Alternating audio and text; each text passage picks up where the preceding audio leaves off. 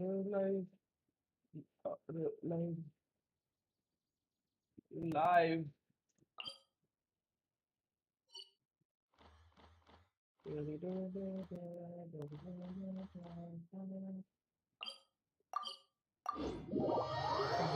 Our life finally successfully due to various build problems.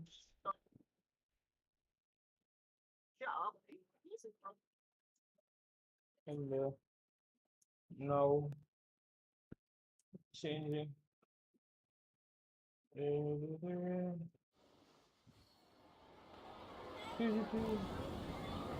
You're finally live with chat also. I think yes. Change. Since this is the new update, we will do first 10 pulls. And at the end of the stream, we'll do another 10 pulls. I am going for 20 banners, so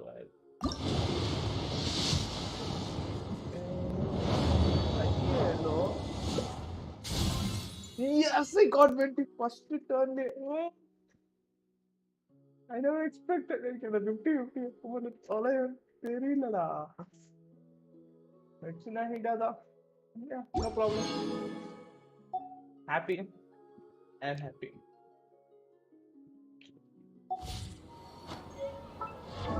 Yes, guys. You can see.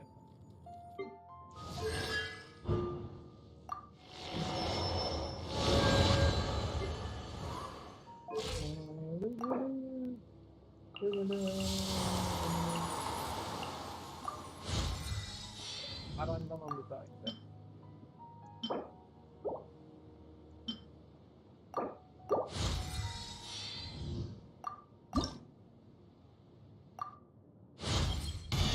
Whoa, what was that? Whoa, what was that? You were leveled up, bro. You're leveled up.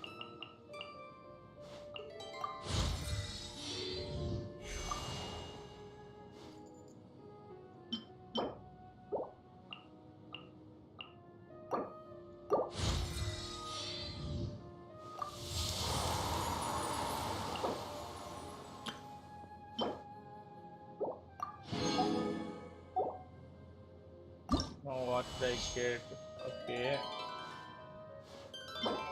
Cecilia, okay. Okay. Oh, I have this one.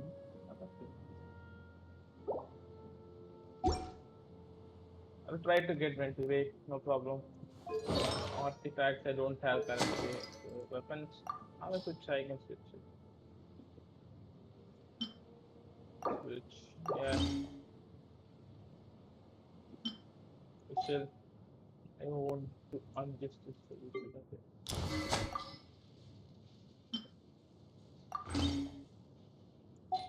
Hmm.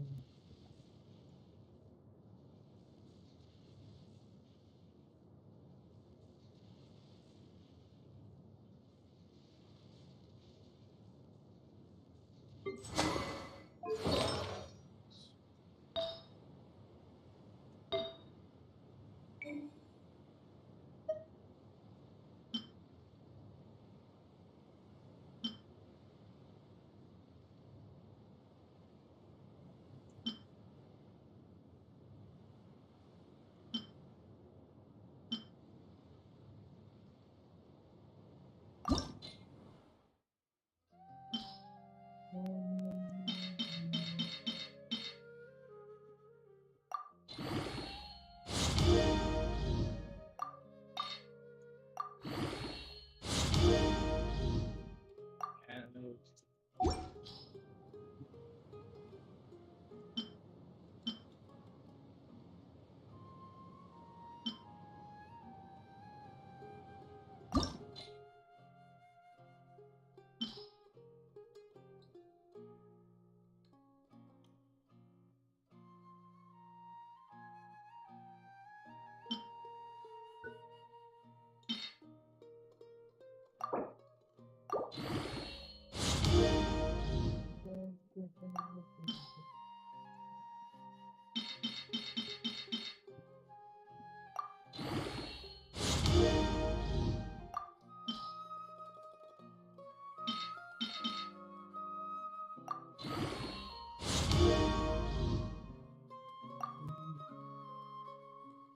one.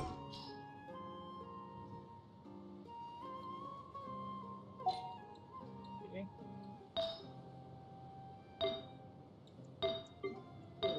எல்லாமே வைக்கிறமே ரொம்ப நேரம் எடுக்கும். I will do it in all stream because it takes time so much. There's so many local specialties in Sumeru. I want to buy more. We're going for come on, gosh.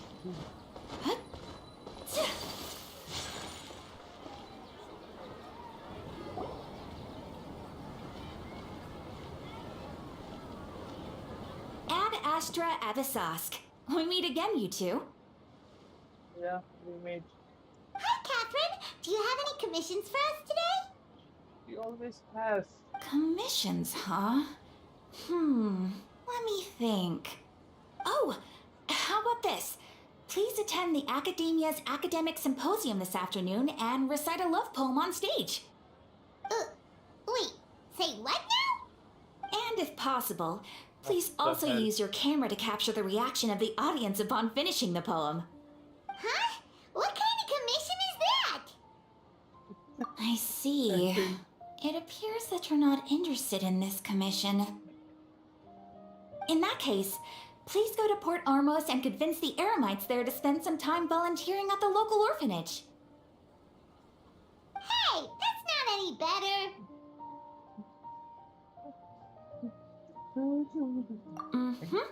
I'm sure the mercenaries will have some interesting reactions as well.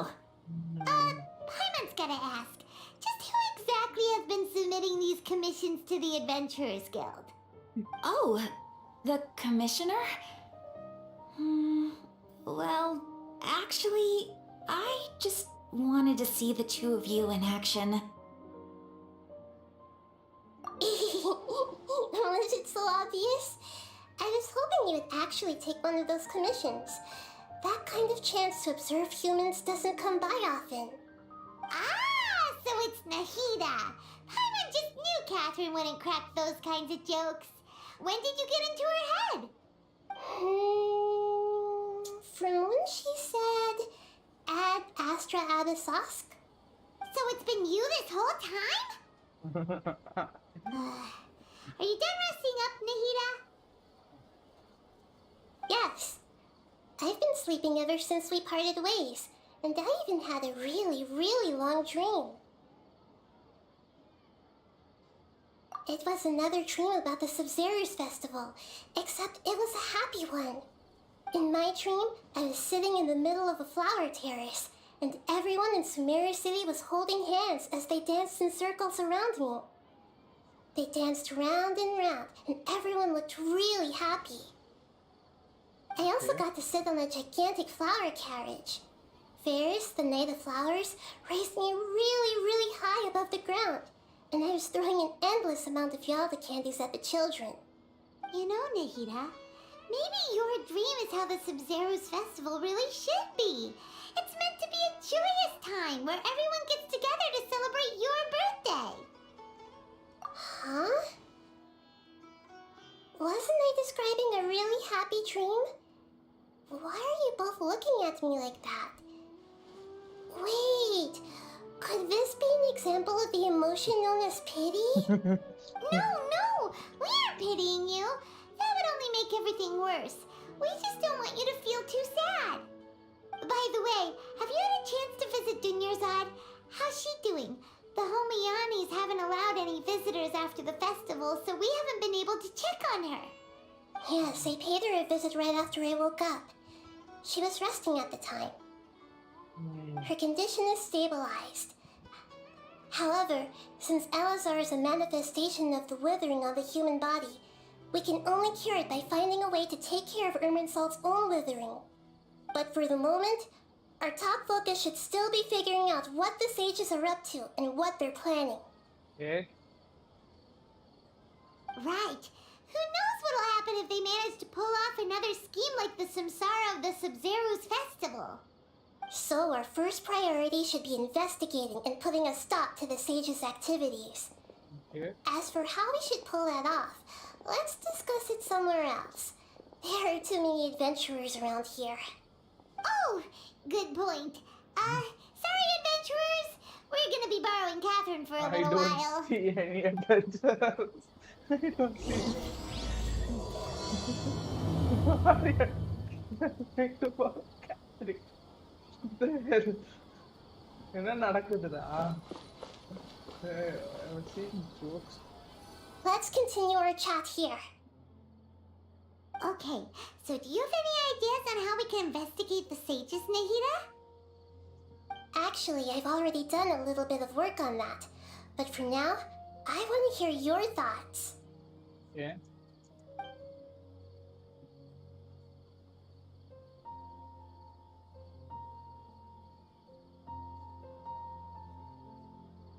No way, that's too risky.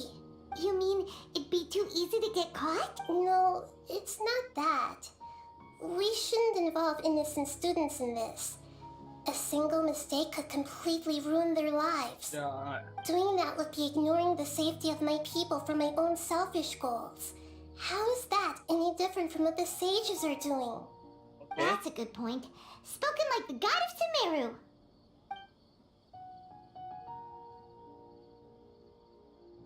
We're in the dark as of now. Since we still don't know anything about their goals, any rash move could tip them off and lead to terrible after all, every person in Sumeru City is one of their hostages. I've already tried that, but all the key members of the Academia, even the core of 30 guards, intentionally avoid wearing their Akasha terminals. It seems that from the very beginning, they've been guarding against info leaks from the Akasha.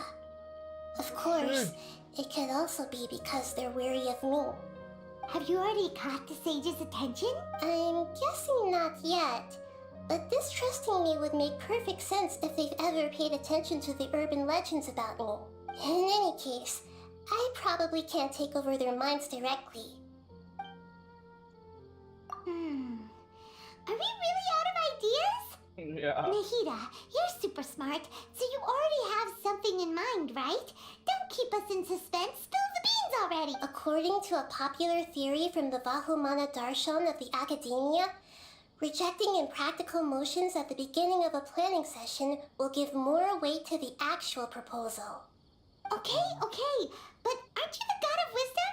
You don't have to use that kind of gimmick to make us take your ideas seriously. Well, I've been thinking that if I can't directly possess the leaders, and if I can't get ordinary people involved, then I should find someone who's already involved, but hasn't decided to side with the sages. You're saying we should recruit a spy? Oh, before coming back, we met someone named Alhaitham. He seems like he acts alone, and he likes doing stuff behind the Academia's back. They probably aren't in cahoots. No. Actually, I already have someone in mind. Do you still remember that female scholar named Sataria? No. Sataria! Paimon remembers now. Isn't she the one who's always trailing behind the Grand Sage of the Academia? We ran into her basically every time the Sub-Zero's festival repeated itself. You could even say we're old enemies by now. Paimon still remembers the smug and mean way she always spoke to Nilu. I've always liked observing all kinds of people, and Sataria has always stood out from the crowd. She was born in the desert and was hailed as their greatest genius. Her academic gifts allowed her special admission into the Academia, and also gave her the opportunity to serve as the sage's assistant. Oh, Paimon didn't know she was from the desert. She must be pretty special then. Paimon feels like most of the desert dwellers around the city are working as mercenaries. The name Sataria means star. When she lived in the desert, she shone like the brightest star in the night sky. Later on, she was chosen by the sun. The star was given a place in the daytime sky to complement the sun's dazzling light. Soon after, the star witnessed the sun scorching the earth, which brought forth many disasters. The star began to waver. Instead of staying beside such a sun, wouldn't it be better to return and light up part of the night sky? But in the end, she couldn't give up the radiance of daytime. To cope with her shame, The star buried her guilt and closed her eyes. From the sound of it, Sataria's just hung up on the research opportunities here. But she doesn't really support the academia.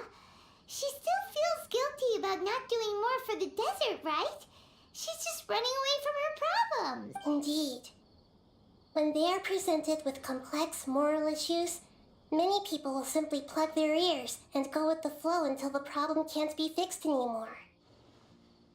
She's suppressing a lot of guilt, but before she realized it, she had already become the sage's accomplice. She can't deny her part in their schemes anymore. Right. We must somehow make her face her problems again. That way, not only can we get useful intel from her, but she can also use it as an opportunity to redeem herself. From my past observations, Sataria will take a day off from the academia every 10 days to do some shopping in the city. Tomorrow afternoon just happens to be a shopping day for her. That'll be our chance. To prepare, let's go check out some of her favorite spots and have a quick chat with a few of the vendors there.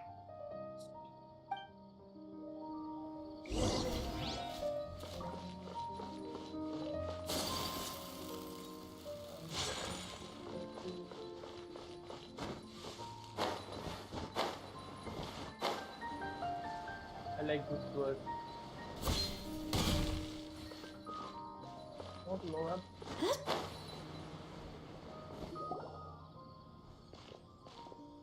This should be Sataria's favorite fortune-telling spot. So should we ask the fortune teller about Sataria? No, I already have enough information on Sataria.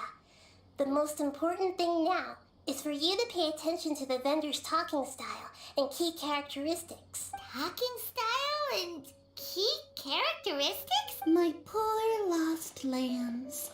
Have you become troubled over your fates? The divine voice of wisdom often echoes between mine ears. If thou be blessed today by the gods, I may be able to show you the way. Huh? Really?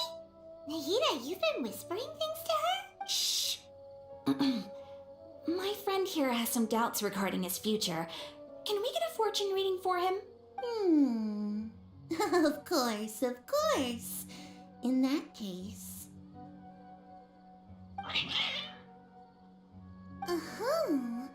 It would seem that Harut and Marut are quite wary of you.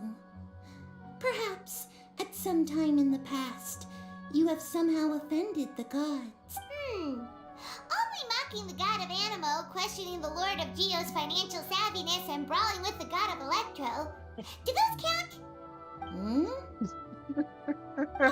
Nothing. Go on, pick an aspect for her to divine.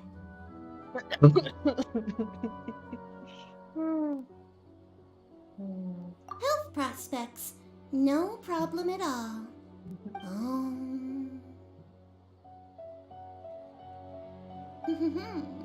The gods have spoken. The truth shall be revealed. Your life shall continue on for many tens of thousands of years?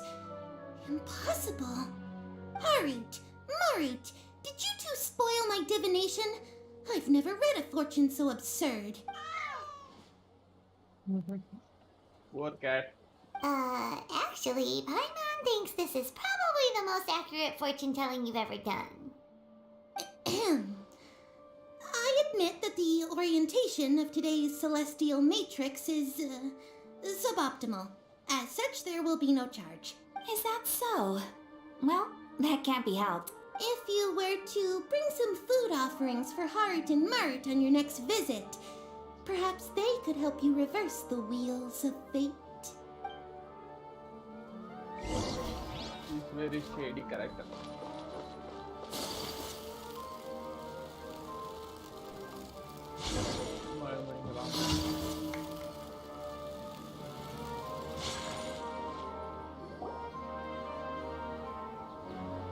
Is this another one of Sataria's favorite stalls? Yeah. Yep. It belongs to a king. His father helped Sataria a lot when she first moved to Samari City, so she still comes by whenever she has time. When I start talking with him, listen carefully to the details of our conversation. Ah, dear customers, would you like to look at some pottery? We caught wind of your great craftsmanship, so we specifically came to take a look. Oh, I recognize you. Aren't you Miss Catherine from the Adventurers Guild? Sounds like I'm in for some big business. Speaking of, where did you learn this trade? I suppose you could say it all started with my dad. He's a mason by trade, but I picked up an interest in clay while apprenticing for him. After that, I began making pottery by myself in secret, and I simply changed trades when my works turned out well. Although it's a pity that I'm no longer making much use of the knowledge provided to me by the Akasha. That's nice. You're making a living doing something you love. So is your father still working as a mason? Oh no, not anymore. A few years back, he fell from a roof and broke his leg. Since he had already saved enough mora over all these years, he's just enjoying the retired life in Port Ormos nowadays. I see. We wish him peace and happiness in his retirement. I'll have someone in charge of logistics at the guild come by another day for some goods. We'll leave you to it. Take it. No problem. Rest easy, all our goods are sure to meet your every need.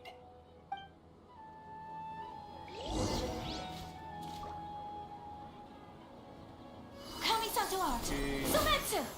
Okay, no problem. Take that one. Thank you.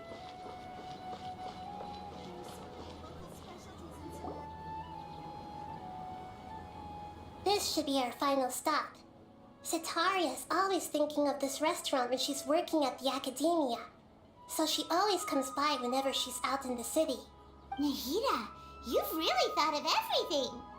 It's my duty to protect Samari's citizens, after all. Hi there. I feel like I've seen you down by the docks before. Huh? Sorry, I don't quite remember. If I recall, you were having a discussion with someone about shipbuilding at the time. Ah, that's right. I've always been really interested in feats of marine engineering. After all, I grew up in Liyue Harbor and spent my entire childhood staring at the ships going in and out of the port. I came to Sumeru to study, but failed to make it into the academia due to my lack of talent. But I'm still discussing all kinds of problems with different scholars, and I'm continuing to study and perform research from the restaurant's basement. I'm sure I'll get to the academia after their next round of exams. What an admirable spirit for learning. Amazing. Sure, but you'll find hardworking people wherever you go. So this restaurant has a basement as well? Huh. First I've heard of it. That's right. It's not usually open to patrons. Most of the time, employees use it for breaks or to hold private events. I see. Yes, that makes sense. Well, good luck with your studies, Miss Chishan. Thank you so much. As long as I can make it into the academia as an official student, I'll be happy. Okay.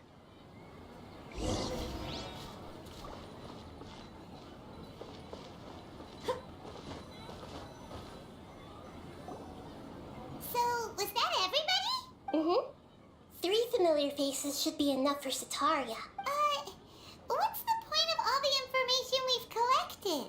Nothing. Nahida, you still haven't told us how you're planning to make Sataria face her problems. Sataria is already used to avoiding her problems, so we must find a way to break through her usual sensibilities. I remember that you mentioned that the Eremites in Port Ormos are all making a fuss about the upcoming resurrection of the Scarlet King. Although it's all just a boatload of nonsense, the fate of her homeland may turn out to be Sataria's soft spot. Oh, Paimon gets it now! You want to take advantage of the guilt Sataria feels about her homeland. Although she knows she should return home to help the people of the desert, all she's done is conspire with the sages.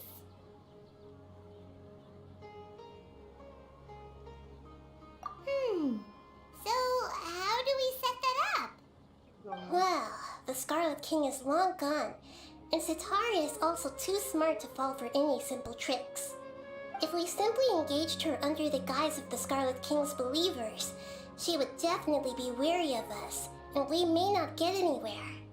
But if we were to borrow some of her close acquaintances to talk with her, her reaction would probably be very different. So, you mean you're going to possess those people we just talked to? Yep. Possess them through the Akasha. Imply that they've already converted to the faith of the Scarlet King, and then convey our made-up will of the Scarlet King. As long as everything goes smoothly, we'll get through to Sitaria for sure. She'll never guess that we had anything to do with it. Ah, so that's how you're going to use all the info we collected on these people. It's so that Exactly. So, best of luck with impersonating them. Huh? Best of luck? But we don't know how to possess anyone. That's no problem at all. I'll just share all their senses with you once I've possessed them. As long as you're also wearing an Akasha terminal, the effect will basically be as if you've possessed them yourself. Huh. That is pretty convenient. But why does he have to do this? Can't you do it yourself? Although I've been observing humans for a while, I've never been good at imitating them. You're not wrong. It's always been painfully obvious whenever you try to pass as Catherine. If it was at all possible, I would have preferred to leave these people alone. But seeing how things are now, I probably should just accept it and push on. Yeah, don't beat yourself up over it. We're only doing this to help everyone, and we'll only be borrowing them for a little while anyway. Alright, then let's give it a go tomorrow afternoon. Wait until the following.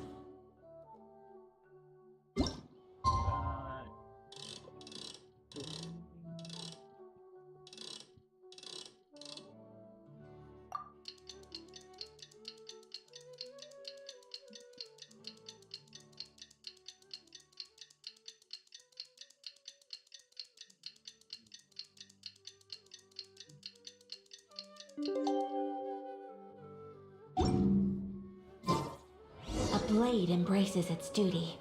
As a jeweler...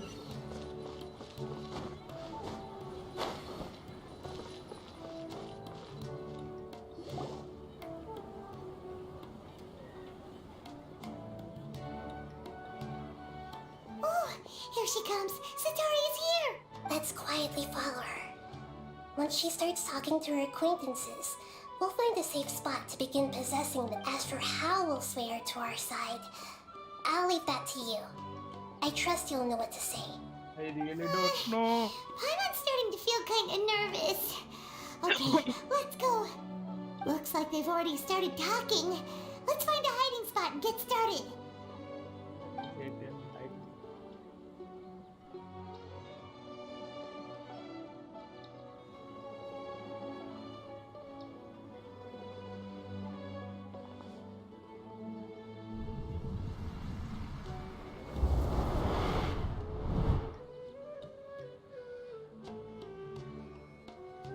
That's right. You really can't force anything when it comes to love. And besides, everyone around me has a very different background and outlook. Are you still listening to me, Nabia? Oh, of course I'm listening. You were talking about troubles with your love life, right? I heard everything you said. Okay then. You just seemed a little distracted for a moment there. She sensed it. Strange. Your cats seem pretty worked up. Is something wrong? I always thought they were quiet, happy kitties. Oh, what are their names again? Ah, that's right. They are just little darlings, aren't they? Harut and Marut. Ahem. So, which fortune do you want me to read for you today? You must have come for another echo of the divine voice of wisdom. I'd like to get another reading on my love prospects, but to be perfectly honest with you, I feel like I've been a real mess recently. A mess? Well, Could you do a reading on how long it'll take me to finish my current project at work? I really just want to get it over with. Paimon, hide No Paimon. problem at all. The gods will reveal the truth.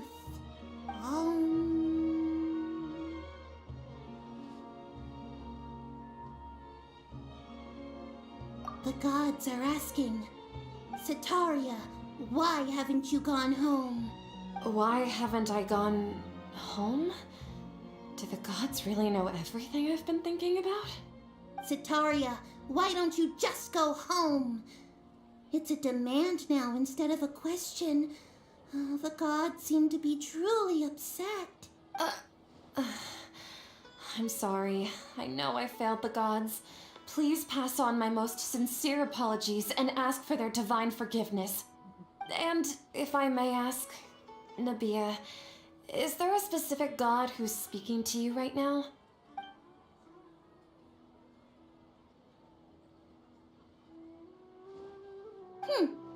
What an inconsiderate and naive question. The god who is speaking to me is, of course, the wisest and mightiest of all, the Scarlet King. The Scarlet King? No wonder he would make such a demand of me. Oh, wait a second. The Scarlet King passed away a long time ago. Even though news of the Scarlet King's resurrection has been spreading like wildfire, it's all just a misinformation campaign from the academia. How can the Scarlet King still exist in real life? What insolence! I am the Scarlet King's most loyal believer. Do you wish to refute his voice of wisdom? Oh, no. As a child of the desert, I am only reveling in his power upon learning that his divine glory has touched even this city. I will think very carefully about his demand of me. I'm sorry. I must go now. Wait!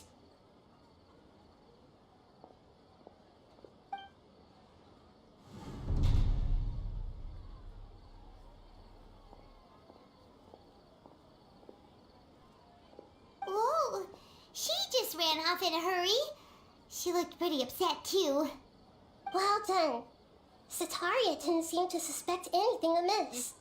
To have something she's been trying desperately to avoid show up out of nowhere and berate her, that must have shaken her to the core.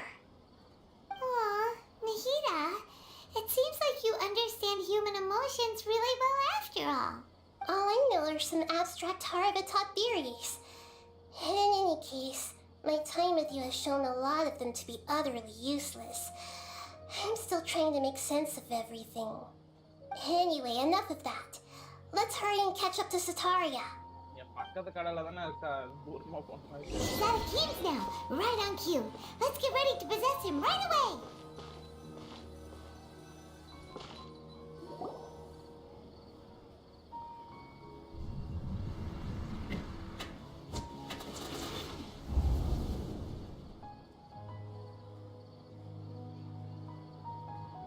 It's okay. I just got caught up in something. Oh, actually, didn't you ask me to help you look for work?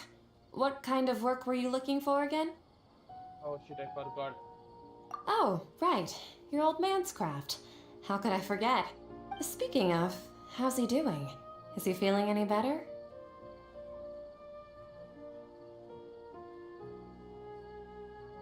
Oh, that's good to hear.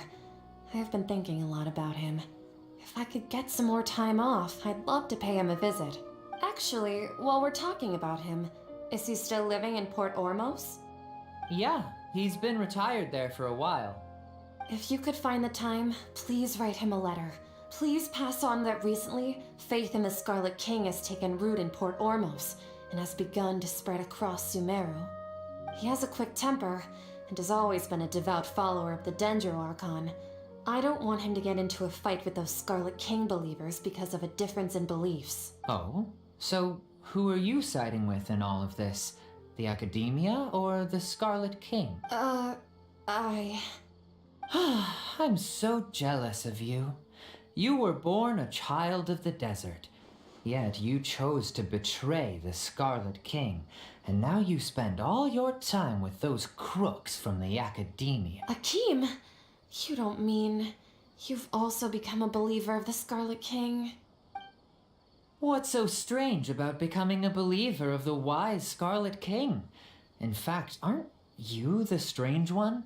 The one who still can't pick a side? Can't pick a side? Me? Whoa! Paimon had no idea you'd be so good at this. You really zeroed in on the issue and put it right in front of her. It might feel a bit overwhelming for Sataria, but once everything is over, I'll be sure to pay her a visit to her mind and explain everything. Anyway, let's keep going.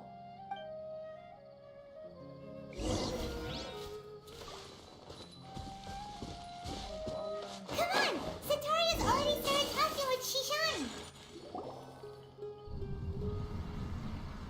Go there. So, Shishan, have you noticed anything weird in the city lately? Like, as if someone was trying to preach to you about something? Oh, right.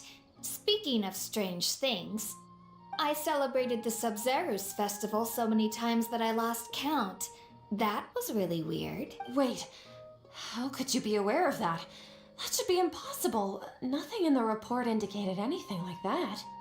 Are you still failing to realize that the Academia's lowly tricks could never deceive all of Sumeru's citizens?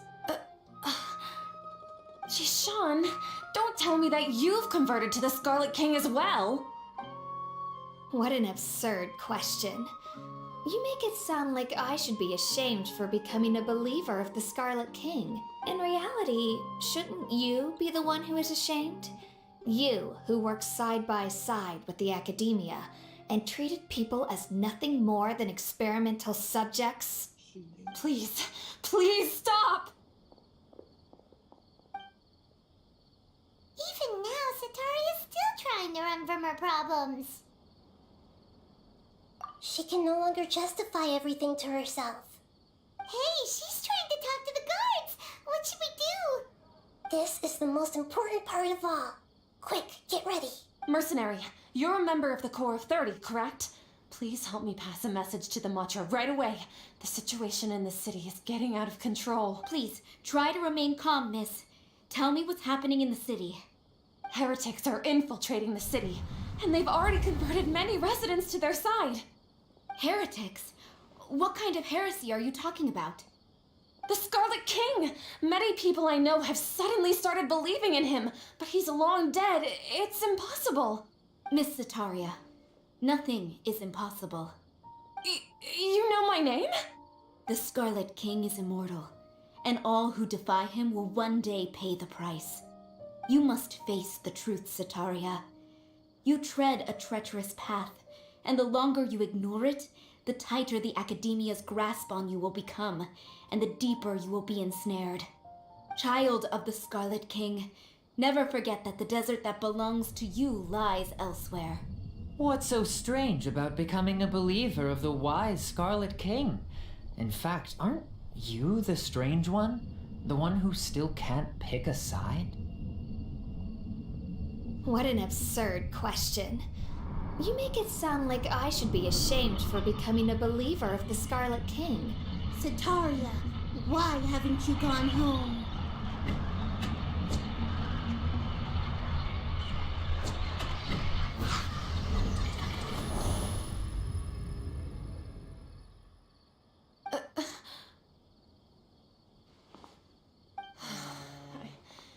It seems that no matter where I run, I only keep finding more believers of the Scarlet King. I have to say, this is a familiar feeling. I've also been running from my guilt this whole time. Guilt over my part in the sage's plans, and from ignoring the letters from the children of my homeland. But no matter how much I may try to ignore or get rid of it, my guilt always comes back. You won't necessarily lose your research opportunities by facing the truth. Besides, did you really want to conduct your research while carrying such heavy feelings of guilt? How do you know me so well? Are you truly just a believer of the Scarlet King? Or are you the god himself? That's not important. The important thing is to pass judgment on the Academia and its sages, and to correct their mistakes. If you could provide some assistance in this matter, perhaps it could serve as a form of atonement. I've actually never believed in the gods, but I've always believed in serendipity. Your appearance must be a fated opportunity for me to get out of this wretched situation. Please tell me, what can I do for you? How much do you know about the Sage's current activities? I was just one of the designers for the masked dream harvest scheme, which is what happened around the Sub-Zero's festival, but I know very little about the full scope of the overall project. I'd assume that only staff with the highest clearance would have access to those confidential documents. I've just been working to meet the Grand Sage's specified requirements. However, there's something that's been really bothering me. I heard that a scholar who was previously expelled has returned to the city, and even the sages are still quite wary of him. To fight against the academia, we will need to figure out the nature and the purpose of their work. Is there a way for us to get access to the confidential documents you mentioned? It should be possible if we're willing to take some risks. After all, I'm an assistant to the Grand Sage, and I've been working on many tasks outside of the project. One thing, though, I won't be able to transfer the documents to you through the Akasha once I get my hands on them. The sages have always closely monitored all activities within the Akasha. Let me see. Let's use the most primitive method. Send someone to pick up the documents tomorrow evening at the Academia entrance. The Academia entrance.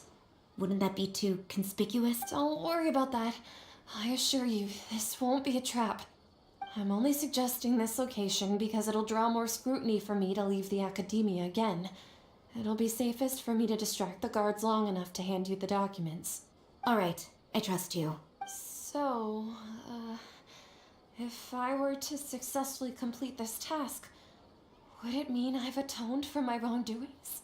Nah. That'll depend on the judgment of the Dendro Archon. The Dendro Archon. That's right. Her people are the ones we have endangered. As the god of wisdom, she's also the one responsible for judging and guiding the scholars. Maybe it's time for me to find a god to believe in. Just as Nahida predicted, we've managed to bring Sataria to our side. The Traveler's execution was ingenious. He's the one who deserves all the praise. Well, now that we've made plans to meet again tomorrow evening, all we can do is pray for Sataria's mission to go off without a hitch. Pray? But if we're going to pray to the gods, aren't we just praying to you? God of wisdom and guardian of the scholars? No. The truth is the true guardian of scholars. I've always believed that. Anyway, let's meet again tomorrow evening at the Adventurers Guild.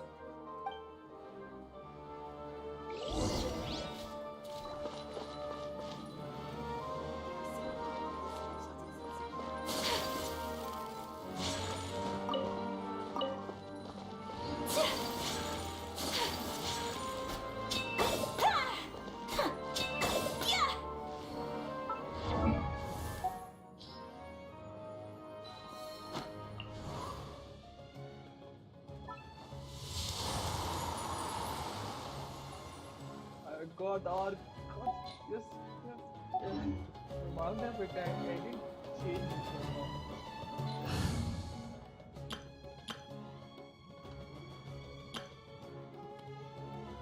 And some more.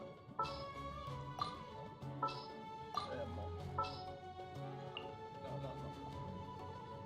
That's the hell are you? Ready for a rehearsal?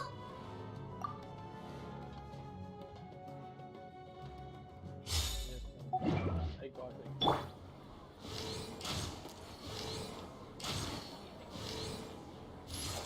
Yeah. There's so many local specialties in Sumeru. Brace yourselves. The hell? Here we go.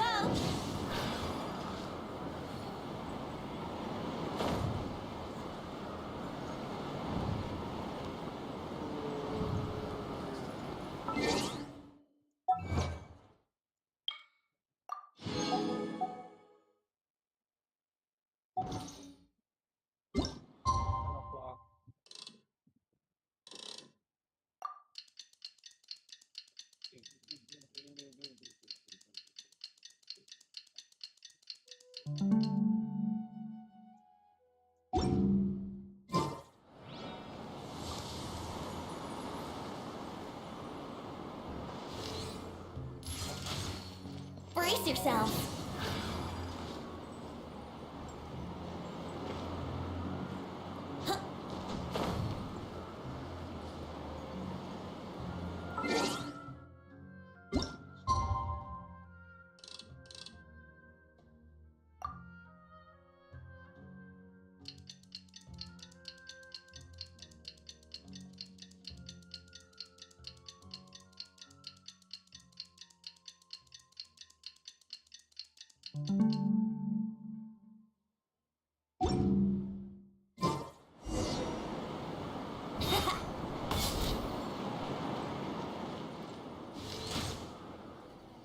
Catherine, we're here!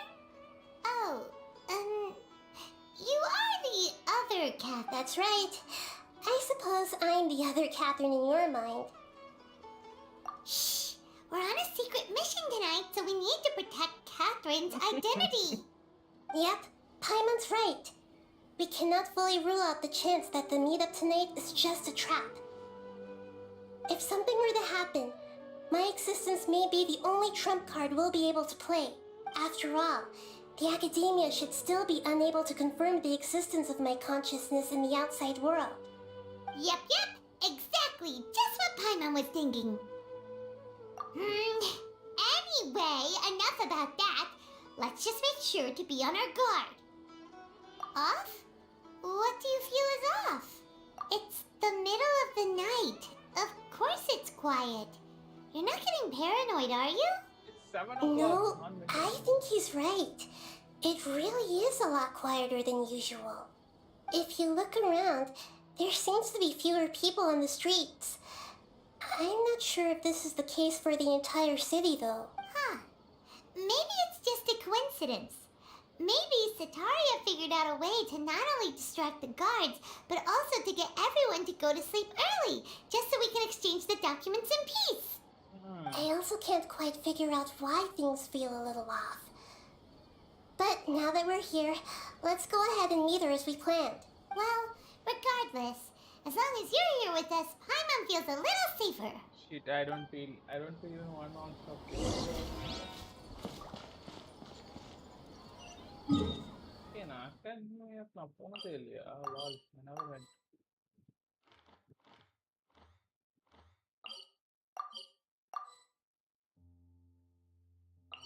What the hell, man? There really aren't many people out right now. Let's hope it'll be this quiet in front of the academia, and that Sataria managed to distract all the guards.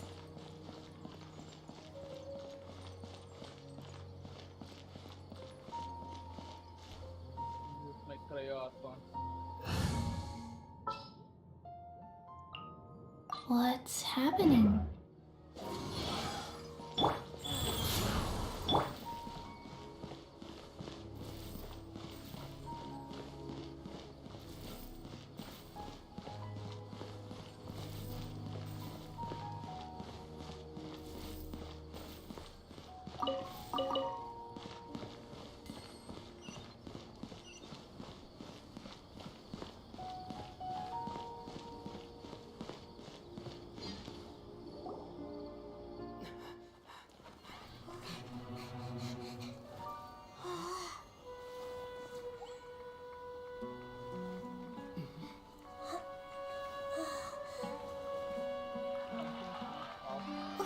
What are all these people doing here at this hour of the night? Ah, the triumphant hero returns at last. And to a rather spectacular welcome, even if I do say so myself. You're the outcast, expelled from the academia. Indeed I am. Although these days they tend to call me the Doctor.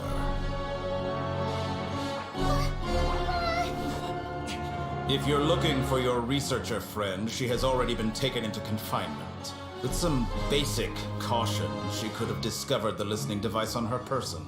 Clearly, she lacks the degree of rigor expected of a true scholar.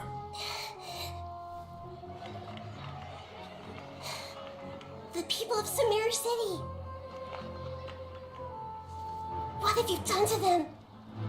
I simply made some minor adjustments to their Akasha terminals. Now they can deposit information directly into the subconscious.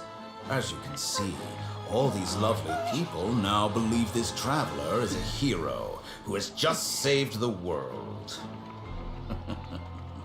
My experiment is a success. And now it seems they can no longer hold back their sheer adoration.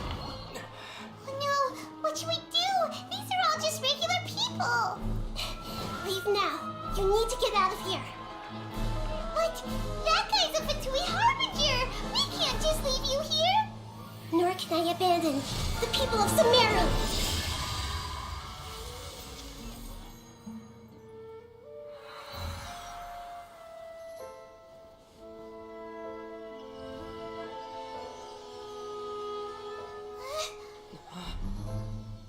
Don't worry. We'll meet again outside of the city.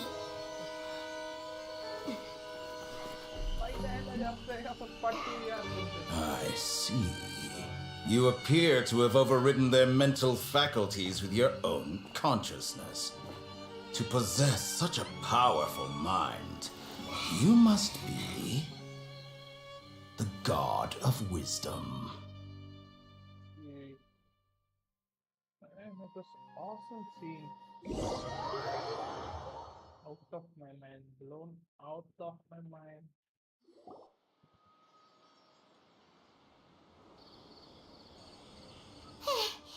This should be far enough. Paimon needs to catch her breath Just first. flew that, okay? Is the Hida going to be okay? We only made it out because of her. Paimon wasn't counting on running into a new Harbinger here, let alone such a high-ranking one. That guy was number 2. So scary. He called himself the Doctor. Remember, Tainari told us about him. Sataria did say that someone who once got expelled from the academia came back recently, and that even the sages are wary of him. Yep, sounds like she must have been talking about the Doctor.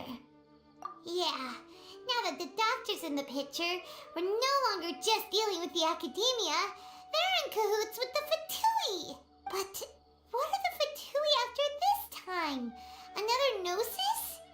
Yeah, things would be a lot easier with Nahida's help. Nahida said we'll meet again outside of the city. But we can't just keep waiting around, right? You mean... Oh, right! Wasn't he invited by the sages to work on some project when we were staying with him in the Vidia Forest? That has to be the same project.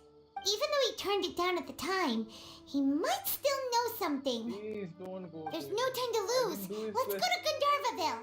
I started Express by mistake.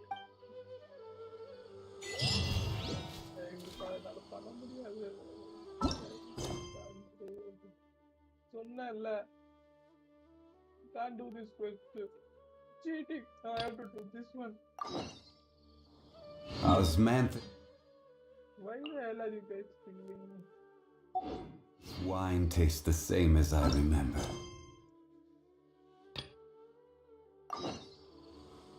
But where? I'm doing another quest with something else.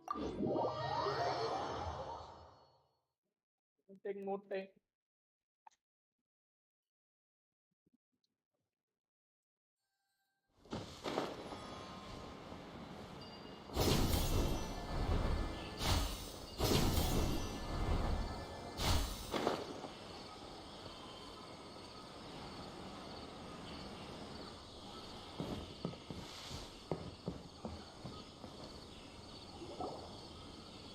Let's do this quest before going to. This is where you've been, Tainari? That's... Shh! Keep your voice down. Tainari, everything's spinning. Am I going to die? Tell Mom that I should have listened to her. And tell Suna that I'm sorry for breaking her toy. I didn't tell her because I was scared that she wouldn't play with me anymore. Tainari, I heard that people turn into birds after they die. Is that true? I feel like I'm getting lighter. What happened? Tanari, is he? Okay, enough nonsense. You just have a small fever. Take your medication and rest. You'll be bouncing off the walls in no time. Really? Then can you keep the thing about the toy a secret for now? No can do. You're a big kid now. Once you've recovered, go and apologize. Keeping secrets to yourself won't solve anything. Oh. Hey, let me ask you something. I recall that you're usually pretty healthy. How did you get this sick all of a sudden? I don't know either. Mom's been telling me not to play in the forest. I just wanted to look inside. It's different from before. I got lost and went around in a huge circle. After I got out, I started feeling dizzy. Could it be?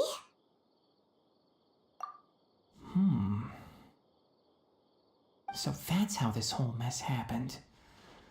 Anyway, go rest. No running around until I say so, got it? Traveler, Paimon, let's step out for now. Yeah, we have work to do. Our conquest. Mr. Forest Watcher, how is my son? He is dying, okay? I don't care. I gave him some antipyretics. Let him rest here for a while. I told him that he would feel better after some medicine and rest, but I only said that to comfort him. His symptoms resemble a fever, but something else is causing them. They seem more akin to a disruption in his psyche. Antipyretics won't be of much use. What do we do? Mr. Forest Watcher, you have to help him. If memory serves, a plant called Vasanti grass can help soothe the mind. A small number grow in arid deserts. They usually look like shriveled weeds, but can be revitalized with a splash of water. They're expensive and unable to grow in the Avidya forest's climate, so I don't have any on hand. I'll ask the caravans. Go find Kale, have her prepare medicinal tools and a set of traveling gear for me. All right. Thank you. Contaminated region, huh? Is that why you two are also here? Yep. Is it a new withering? Doesn't seem like one. Whether you look at scale, internal conditions, or resultant effects, they're completely different. The only thing they have in common is that they aren't welcome. This nuisance made itself home in the Avidya forest, so I can't turn a blind eye. We feel the same way. All right. I don't think. Let's contact the caravans first and purchase some Vasanti grass. We can also... There's no time to waste. We have to move quickly. Let's go.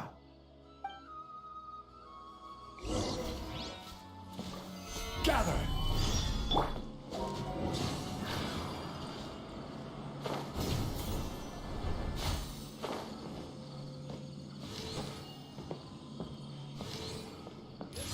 Yeah.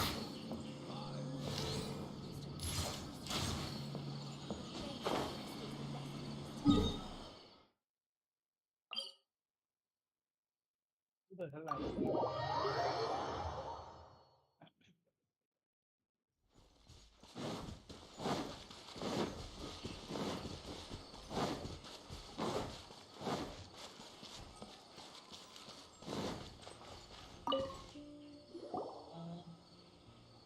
Excuse me. I'd like to purchase some Vasanti grass. Do you have any? I'm sorry, Mr. Forest Watcher, but we've been closed for the past few days. Closed? Now that's odd. It's my first time hearing you say something like that. It's a long story. Some of our goods were stolen recently. They were mechanical parts that we got from the academia. Although they're old models, they still fetch a good price on the market. Our caravans had to pull together Mora to afford those parts. Now that they've been lost, we'll likely come up short this trip. All the merchants talked it over and we decided to raise the prices of our remaining inventory. Until this plan takes effect, none of us can privately sell anything. I don't get it. If these goods are so important, then why not think of a way to get them back? Raising prices won't solve anything. At best, you're shoving the consequences of the robbery onto your customers. Mr. Forest Watcher, it's not that we don't want to. It's just The thief disappeared into the deepest parts of the forest. We asked around, and apparently the forest has been very unusual as of late. Anyone who goes in experiences mental anomalies. We can't keep waiting out here for the thief to come out.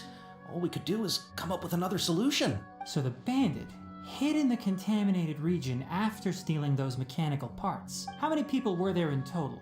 Were they not affected by the contaminated region? That crook came from the contaminated region. As for how many, there weren't any people. No people? Even if I tell you, you might not believe me. Fine. The thief that stole our parts was a huge mechanical crab. What the heck? The Avidia forest has creatures like that?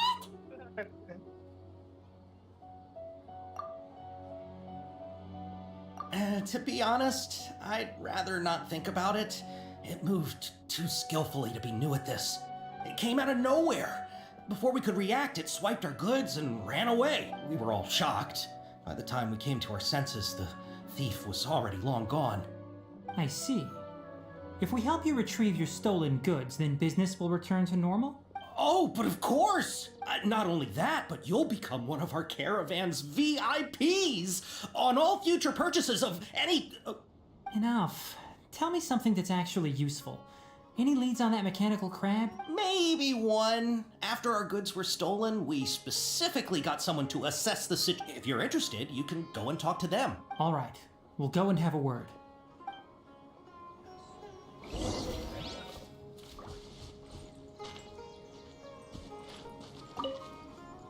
After the goods were stolen, I made multiple inquiries with nearby caravans and residents. It turns out that many others have also been robbed by that crooked crab. However, the crab only seems to be interested in machinery.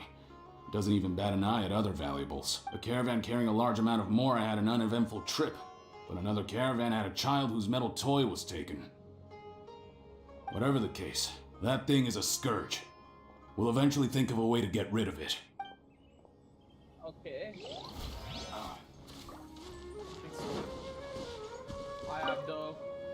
That mechanical crab is fast, strong, and a pain to deal with. 10 of us might not even be able to take that thing head on. Didn't the academia ban research on mechanical life forms years ago? Where did that thing come from? Our salaries even got slashed because of it. Who would have thought that that robber wasn't a human, but a mechanical crab? This is rough.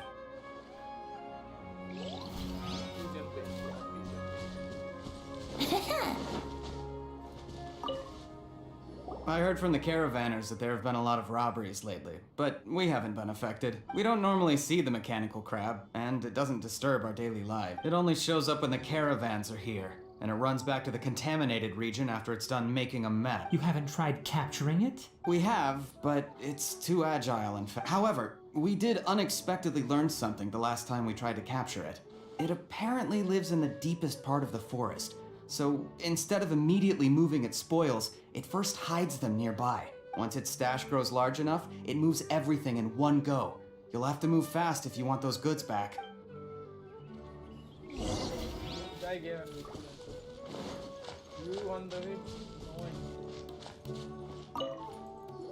How are things? Did you make any progress? We learned of its behaviors, but much still remains. Assuming normal operational status, mechanical constructs generally act according to their given command. If I were its owner, I'd command it to steal more valuable things. Or the mora you made. That would be the most efficient method, but it only goes after mechanical components. This doesn't make any sense. Right. It's really weird. So, you all found a way to retrieve our goods? Do you have any more mechanical parts with you? Yes, I still have a small bag of samples. They weren't taken since I keep them on me at all times. Oh, are you planning to... Under constant external conditions, organisms rarely initiate changes in their habits. Here's what we know so far. It has a mechanical composition, it lives in the contaminated region, and it comes out to steal mechanical components. Yeah. If we have said components, we can lure it out, capture it, and then make observations for further conclusions. Well, chatting like this won't get us anywhere. We're only wasting time. You're right. We don't have any other options right now. This bag of samples is all yours. Mr. Forest Watcher, if you can get our goods back, the caravans will reward you generously. We don't need anything in return, but I'll be keeping this bag. I may have other uses for it later. We'll also need to borrow a sumpter beast. Our act has to be convincing if we want the crab to fall for it. Oh, yeah, no problem at all. If it means getting our things back, you can even borrow me to do whatever you need. I'll have to decline that offer. Anyway, we'll use the mechanical components and sumpter beast to pose as a transiting caravan and lure out the crab. Once it appears, capture it. I leave the timing to you. Don't worry, we're professional. I'm not. I want to be professional. Never go. I'm going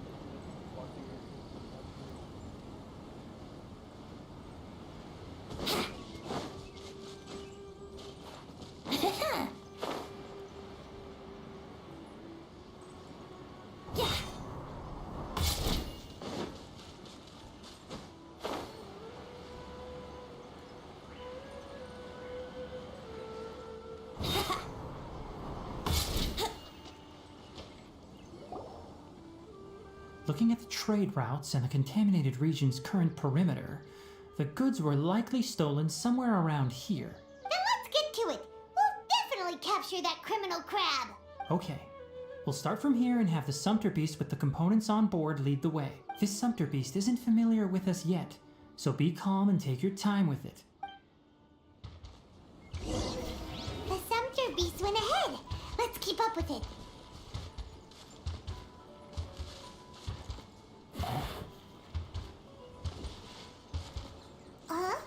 Why'd it stop?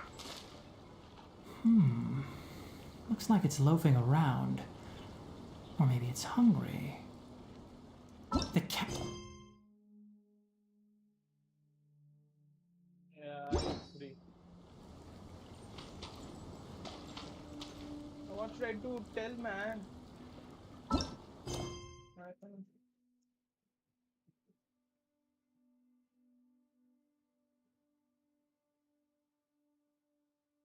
What the hell? In the customer mode, I don't know. What should I do?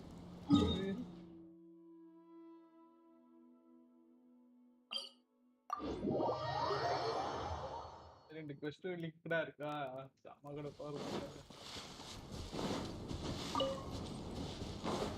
Wouldn't gliding be faster?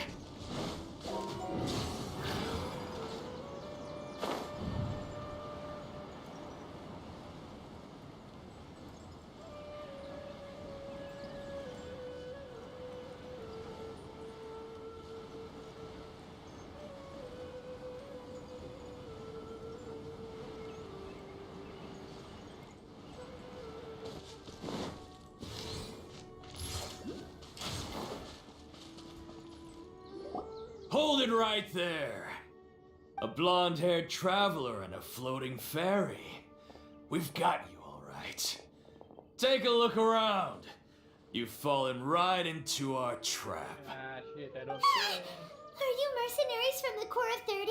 Did you come here to arrest us? Corps of 30? We're nothing like those government lapdogs who don't even get scraps for their work. We are an elite brigade that commands the highest commission rate in all of Sumeru. We're here on the orders of a client known only as the Outcast. The Outcast? An outcast from... But why wouldn't the doctor just send the Fatui after us? Still wasting time on idle chit-chat. We'll shut you up soon enough. You're up, traveler! Yeah, I know that one. Following order. New punching bag. Yeah. Solidify! Inazuma shines eternal!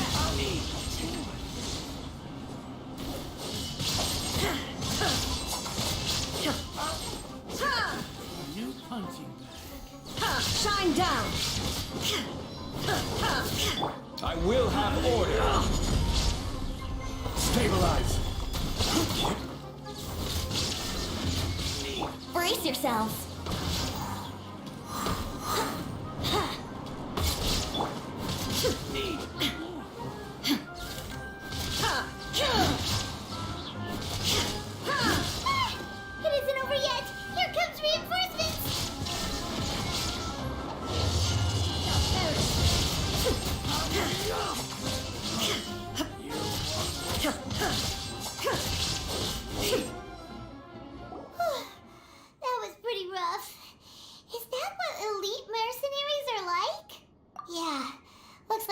keep our guards up. But this doctor guy seems like a pretty tough opponent. He knew exactly where to set up an ambush. Going up against smart people is tough. Anyway, let's keep going.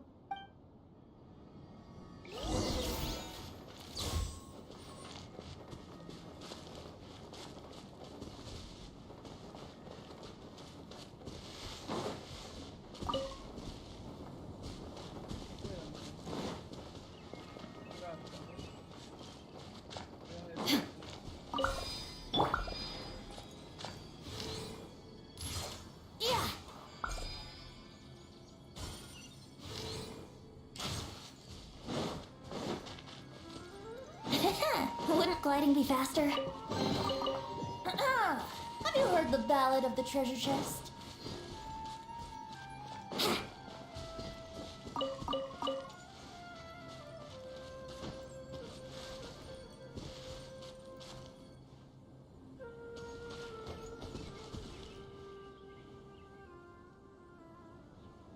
अरे यार क्यों नहीं यार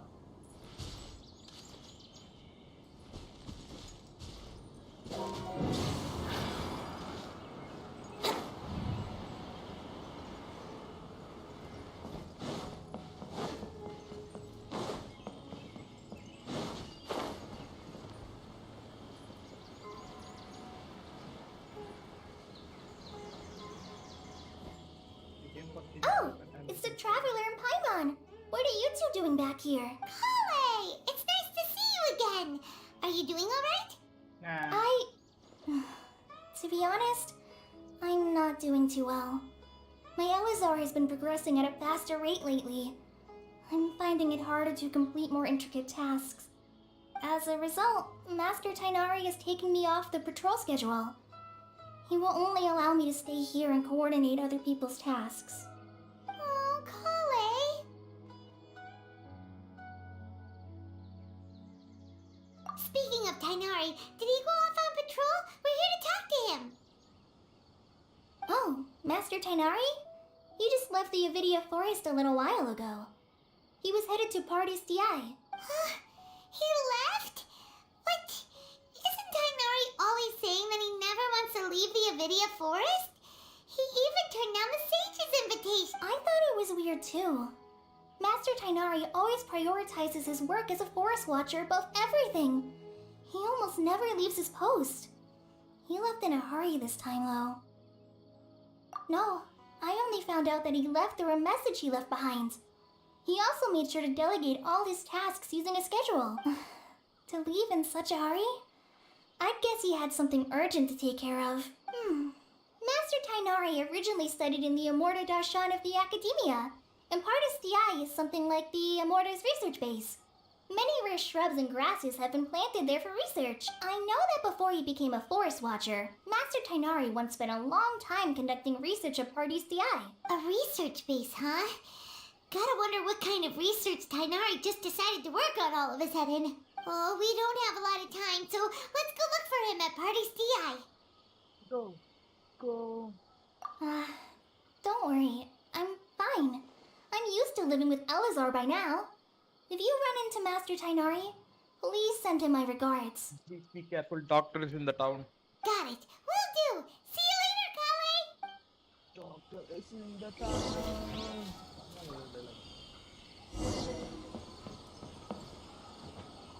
I found mana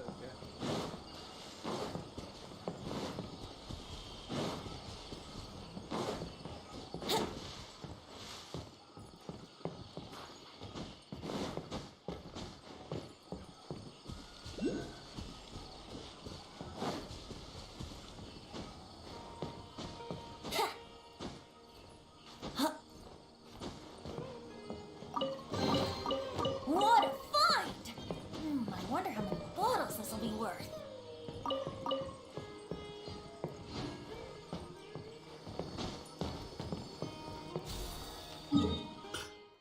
Where is this Partis?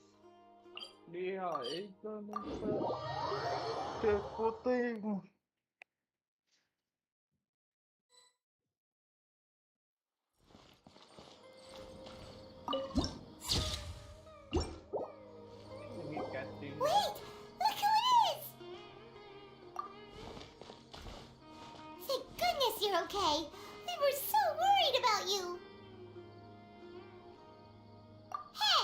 this was supposed to be a touching reunion, but you're ruining the moment! Actually, it's very smart of the Traveler to be wary of me right now. After all, the Doctor has shown that his technology can apparently even control human minds. Plus, it's not like you could have known what happened after we split up and I was facing the Doctor by myself. Even a pool of stagnant water after a torrential storm can occasionally pass as a patch of sky. Paimon feels like only the real Nahida could come up with such an obscure analogy. Huh? But I wasn't trying to win your trust or anything. All I wanted was to clarify my point. Well, we understand that point now. Please, Nahida, tell us more about what happened. Are those poor people all right? When you left, I was still in the middle of restoring everyone's minds. Thankfully, when the Doctor mentioned depositing information into the subconscious, he didn't mean engraving information into their minds. Instead, he did something closer to creating hallucinations. That was still within my power to fix. Luckily, I managed to finish my restorations and mind jump away from him just as he was about to capture me. What a relief. The Doctor sure pulled out some hidden cards, but good thing we had Nahida with us. I wouldn't be relieved just yet. I gave away my true identity when I restored everyone's minds, which means we've lost another one of our trump cards. Also, the Doctor is already an expert at modifying Akasha terminals. Maybe it's only a matter of time until he captures my consciousness inside the Akasha. Would that mean you'd no longer be able to jump between minds? Then how do we stop him? He's still at the Academia, so it's possible he already started messing with the Akasha. Ugh, it feels like he's toying with us. What a nasty piece of work. Plus, the Doctor's combat ability alone is apparently enough to make him worthy of being number 2 of the Fatui. We shouldn't give up hope just yet. Let's try to find another way to attack this. Actually, Nahida, how did you know we were trying to get to Party's DI? Have you been waiting for us? Yes, I have. I can see the Traveler's elemental energy, so I deduced your destination by looking at the direction you were moving in. You didn't come here for sightseeing, right? Did you find any leads? We're looking for a scholar we know. His name is Tainari, and the sages once tried to reach out to him. Why don't you come inside with us and see what we can find? Okay, let's just hope we won't get him into trouble. He's the trouble, man. He's the trouble. As far as I can. Wouldn't gliding be faster?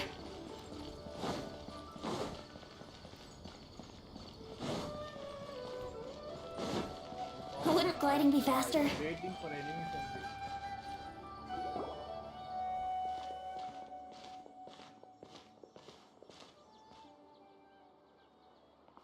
Traveler? It is you! Ah! The voice! It's Hypatia! Ah, what a pleasant surprise! It's so nice to see the two of you again. Yeah. Who's this? She's a scholar we met in the Avidia Forest. When we last saw each other, she was still training in the, what's it called? Satyavada life? Oh, I see. That's right, we're old friends. You've come at just the right time. Ever since I've come here, hardly anyone has even talked to me. Hypatia, you're way too excited about this. Actually, for you to leave the Avidia Forest means you're not in training anymore? Wait, no. Did you already finish your training and reach Pariporna life? What do you think? My consciousness has already managed to make contact with the divine. You did it? Congratulations! It's so exhilarating to share this sublime joy with others at long last. When my consciousness made contact with the gods. Ah, what a supreme and unparalleled experience that was. That sounds incredible! Oh, all right. Actually, please wait. I haven't forgotten my promise to you. Remember? I promised to help you understand what you saw from Irminsul once I gained deeper insights. My current self has not only gained true insight, but I can even help you establish a direct connection to the consciousness of the divine. You can do that? I've never heard of anything like that, but if you want to give it a try, I'll do my best to protect your consciousness during the process. Hold on. I brought some spirit borneal with me. This is still a crucial part of the ceremony. We're using that incense again? All right now. Hold my hand. I'll help you establish a pathway to connect your consciousness. Okay. Ready?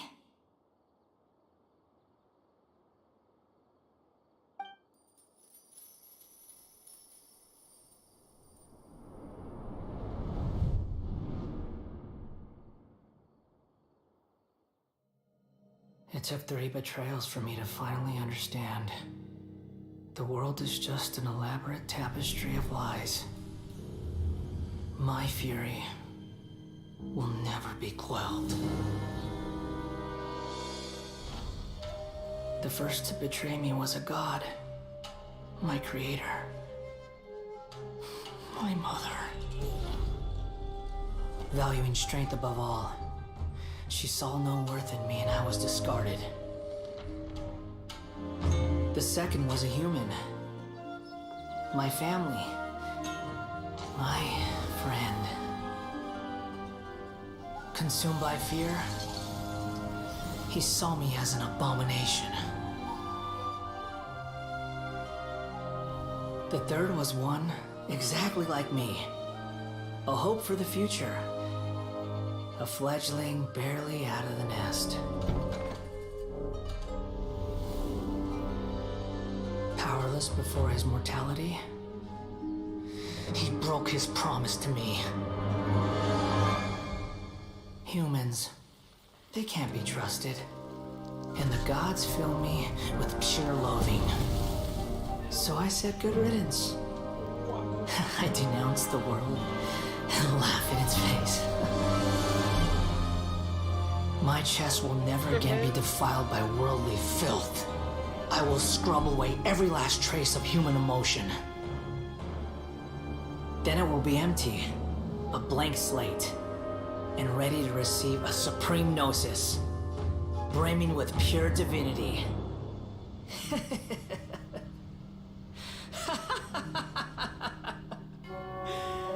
There is no need to fear. The pain will be brief. Your era is coming to an end. Why the hell is this stream coming to me? What was that?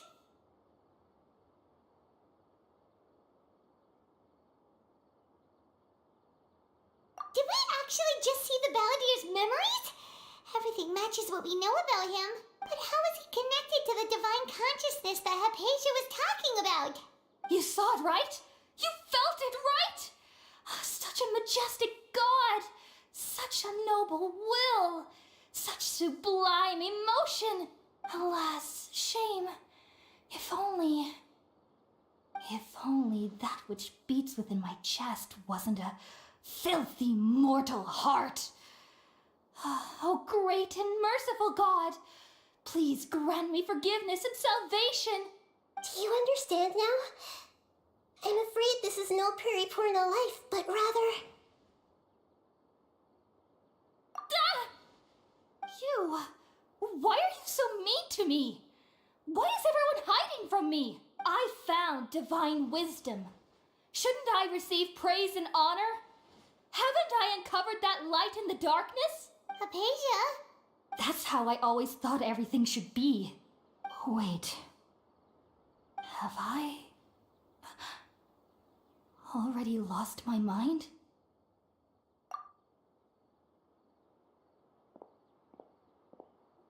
After she lost her mind. What the hell?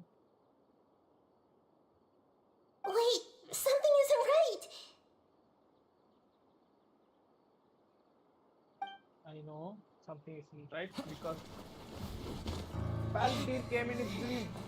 Baldir.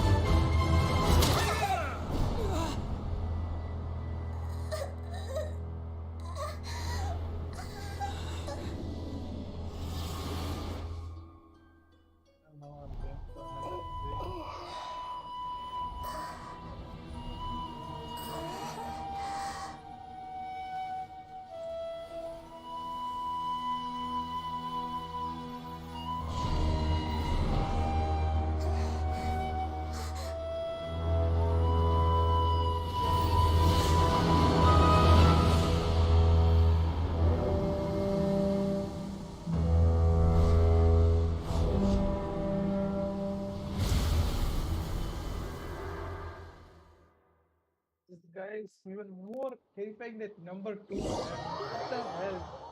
Loudly consumed by Garbage. Alright, Nari. Okay, we finally lost him. Are you okay, Nahida? Wait, no. Something feels different.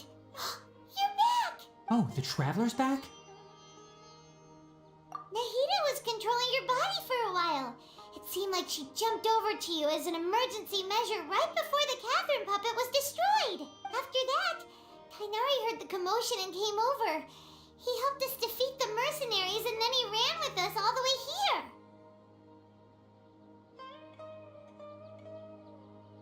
What? You swapped places? You mean your consciousness also went into Nahida's body? Wait, then where is Nahida's consciousness? Where is she now? I never imagined that an individual's consciousness could be transferred around like this. Had I not seen it with my own eyes, I would have never believed it. I don't think this can be achieved with current human technology. Also, while we were running, the consciousness in your body told me to pass on a message. She said, "The doctor has found a way to trap my consciousness, so I can't journey with you anymore. But even in a moonless night, a shower of starlight can still drown out illusions and lies." Oh no! Nahida's trapped in the sanctuary of Surasthana for good this time. Yeah. Was that message all she left for us?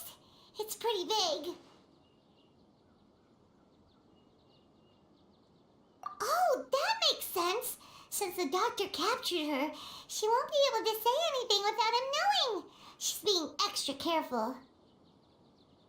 Even in a moonless night, a shower of starlight can still drown out illusions and lies. Huh. Paimon knows the moon illusions and lies are from that alchemical divination at the Sub-Zero's festival. Didn't Nahida use a starlight analogy before? It had something to do with Sataria.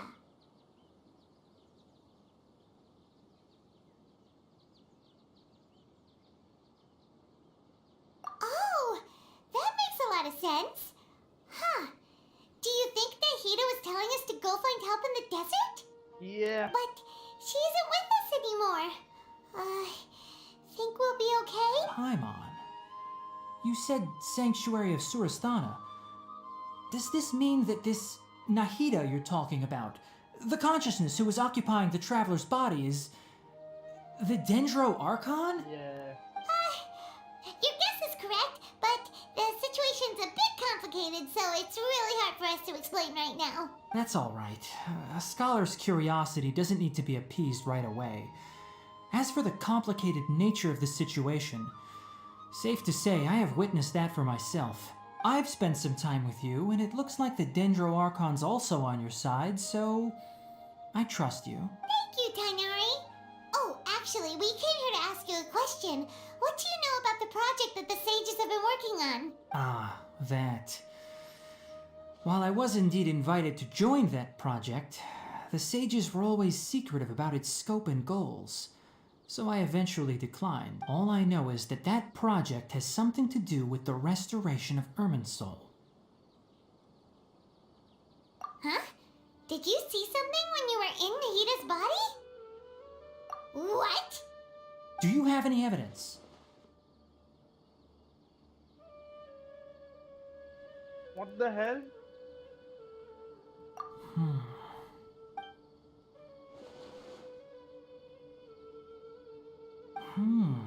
So that's what happened. That explains why Hypatia's symptoms were different from those of the other scholars who went mad. It's because she made contact with the consciousness of a new god who is still in the process of being born. Tainari, did you leave the Avidia Forest because of Hypatia? I did. I noticed Hypatia's mental anomalies, but since her symptoms were rather atypical, I secretly took her to Pardis Dii and began searching for a way to return her to her normal self. If I didn't take action, Hypatia would have already been taken by the Matra to the desert, doomed to a life of exile at Aru village. Now that you mention it, I knew the Academia has never thought particularly highly of Lesser Lord Kusanali, but But I still didn't expect them to do something as arrogant as creating a new god. Looks like I made the right decision by not accepting their invitation. The Doctor and the Balladeer. We have 2 Futui Harbingers in Sumeru. Sounds like we're in for a bad time. From your description, I don't think they've completed their project. There may still be room for us to intervene, but then, what is the connection between creating a new god and restoring Irminsul? Yeah, it feels like we're still nowhere close to figuring out the sage's goals. Right, we've pretty much gone over everything we need to know, so we should head out. How about you, Tainari? What are you going to do? I'll stay here for now. I still want to try a few more things to help Hypatia. If you're planning to go into the desert, start by heading for Caravan Rabat. That'll be your fastest route. Come find me here if there's anything else I can do to help. May the spirit of wisdom go with you. Thanks, Tainari. Hopefully Hypatia will feel better soon. We're off then. What the hell, man? This quest is going like at a level of both the super. I never expected this one.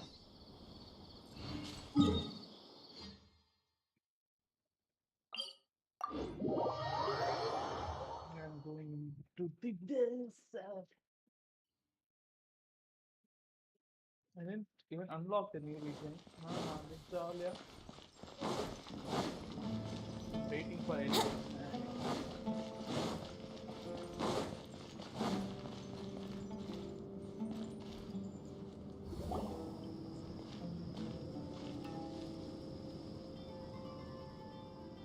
We finally made it to Caravan Rebat. It's pretty lively here. So, just past this wall is the desert, huh? Oh, wow. Paimon remembers hearing people call this the Wall of Samiel. It's made to block sandstorms from the outside. Oh, if it's this tall, it's gotta be the divine work of Greater Lord Rukkhadevata, right?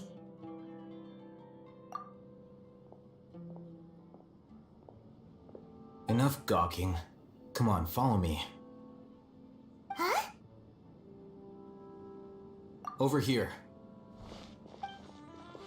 Why the hell this guy came at me? Oh, Hatham went that way! Let's hurry up and follow him. Wonder what he's up to. I am at the.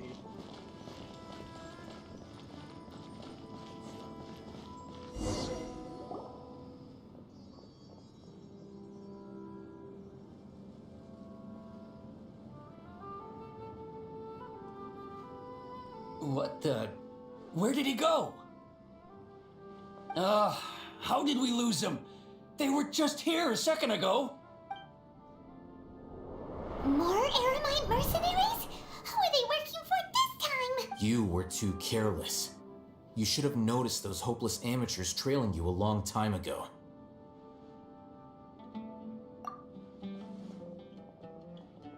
There's no need to thank me. I've never cared to keep track of personal favors. All I did was correct a mistake I happened to come across. It's a habit I developed at the academia. You really gave Paimon a scare, Al-Hatham. Last time we met at Port Ormos, didn't you say you were going back to the academia? Wait, don't tell Paimon that you're here to take us back on their orders. Oh, so you've already landed yourselves on the academia's hit list. I can't say that I didn't expect it. However, had I wished to turn you over to the academia, don't you think you'd already be the Eremites' honored guests by now? Oh, right. You do have a point. I have no interest in running errands for that project. As a scholar, I've always belonged to the camp that promotes researcher autonomy. And these days, you're more fascinating than anything the sages can offer. Not quite. To tell you the truth, I'm still investigating the Divine Knowledge Capsule. Unfortunately, I've run into some difficulties. Everyone says the capsule originated in the desert and was eventually moved to Port Ormos. If I am to get to the bottom of this, I must understand how the capsule first came to be. Which brings me back to you. and why you're so interesting. The leader of Ain al-Ahmar used the Divine Knowledge Capsule right in front of you, and upon seeing him, your expression became perplexed, and you were lost in thought for quite some time. To have that kind of reaction, I think you must have realized something. Are you interested at all in sharing what you've been hiding from me?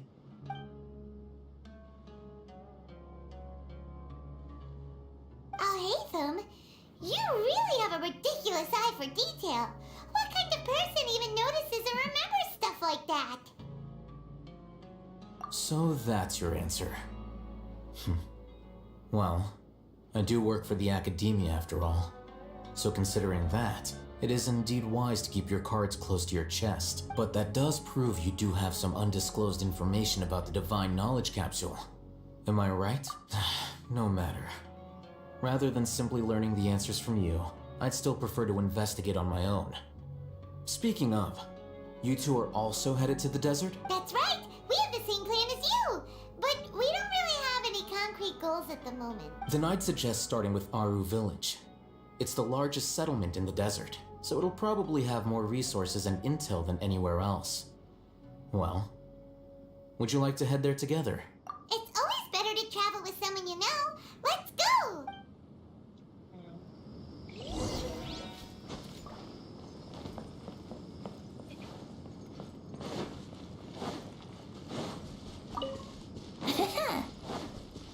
Wouldn't gliding be faster? Gliding is slow.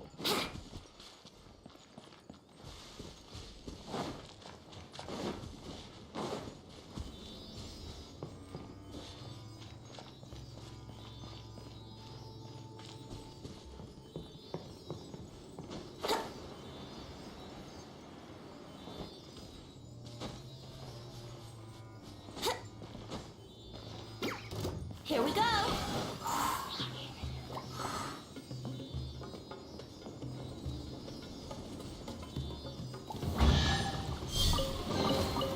Thank Barbados! Wait a minute.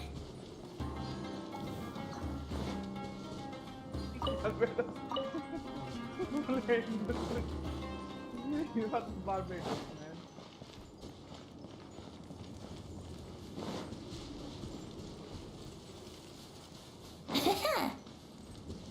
Sometimes guy doesn't know what he is doing. Brace yourselves. Huh? Huh.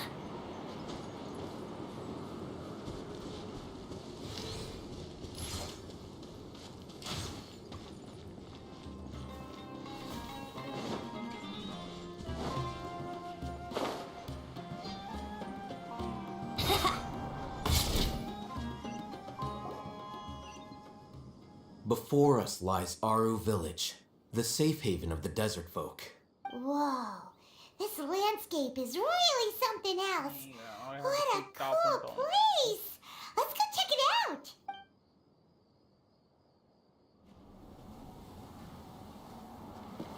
Oh, I have to worry both top and bottom. Don't go away. That's you.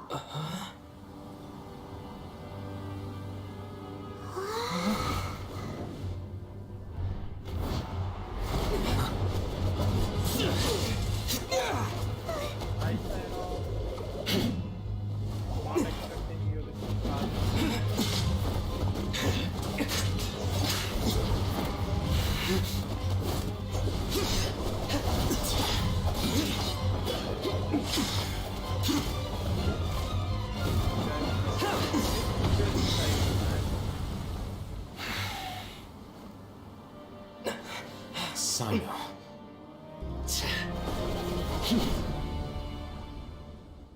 Unless my memory fails me, we have barely spoken 2 words to each other before now at the Academia. Would you care to enlighten me as to when and how I invited the General Mahamacho's wrath? Oh, Hatham.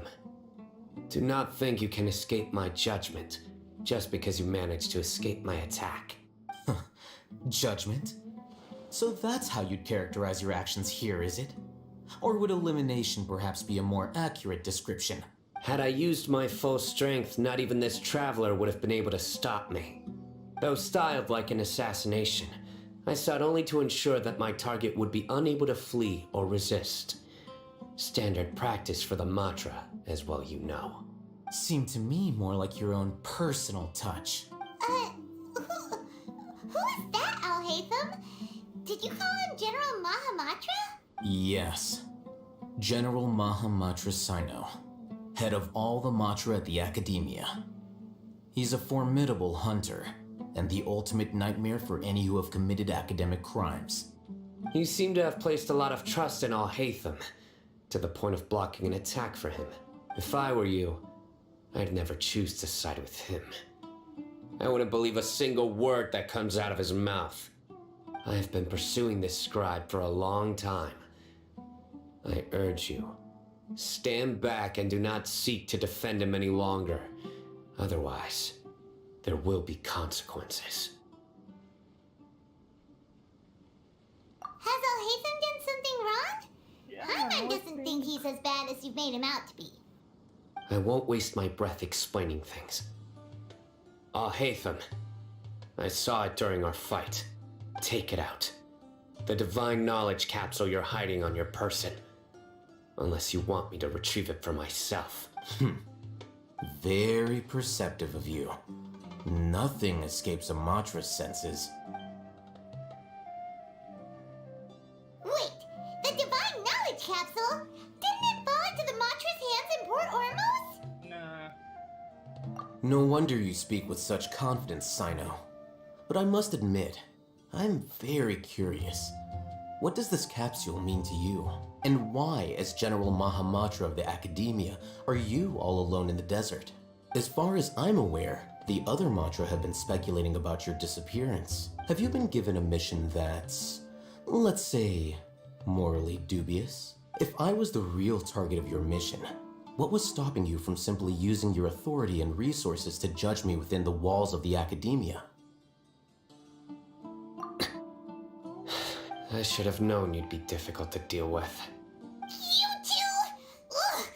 What you would do, Traveler? Paimon feels like we can't trust either of them! Ahem.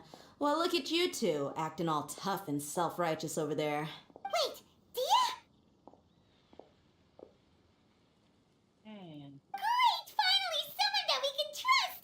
You gotta help us out here, otherwise these two are gonna start fighting again! Yeah, sure looks that way. Two giants from the Academia duking it out once and for all. Not something you get to see every day, that's for sure. Listen, I know you academic types love to fill up your big brains with self-righteous morality and lord your empty rules and virtues over each other. But how dare you bring your petty disputes into the safe haven of Aru Village? It seems like someone's gonna have to beat some sense into your thick skulls until you finally learn to respect these grounds.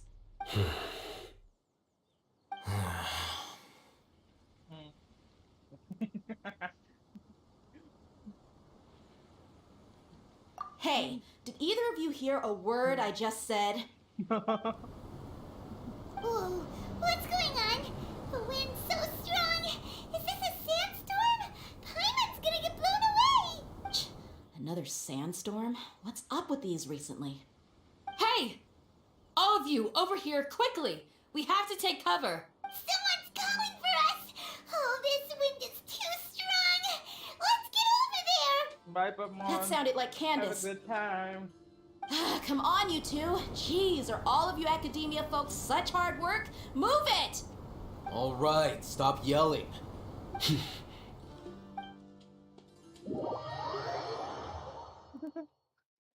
This guy just jumped for fighting. What the hell? I don't remember.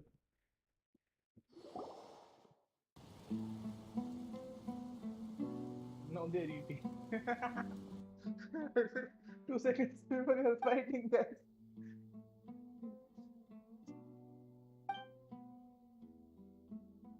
Well, this is pretty awkward. Hey, wanna play sardines with 3 people who wanna tear each other limb from limb? Sure, why not? Sounds fun. The air is so thick and heavy. Paimon can hardly keep floating anymore. My sincere apologies, everyone. This is the home of our village chief. I will have to ask you to make do with this small room until the sandstorm dies down. Please, let me introduce myself. I am Candace, protector of Aru Village. Our savior has come at last! Nice to meet you, Candace. The name's Paimon. Thank you so much for helping us. There's no need to thank me. It's only right to help each other when the weather gets rough. Wow, she's so gentle and caring, like a nice older sister. Unlike those guys over there. All right, now that we're all better acquainted, we should return to the topic at hand. As a guardian charged with the responsibility to protect my fellow villagers from harm, I was observing your conflict from afar, even before the sandstorm started. And now that you have set foot within our village itself, it is all the more my responsibility to make absolutely sure that you pose no threat whatsoever to us. So please, have an honest and sincere conversation with one another and put your hostile feelings to rest. If anyone dares to start anything again while they are under this roof, I will not hesitate to send them out for some quality time with the creatures of the sandstorm. Oh, on second thought, Paimon may have misjudged Candace's character. And that goes for you too, Miss Dia. Do I make myself clear? All right, we got it, Candace. That's what I like to hear. So, which of you will begin? I was supposed to be a mediator, but I might have gotten a little too involved just now. Anyway, one of those two should probably start talking. Wait, that was you trying to be a mediator? I have nothing to hide, so there's no shame in explaining myself. While Al-Haytham wasn't wrong about the other Matra not knowing my whereabouts, it's not because I've been assigned a morally dubious mission. Rather, I've chosen to exile myself. Huh? Exile yourself? A little while ago, I discovered that there was data missing in the Academia's project planning and development files. What little they did report clearly did not match the project's actual progress. As General Mahamatra, I had the responsibility and authority to request an audit. However, to my surprise, the person responsible for the erroneous data was none other than Grand Sage Azar himself. I tried to investigate the issue myself before submitting a formal audit request, but I soon found that all leads and potential pieces of incriminating evidence were carefully concealed from me. I began to realize that they were cautious of me from the very beginning. Unsurprisingly, the Grand Sage rejected my audit request as soon as the submission reached his desk. He even said to me, "The power of the General Mahamatra is granted by the sages. You have no right to judge us." So they really are up to no good. I realized then that to the Grand Sage, the Matra are nothing more than tools for the sages to assert and maintain their control over knowledge. The vows that we took, the principles that we strive to uphold, they are meaningless to the academia of today. I believed it would be wise to flee the academia before the sages had a chance to take action against me. This way, they can no longer see nor predict my actions. I will never give up on this investigation. There's no need for someone else to give me power or authority. Once I find the truth, I will administer judgment by my own name. Sino seems to have the same goal as us. We're all investigating the sages. Plus, now that he's no longer the General Mahamatra, he somehow feels a lot less scary. Well, Sino, if that's your story, then why did you see Al-Haytham as a target? When I was investigating the matter in the academia, I overheard a conversation between Al-Haytham and a sage. The sages asked you to investigate a blonde-haired traveler. Do you dispute this, Al-Haytham? What?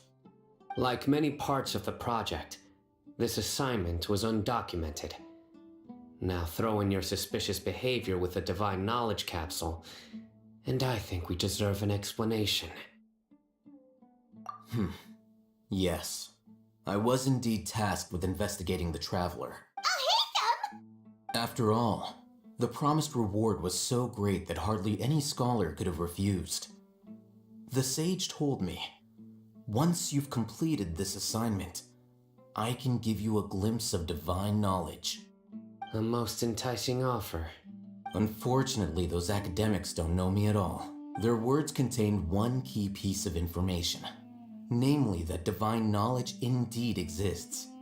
That gave me all I needed to know. From my perspective, the sages are far from trustworthy. Think about it. Isn't it a little strange they're so willing to share divine knowledge with anyone, even as a reward? So, I began my own investigation following the lead of the divine knowledge capsule. In the end, I realized my wisdom in committing to this rather than collaborating with the sages. Had I been less guarded, I probably would have ended up like that Ain al-Ahmar mercenary, incapable of remaining sane for long enough to hold a conversation. You mean that the sages originally planned to dispose of you, using one of those capsules that drive people insane?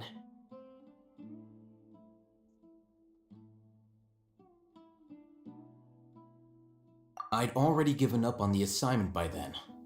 I only told the academia I was waiting in Port Ormos for you to appear so they wouldn't suspect anything. So it came as quite a surprise when I encountered my erstwhile target while investigating the divine knowledge capsule. Criminals do love to talk about coincidence. Even though I ran into the traveler by chance, I had no intention of providing assistance to the academia. Also, you should remember, you were the ones who decided to follow me and strike up a conversation after I left that tavern.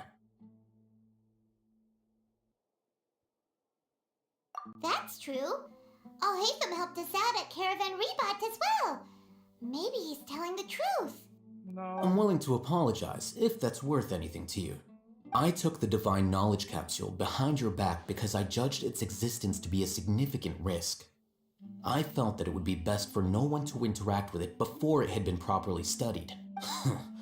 After all, curiosity often proves to be the most dangerous thing in this land. You should be well aware, Scribe Al-Haytham, that curiosity can also lead you to danger and suspicion. Answer me this. Did the sages share any information about their project with you? Have I not made myself clear? You and I are both distrusted by the academia. Do you really think they would tell me anything? Fine. Although you haven't completely proven your innocence, I won't regard you as an enemy. As you wish. Good. I'm glad to see you two clearing up your misunderstandings. And now you, Dia. I believe it's your turn. Oh, sorry. Whatever the boys were talking about must have been so boring that I spaced out. My situation is pretty straightforward. My employer, Dunyarzad of the Homayani family, is friends with the traveler and is currently recovering from her illness at home. I had nothing going on, so I decided to return to Aru village for a visit. I was actually looking forward to a pretty exciting time getting back together with everyone here. But then I saw these two random guys in the middle of a pointless argument. It ticked me off, and things went downhill from there. Is that all? Well, I will admit that definitely sounds like your style. In that case, welcome back to... That's more like it. I missed you all so much, Candace. Whoa! What was that sound? No need to worry. Now that you're no longer at each other's throats, please make yourselves at home. I'll take a quick trip outside to clear out some of those creatures in the sandstorm. Creatures? In the sandstorm? Are you sure you don't want some backup? Fighting in a sandstorm is not for the faint-hearted. Anyone without extensive training in these conditions is at a disadvantage. I don't care. You needn't worry. Yeah, just leave them to Candace. Don't worry, she's as tough as they come. I have Kiki. The wind's died down. That means the sandstorm's over, right? Candace still isn't back yet, though. Is she alright? Maybe we should go out and check on her. When you put it that way, even I'm starting to feel a little worried. All right, let's go. We've been here long enough, and the boys are as chatty as the floor. Do nothing. What is that? She was facing every. The setup is Samara. Whoever wrote this is awesome, man.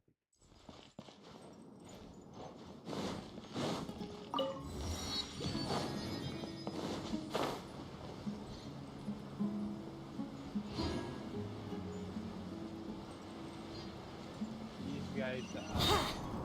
Wouldn't gliding be faster? Oh, Candace, you're still fighting? You've been out here dealing with these creatures the entire time? Yes. They just keep coming in waves. I've lost count of how many I've defeated. Before I realized it, even the sandstorm had stopped. Ah, here comes another wave! Yeah, Leave this round to us.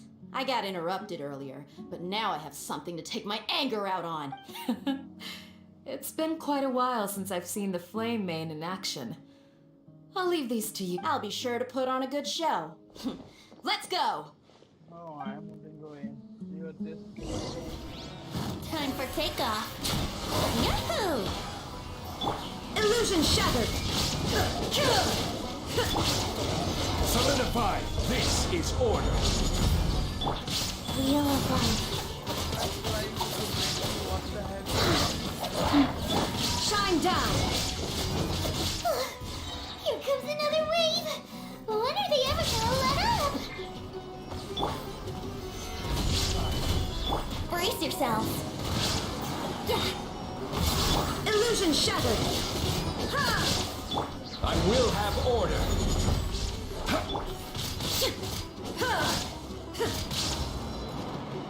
There is no escape!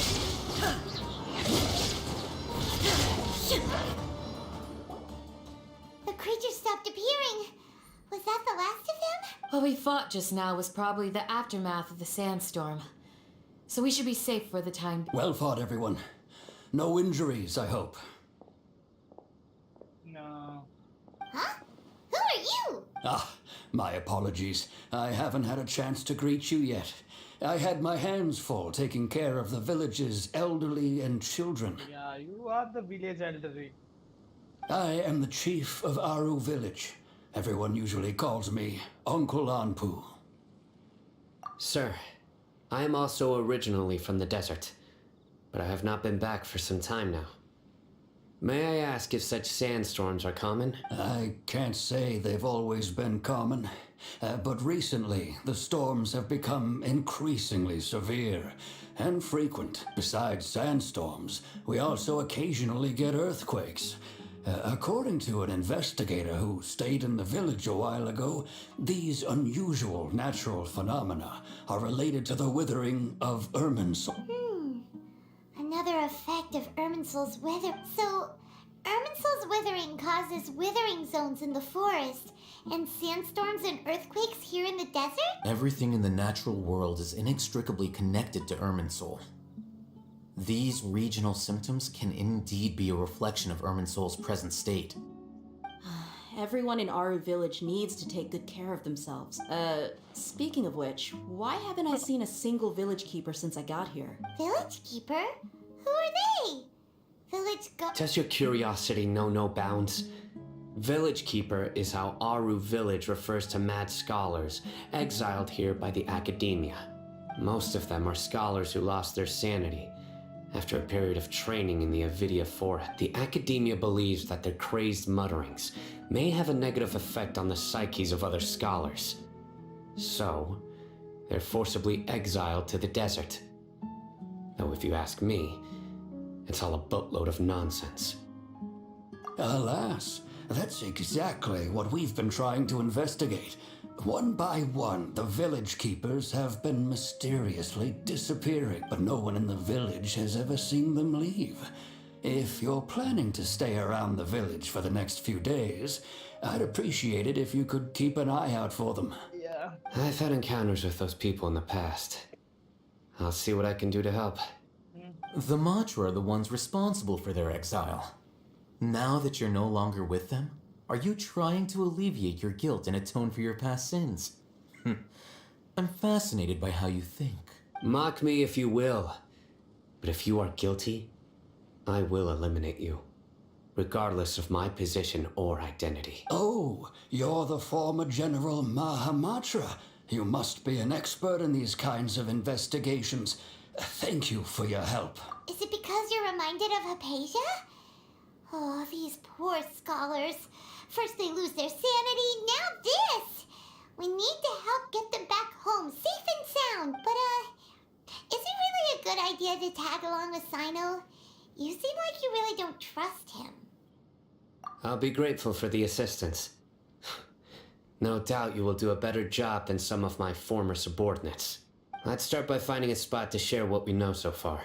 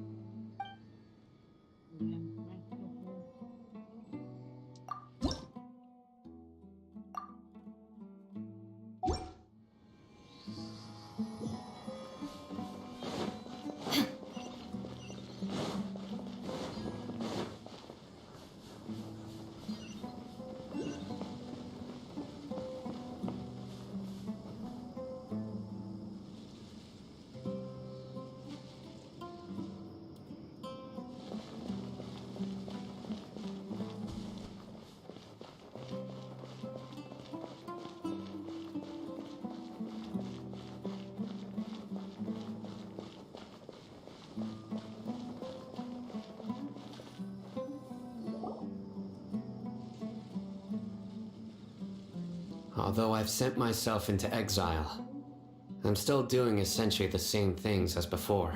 Do you still have any questions for me before we start our investigation?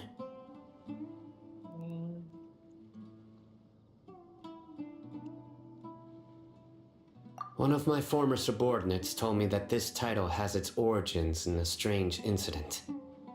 The Academia has long exiled mad scholars to Aru Village. A mysterious phenomenon exists here.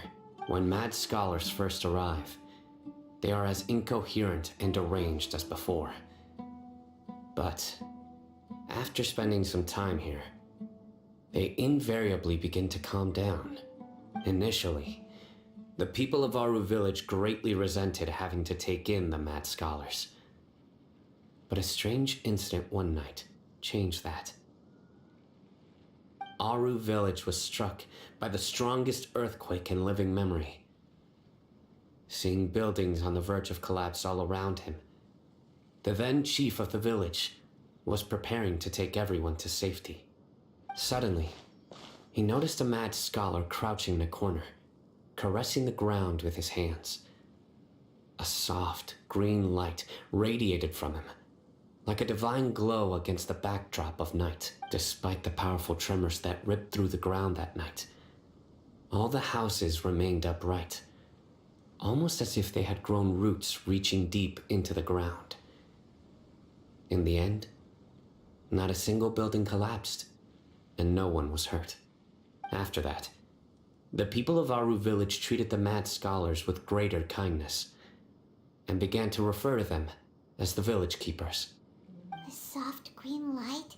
A mad scholar protecting Aru Village? What do you make of it, Traveler? Paimon thinks so too. Actually, Sino, do you know if any of the mad scholars continued to wear their Akasha terminals at Aru Village? In theory, they would continue wearing them so the Academia could still monitor their activities. With that said, the main Akasha system would no longer have any interaction with them. Oh, no wonder! Everything makes sense then! Add in the fact that they calmed down, it was probably Nahida who calmed them. If you are able to draw a conclusion from this one story alone, then it appears you possess much more information than I do. So, what do you make of the story? Really? Lesser Lord Kusanali. What? You don't believe us? Lesser Lord Kusanali was definitely using the Akasha to give her power to the mad scholars!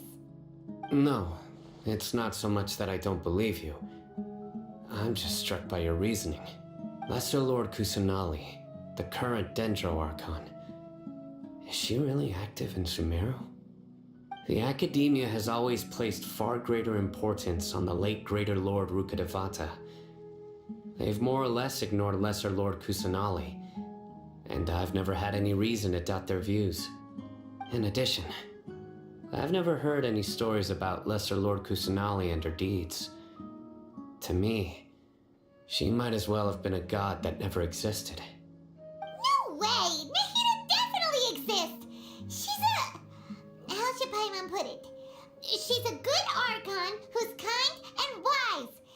Even if she says weird stuff sometimes. I've spent many years interrogating criminals, so I can easily tell when someone is lying. Yeah. Good! Then you should know that we're telling the truth! No, That look in your eyes. I've never seen that from a liar. You two really must have met Lesser Lord Kusanali. How can this be? To think, our archonn has been amongst us this entire time. Alright, now it's our turn to put our skills to good use for this investigation. But easier said than done. Especially since we don't have any leads. Maybe we can start by knocking on some doors. Not. Excuse me, are you here to help me find my grandpa? Huh? Who are you? By the sounds of it, a resident of this village. My name is Isak. You'll help me find my grandpa, right? Is your grandpa a mad scholar? Hey, don't say that. Grandpa is just Grandpa. Why do you have to call him that? It's not like he's a bad person or anything. The person you're referring to is not a local, yet you are. Why do you call him Grandpa? Grandpa is just Grandpa. He's my family. I heard everything you said to the village chief. Please, you gotta take me with you. I want to find my grandpa. I swear I'll help. I won't be a nuisance. Ah, so you're the one who was eavesdropping on us around the village chief's house. I was planning to go out and take care of whoever it was, but I had a vague feeling that they didn't harbor any ill intent. Whoa. Hatham wasn't kidding about Matra having sharp senses. Sino, he's just a kid. All he wants is to find his grandpa. Let's find a way to help him. Sorry. I was only listening in because I wanted to know where Grandpa went. Honest. If you don't believe me, you can ask Miss Candace. All right. But first, let's confirm the facts with Candace. Yes. How do I kill this? Yahoo!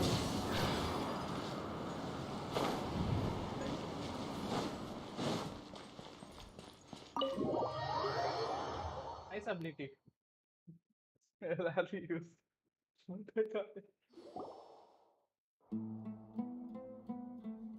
Sino is super vigilant. Is this what all the Matra are like? No. Ah, you're back already. We just wanted to confirm something with you. Do you know a boy by the name of Isak? I had a feeling he'd go looking for you. Huh? You knew this would happen? Yes.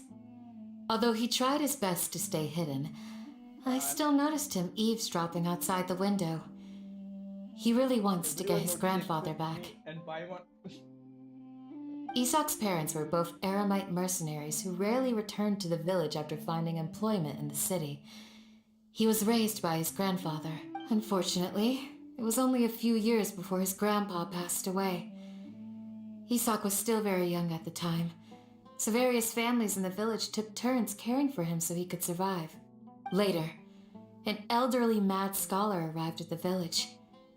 Isak thought the scholar bore a striking resemblance to his grandfather, and thus often spied on the man. However, the scholar was unkempt in appearance and incoherent in speech. Although Isak referred to the man as his grandpa, he was afraid and didn't dare to approach him. One summer night, the oft mumbling and bumbling grandpa suddenly calmed down and seemed to become more lucid. He even noticed Isak hiding in the distance, so Grandpa walked up to Isak and patted him on the head. He even took Isak to the entrance of the village, where he patiently taught the boy the names of the stars.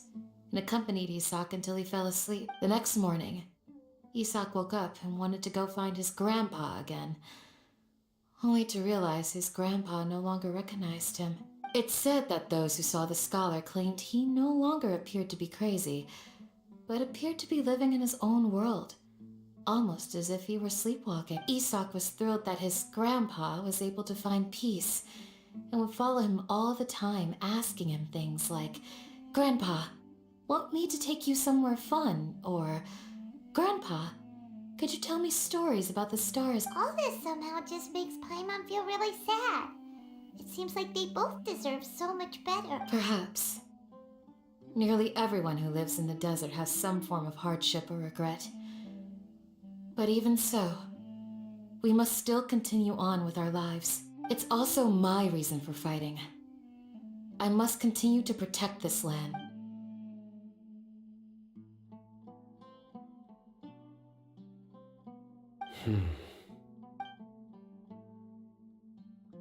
Maybe the people have always had a considerate god watching over them. Huh? What did you say, Zino? No, nothing. As long as Isak keeps his word and doesn't get in our way, we can take him along. Perhaps you are more compassionate than I gave you credit for. Please accept my thanks on Isak's behalf, Sai. I leave Paimon to you and I take Isak. At least he'll be useful for me. Hey, Isak! Oh, it's you guys! We've cleared everything up. Let's go find your grandpa. Really? Wow! Thank you so much! Yeah! Alright. Let's ask the local residents some questions first.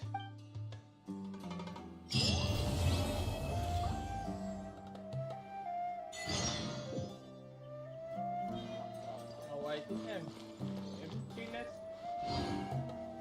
or deception.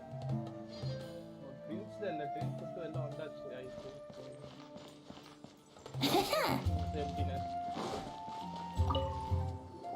Excuse me, did you happen to see where the missing scholars went? You mean the village keepers? Oh, when I was eating dinner the other day, I saw one of them by the side of the road, muttering away and eating mushrooms and tree roots. They shouldn't go around eating that kind of stuff. Okay. Did you notice anything else? Anything else? No, I think that's all I have to tell you. Sorry.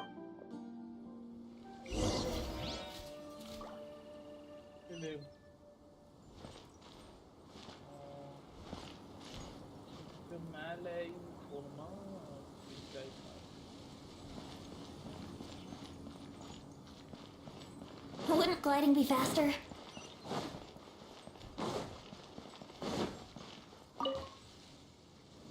The scholars that have gone missing. Have you seen them? Those eyes. Those fierce eyes. You look like a real fighter. Don't change the subject. Right. You were asking about the mad scholars. I think it's been a few days since I last saw them. I usually go to bed pretty early, so I'm not too familiar with what goes on at night. But honestly, I feel quite sympathetic towards them. Even though they act a little strange, they've helped me in the past. If it weren't for them, my house would have collapsed long ago. Do you also think Grandpa and the others are good people? Grandpa? Oh, hello there. It's little Isak. You mean that nice man who looks like your grandpa's long-lost twin, right? He was actually the one who protected my house. I saw it with my own eyes. He happened to be staying near my house that day and was doing something with his hands on the ground. It still feels pretty surreal now that I think back on it. Did someone teach them how to do that? Well, whatever the case, I'll always be thankful to him and whoever taught him to look out for others. I'm pretty sure that if I ever went mad, I wouldn't be able to do anything like that. Gotcha! Thank you! This guy is so optimistic, man. What the hell were you?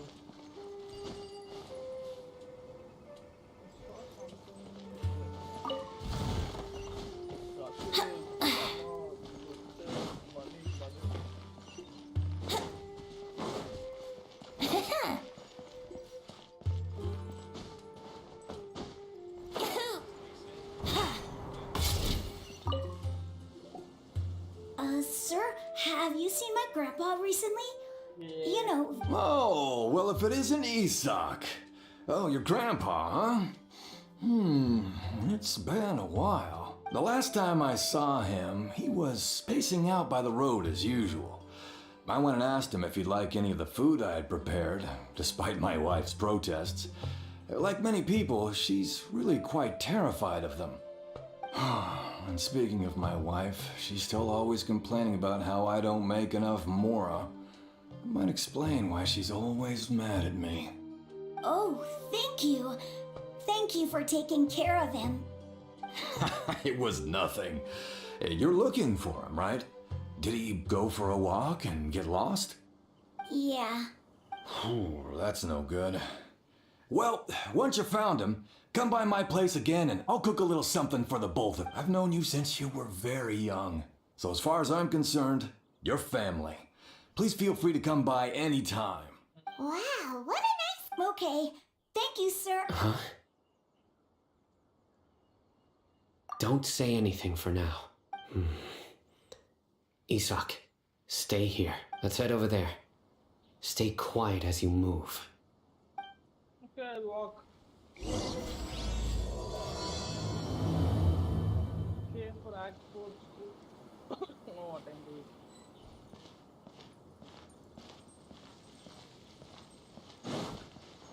Join the Aramites and embrace a wonderful new life.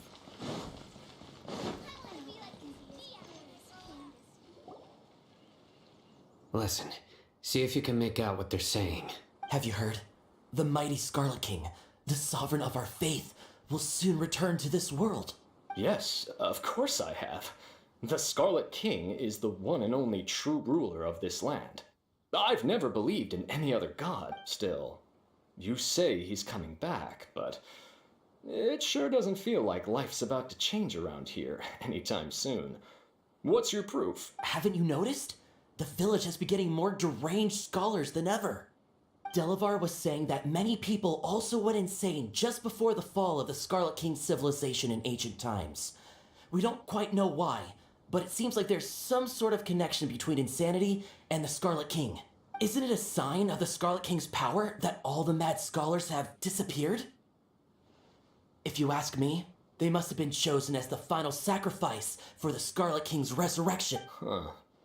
Now that you say it, that does make some sense.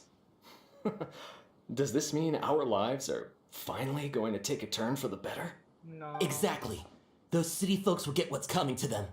Now, repeat everything you've just said from the very beginning. Don't go. Huh? Who are you? Where did you come from? My patience is running thin. You heard what I asked.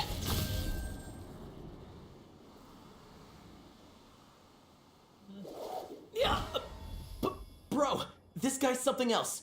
Just look at his eyes. One wrong move and he's gonna flay us alive. Let's not get on his bad side, okay? I am no match for this guy. Oh, okay, good sir. What is it you would like to know? Tell me about the Scarlet King's resurrection. Well, I only know a few things from hearsay. I went for a drink the other day and heard others talking about a rumor that the madmen will disappear and that the Scarlet King will return to this land.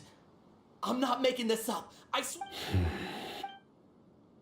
Hey, go on.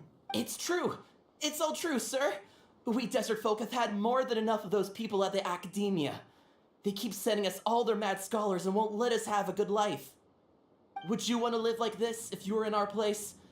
The radicals were even more thrilled than me when they heard the news. We're all praying for the Scarlet King's speedy return. Delavar also said that once the Scarlet King returns to our side, it's only a matter of time before we conquer the land on the other side of the wall. They're all willing to serve under the Scarlet King and fight for a share of the glory. Is that so? Seems like he still wants to know more. Keep talking. Got it. At first, I told myself it was just the drink talking, but then all the mad scholars vanished without a trace, just as the rumors said. Please don't beat me up just for mentioning these rumors. If I'm guilty, then everyone else around here is also guilty. I'm just saying what the others said. The people here really like the Scarlet King, but dislike the Dendro Archon. Where is this radical person you talked about? I haven't run into him over the past few days, so he probably hasn't been around the village. What about you, man? Have you seen him at all? No, not at all. We wouldn't dare lie to you. He's really not here right now. Sounds like you're not too close with the radicals. No, of course not. All we know are their names. I have many ways to stop you from talking, and many others to stop you from sending warning messages. So you'd best just stay home and hope I don't hear of you trying to contact anybody. Don't do anything until I've gotten to the bottom of this. Try something foolish, and even Candace won't be able to protect you. Yes, got it. We'll do just as you say. That scared Paimon half to death. Sino is pretty terrifying.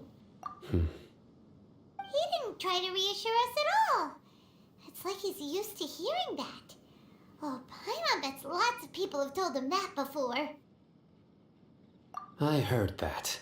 Sorry. It's part of being a Matra. The rumor we heard just now seems like a strong lead. But we need to check a few more places. Very well. What option I click? Isak! I am here. Where's your grandpa's house? Well, I can take you there. Just follow me. Just follow me.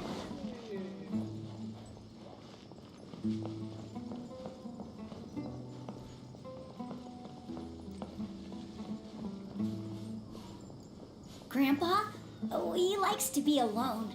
Sometimes he stares at the sky in a daze, and other times he just pokes at the ground with his fingers. Every now and then, he yells out at the top of his lungs, so a lot of people are really scared of him. But he's a good person, really. I know he is. I swear, he's just like my real grandpa.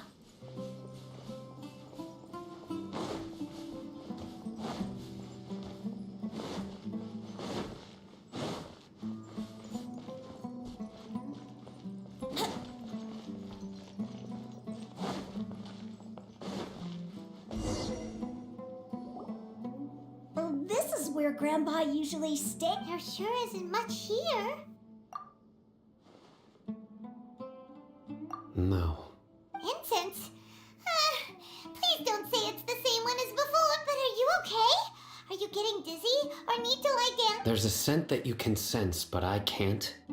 A certain traveler here once passed out from that smell. Thankfully, Tainari saved the day. And then he gave us a long lecture to explain all about how it worked. So, you know Tainari? Huh? You know him too? Are you two friends? Yes. Now that I concentrate, I can also make out the scent of incense. Wait, surely Tainari didn't lecture you too. No, no need. Did you first encounter this scent at Tainari's house?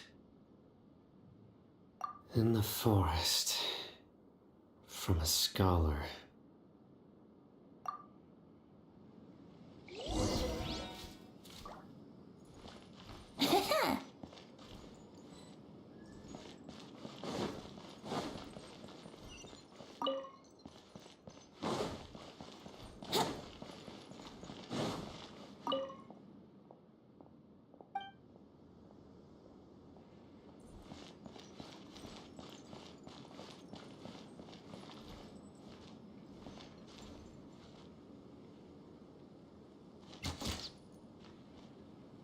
Hell, it's not working.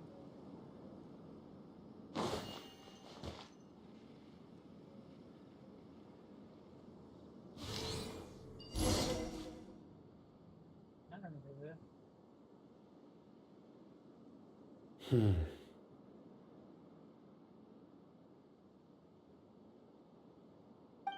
are you looking for, Sino?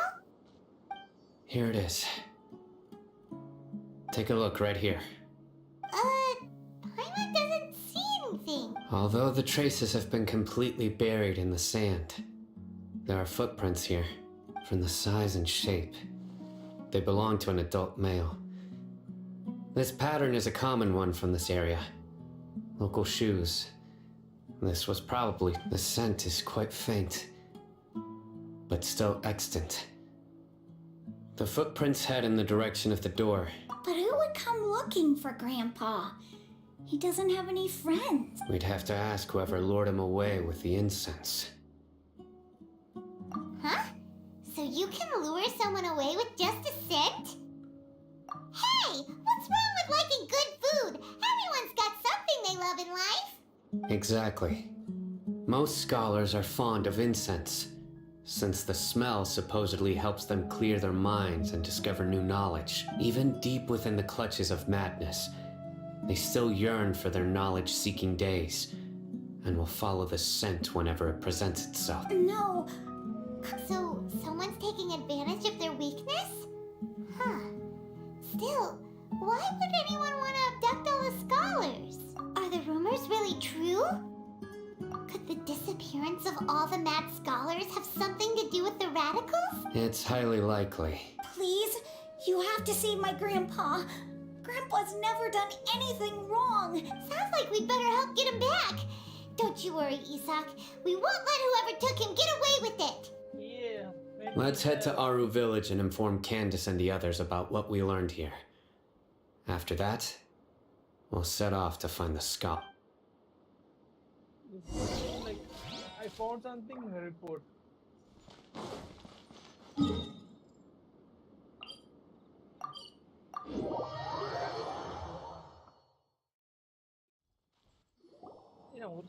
Right. The darker fabric definitely looks a lot better. That'd be my choice too. We're back, Candace! We've got a lot to tell you. Ah, welcome back. Sounds like everyone's friends already. Oh, Dia's here too! You bet. So, everything goes smoothly? Reasonably. I'll hate them didn't go with you? We haven't seen him at all. Huh. I saw him around the village entrance earlier and figured he was investigating with you. I guess he must have gone off on his own. Did you find out anything useful? I see. So someone used a kind of incense to lead the exiled scholars away from the village. The resurrection of the Scarlet King? First I've heard of it. Far as I know, the kind of incense you just mentioned is only popular beyond the wall. Scholars are fond of it, but as you can see, there aren't many scholars still studying around these parts. No seller would be able to make a profit here. Not to mention making incense is a labor-intensive process. You won't see anybody in the desert with the patience to make or sell something that requires that kind of effort. It seems someone from beyond the wall must have been supporting them. Makes sense. So what should we do then? Do we go back to the academia and search for leads there? If it was any other day, that would be your next logical step. But today, you've got me on your team, so you get an extra tip. Didn't you say that the villager got his news from the tavern? Well, I also like to drink at the tavern, so I know a thing or two about these radicals he met. If Paimon remembers correctly, the leader of the radicals is some guy called Delavar. Ah, yeah. Delavar, the scar-riddled bandit, Engur, the wide-eyed butcher, and Jabari, the duck-tailed bearded crook. The whole lot of them are known around these parts. Yeah. These guys have one thing in common, and that's being broke. The rougher life gets, the more they want to believe in the Scarlet King. Way they see it, the Scarlet King's resurrection is their only chance at overthrowing the academia. Throwing all of Sumeru into chaos is the only way to change the way of life here in the desert. Anyway, that's my guess why they've chosen to become radicals. Tia! You're amazing! You really know this place inside and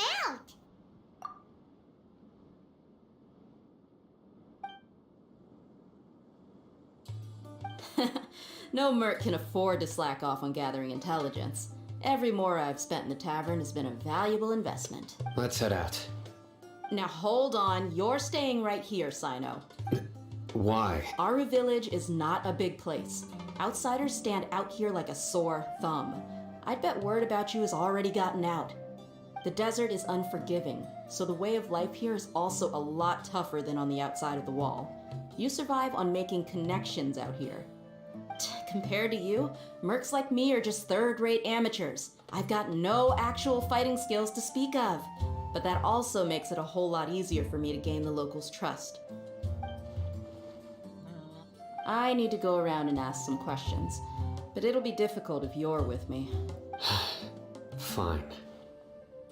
Good, then we've got a plan. The Traveler and Paimon will go to Caravan Rebot with me, and we'll try our best to figure out where the Mad Scholars have been taken. Sino, you'll have to stay in the village and continue and— Alright, sounds like a plan! Jhapi was the guy we investigated, the third one. Now I remember. First two पेड़ ना पाक लिए.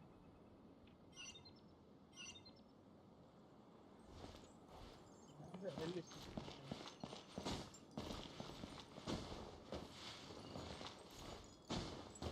Here we go.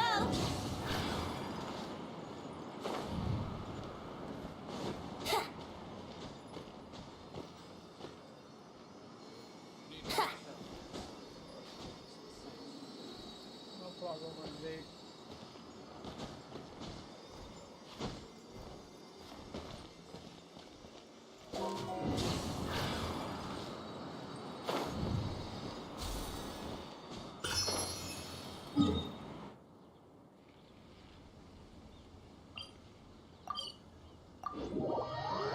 Forgot something. You are a very important person who wanted by academia.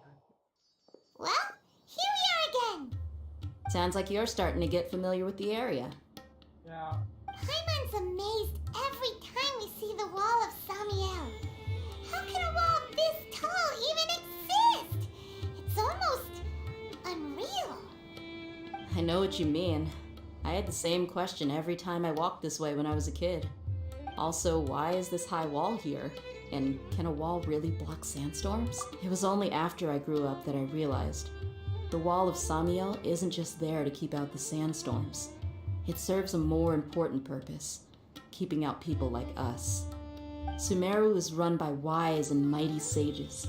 To them, us desert dwellers are nothing but tools that can be used and discarded at their whim. We're cheap labor, like livestock, but easier to control.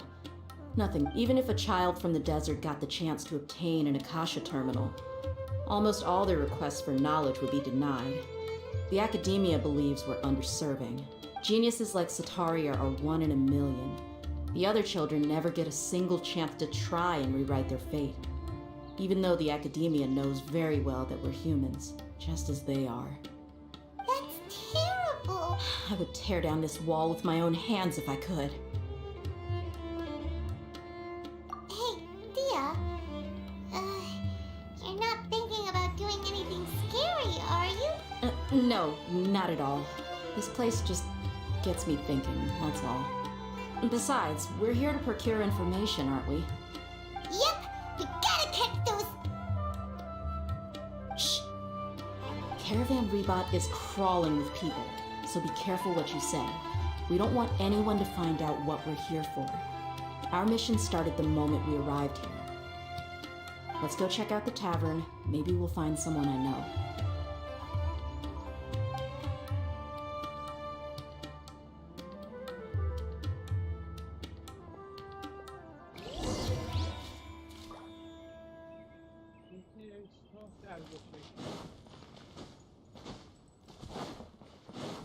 Brace yourself. Just our luck. None of them are here today. You mean, you don't see anyone you know? Dia, is that you? What a coincidence. You here for a drink too? Zaki. Finally, a friendly face. Oh, and who do you have with you here? Guests from another land? Hello, hello. I'm Zaki. Dia's, how would you put it?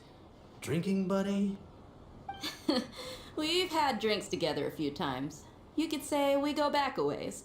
Anyway, as far as my friends here, they aren't too shabby, are they? You rarely see any Outlanders so friendly and respectful nowadays. Absolutely. Much better than those people on the other side of the wall. So, Dia, are you looking for someone? Yeah. Have you seen Enger, Delavar, or Jabari recently? Of course I have. Matter of fact, we were all here drinking together just a few days ago. I've got a spice trading deal from another nation. I thought maybe Delavar and his friends might be interested. Know where I could find him? Ah, how thoughtful of you. Then I assume you also know that Delavar's been having a hard time making ends meet these days. So, you came here to help him. Hey, keep it down. Let's just say I prefer to keep this deal a secret. Y'all at Caravan Rebot are like family. If there's more to be made, why not do it together? Besides, Delavar and his friends have muscle.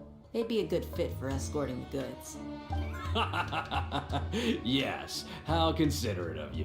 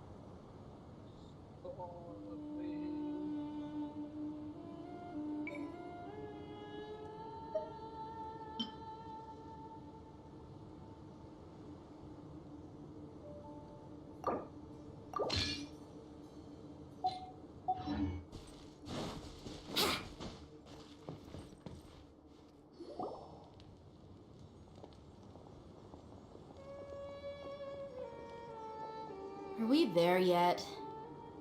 Yep, this is the place. This place is practically deserted. What are they doing in a place like this?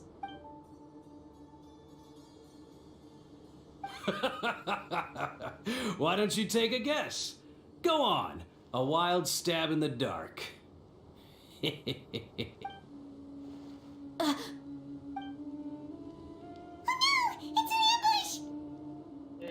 I don't care. What's this all about, Zaki? Come on, Dia. You really think we didn't hear about what you said back in Aru Village? The boys have kept a close eye on you from the moment you set foot there. Not only do I know that you're looking for Delavar, I also know that you've teamed up with people from the Academia to look for the missing scholars. So, you've been watching us from the very beginning? Uh-oh. I knew leaving Sino behind was a mistake. And you left the strongest one in the village, didn't ya? Who do you think you are? You really thought we'd fall for your little business deal? So you and Delavar have been partners all along.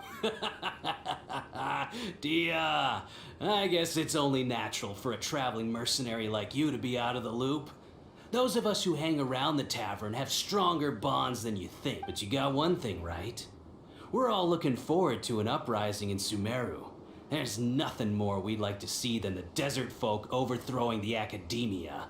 If that's the case, then I'm sure Delavar wouldn't miss a second of it. I'll be honest with you. If it weren't for what you said in the village, your little monologue about the Wall of Samiel would have convinced me that you're one of us. Delavar. And Enger, you're here too, huh?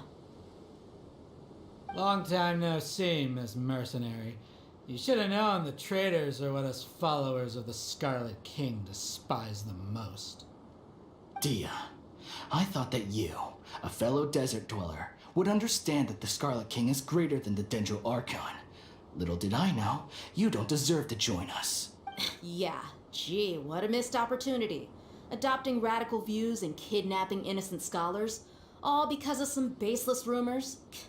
Anything else I'm missing out on? See? There you have it. Mercenaries are just a bunch of faithless scum with only one thing on their minds. Mora. Pathetic. You're all like a pack of street rats. You're not wrong. Mercenaries are driven by Mora, and my faith lies with whoever's paying me. As long as there's a profit to be made, anyone can become my friend. Enough talking! Get him! is also stuff for me to tell him that. Just as I expected. Let's teach him a lesson, traveler.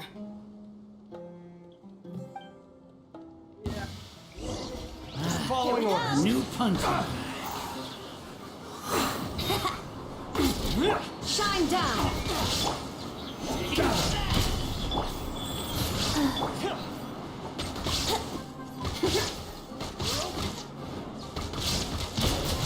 Yahoo!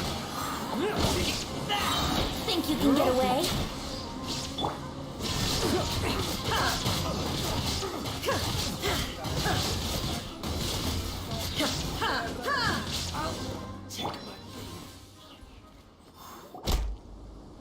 Impossible! How could you? So, what do you think about your meticulous network now, Zaki? How did you say it? It's only natural for a traveling mercenary like me to be out of the loop. I'm guessing your informant told you that I'm just an incompetent merc with no real fighting skills, correct? I mean, that is what I said after all. And of course, you would believe everything he reported. The only thing you know about me is that I'm a mercenary, but you've never seen me in action.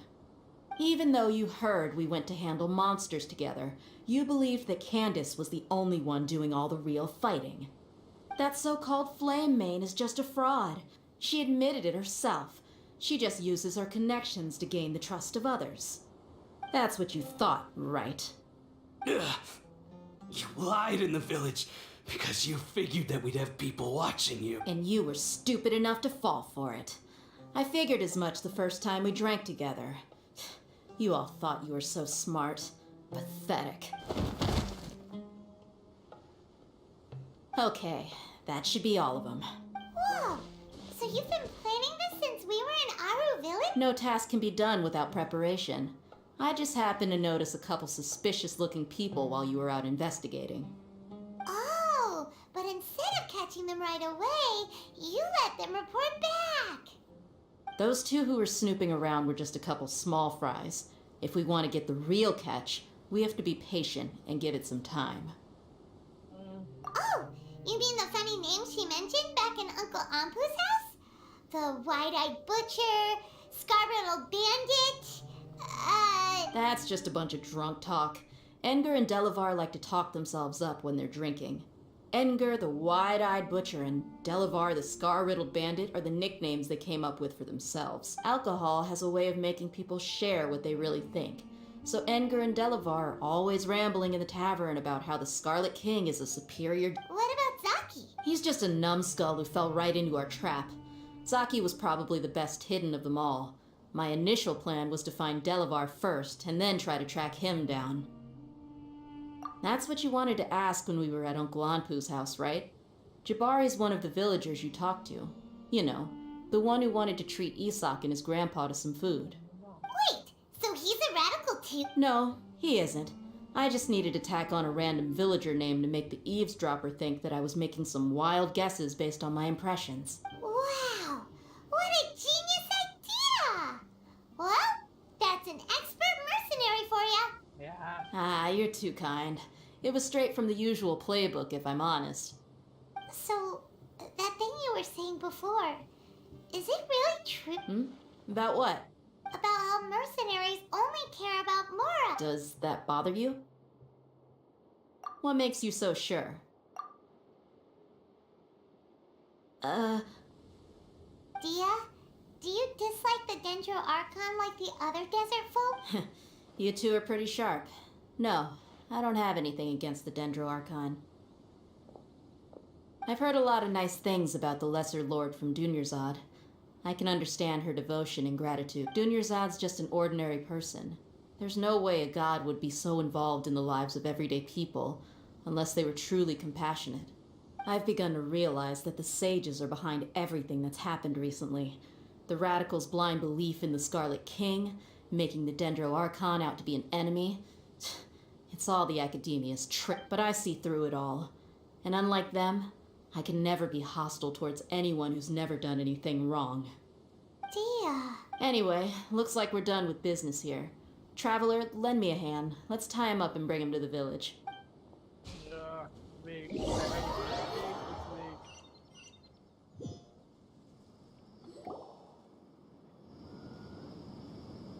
This should be all of them. I'll let you. All right. I'll be in touch. Until then, please stand by. Candace, do you need any help? Candace will be okay on her own. I trust her, so you can too. She's been guarding Aru Village for quite some time now. If anyone is qualified to question the offenders, it's her. While I'm questioning them, why don't you pass some time by exploring the area? Yeah, I'll meet you back here tomorrow morning, traveler. she told As Candace for I will go these and unlock all idiots, the let's three just hope they live to see another statue day. of something I forgot. Statue of Archon. Bye. Have a good time. Yes, I have to run from here. This place.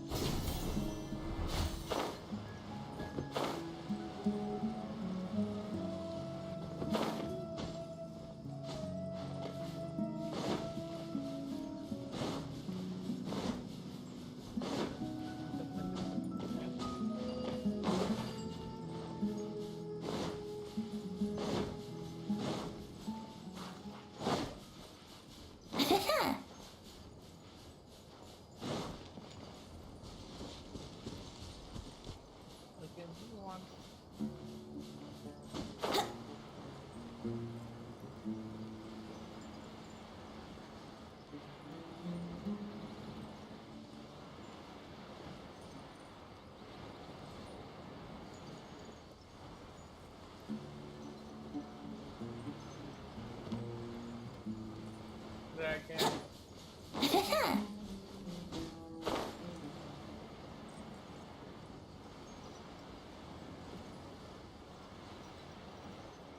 Hey, some of the business job procedure.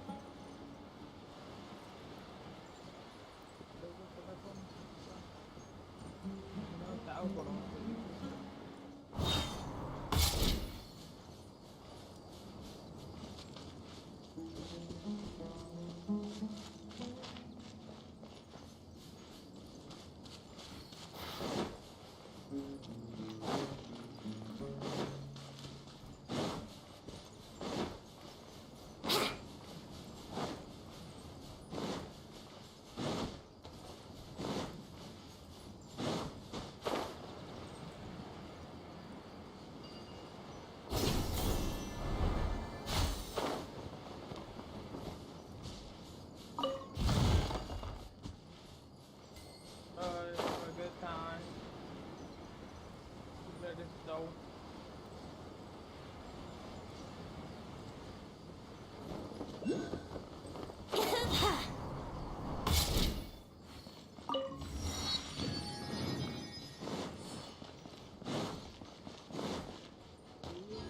I'm feeling like Mummy movie.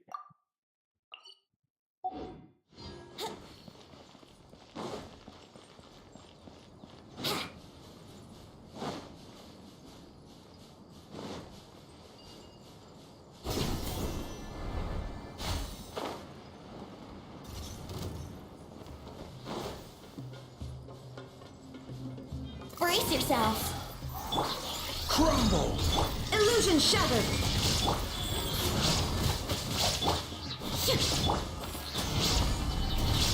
This is order.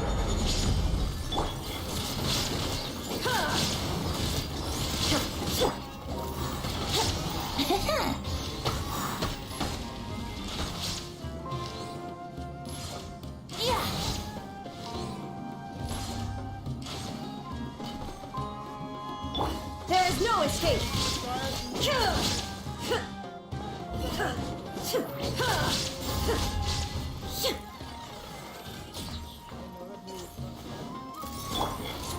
Solidify!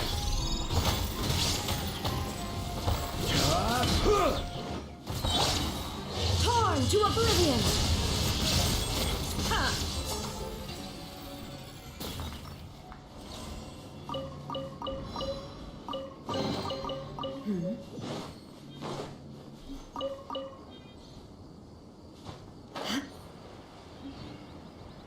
Come on, come on, come on, come on,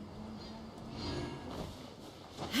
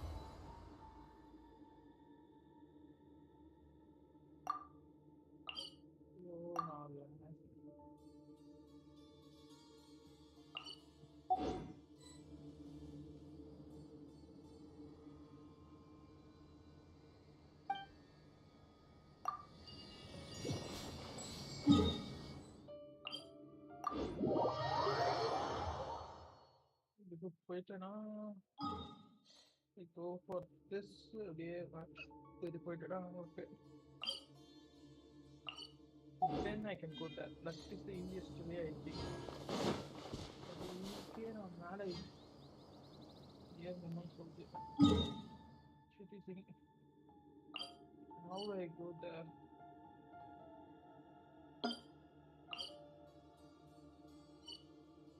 okay I will take the road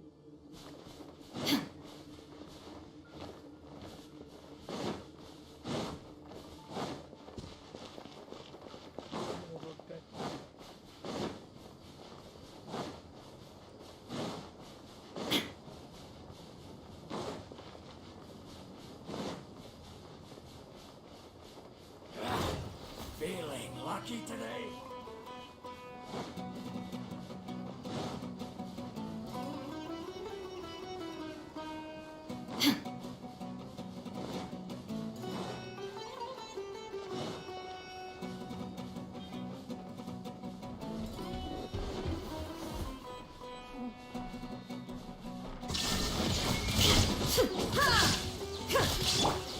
Gather! Let's play! Yeah!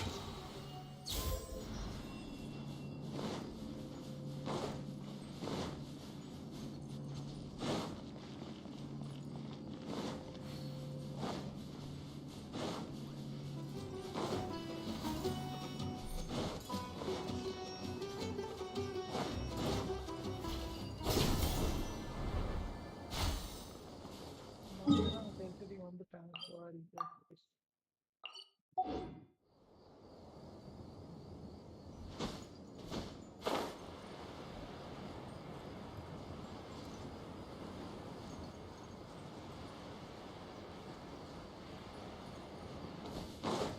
Wouldn't gliding be faster? No.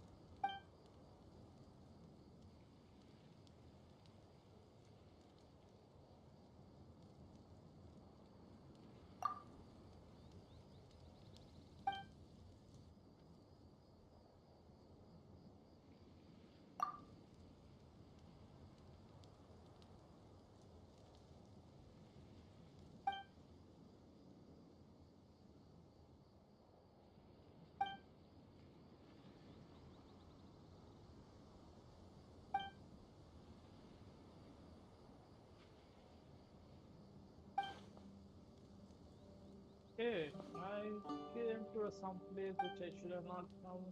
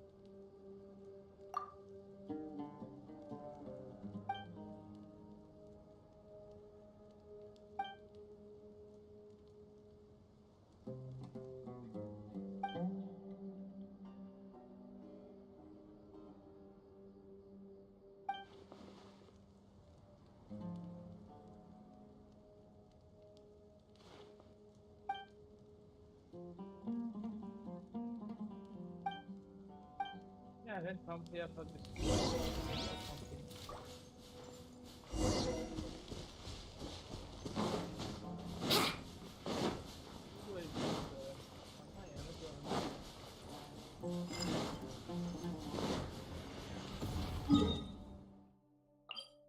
மேல இருக்கா கீழ இருக்கா கூட தெரிய மாட்டேங்குதுடா. I have to go to this place then.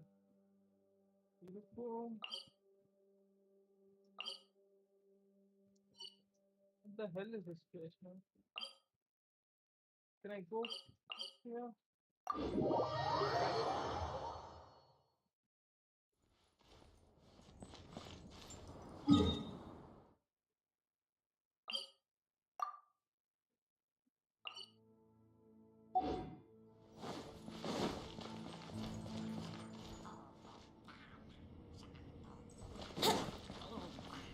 Time for cake off. Shine down!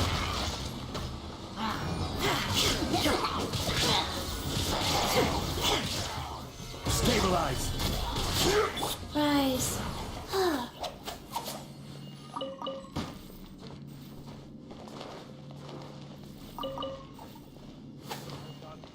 Faster?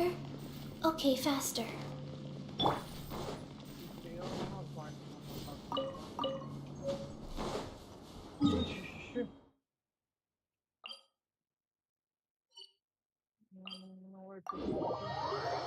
What point unlocked? No, let's see. I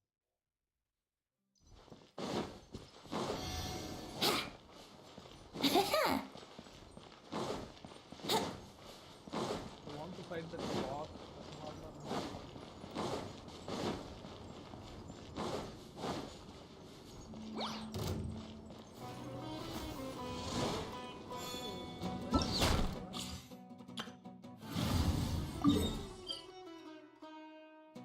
Oh, இங்க இருக்கியா? இது தெரியாம போச்சு. Okay, but the cave, so I'll try this and I'll go for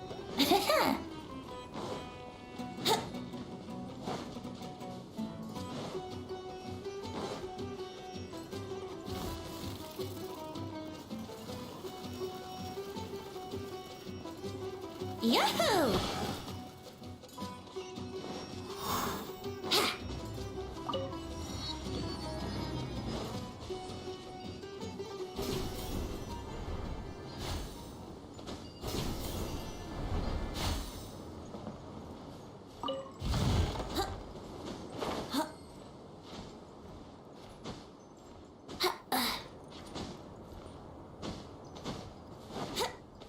Wouldn't gliding be faster?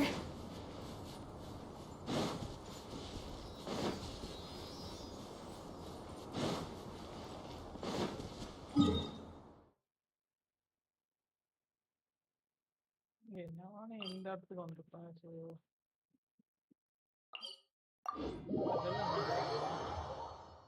Oh shit, தப்பு பண்ணிட்டேன். ஏற முடியாது.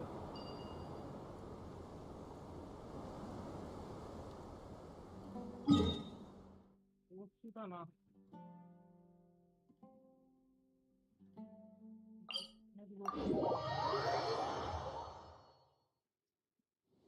I have to think of a way to go. Yep, mark this. With the phone. Then we will go to the place. Nice.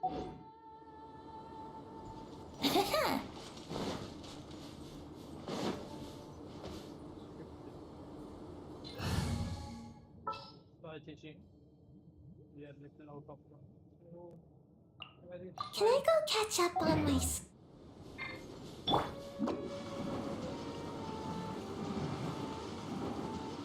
Right.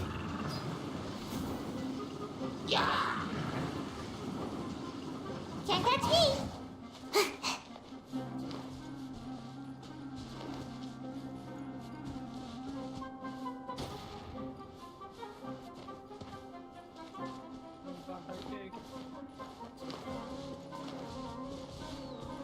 Make my escape.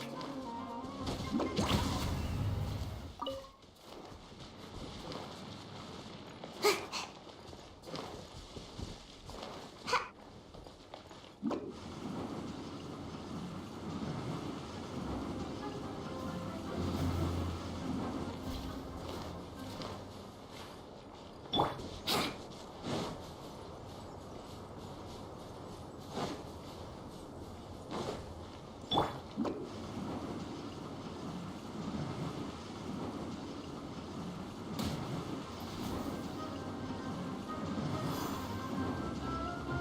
out of here.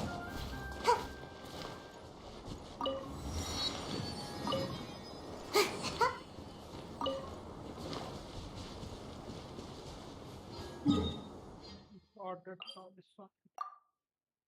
Siap puno itu.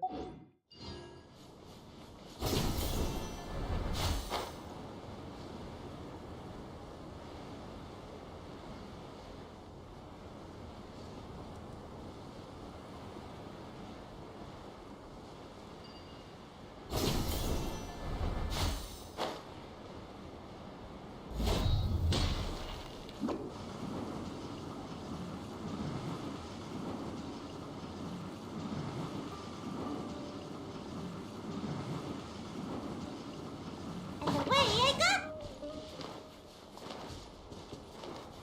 Make my escape.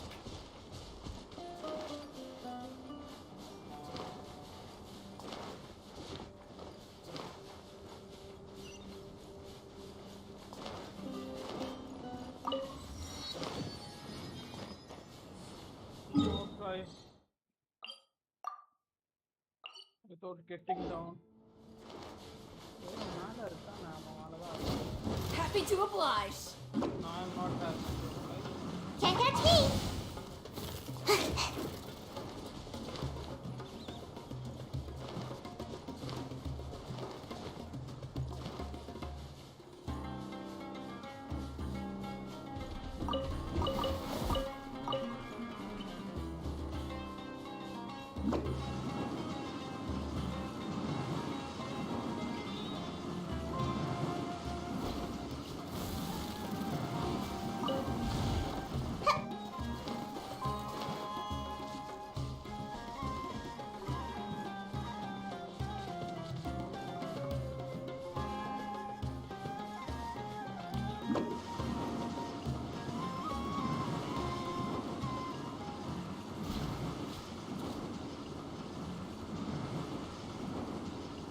I'm out of here. Make my escape.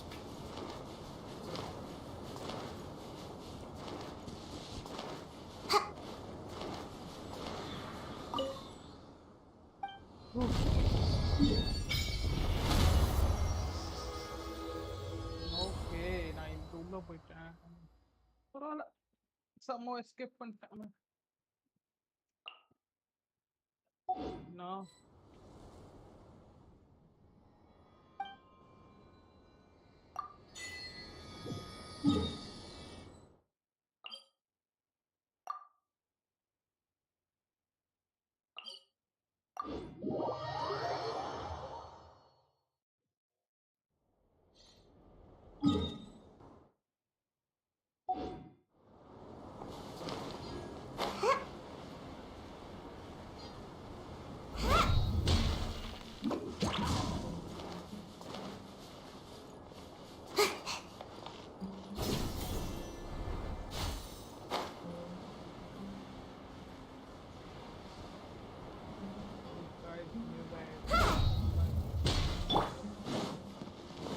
Your journey ends here. I will have order. There is no escape.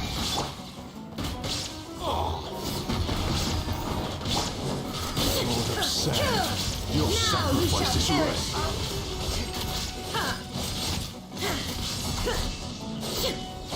Shine down.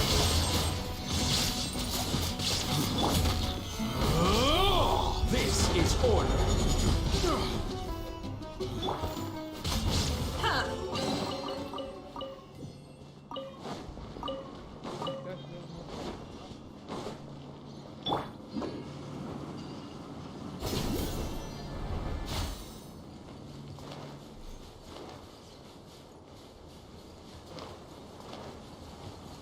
Make my escape.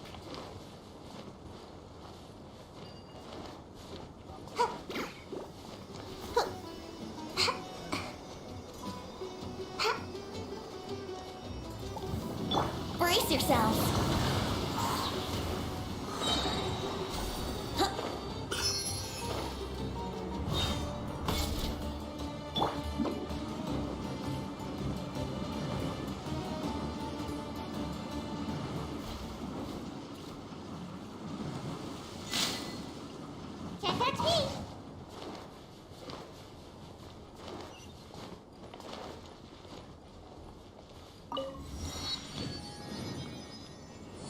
Now I'm going with my best.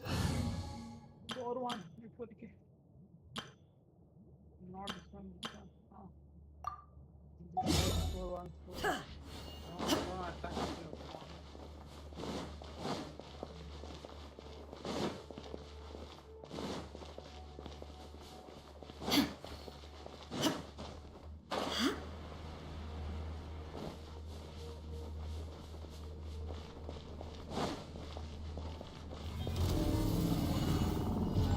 There's no escape! I'm going in! Let's light it up! Know my sword! Witness the power of Guhua! You're toast! Illusion shattered!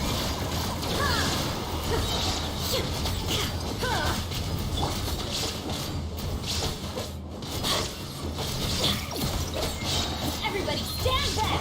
Inazuma shines eternal!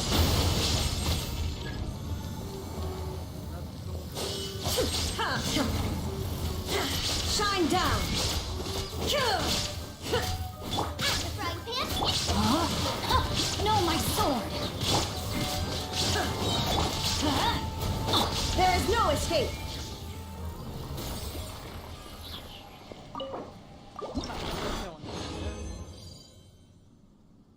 Yeah, you give me the right compliments. Thanks.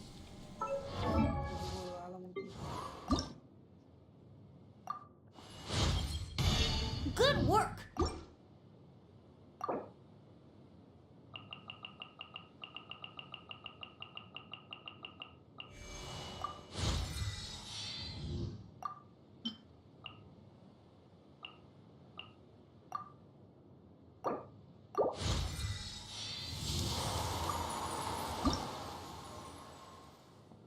Okay. Now I need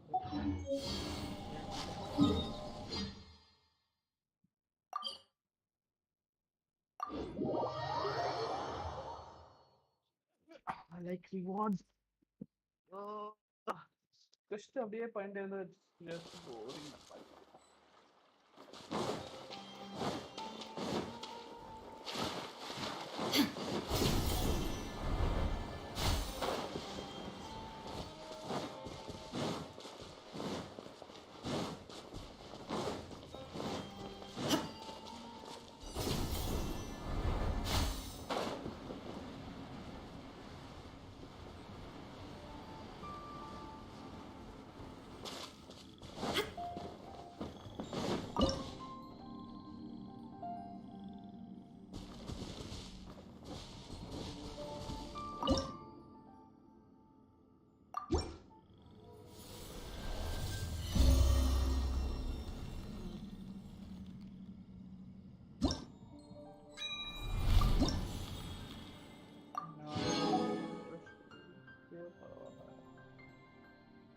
Okay.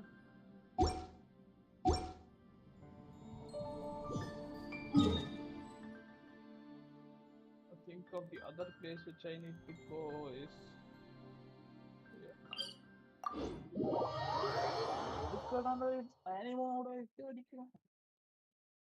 Ah, shit. I have to meet with P also.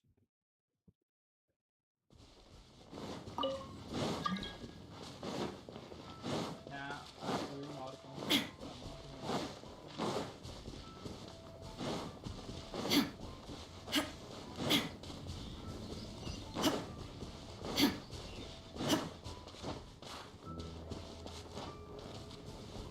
On the 10.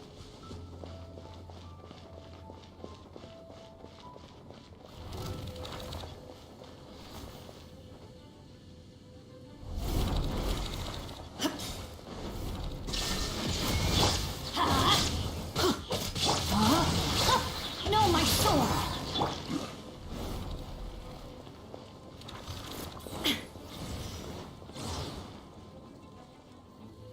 Torn to oblivion! Shine down!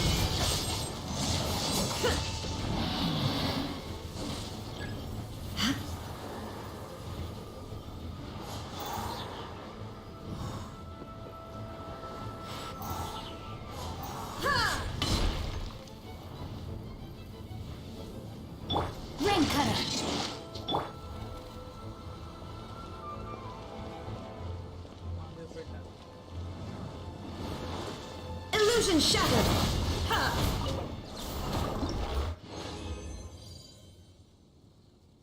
Nice one.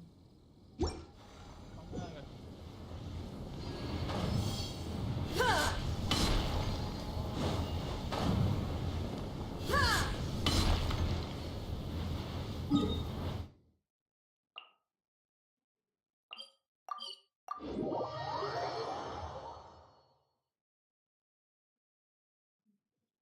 Oof. Hey, Dia! Hi. Right on time. We'll know any moment now. Paimon's been wondering. You seem to know Candace pretty well. Have you been friends for a long time? We've known each other for some time now. She's a pretty interesting person. Even though she's an extremely strong warrior, she never misuses her powers against others. Oh, Paimon knows what you mean. Like a lot of martial artists say, never take the fight outside the ring. Yep, I guess you can put it that way. It takes strong convictions to be as dedicated as she is, and shoulder that kind of responsibility. Us mercs, on the other hand, we pretty much live from one day to the next. Well, Paimon thinks you're great too. Really? Thanks for that. Oh, Sino's here, and he's pretty early too. Yes, I was here yesterday to help out a little. To help out? By doing what? Sharing some interrogation techniques. Oh, you mean you taught Candace some more persuasive methods? Right. Come on in, everyone. Come on, let's go inside. Yeah.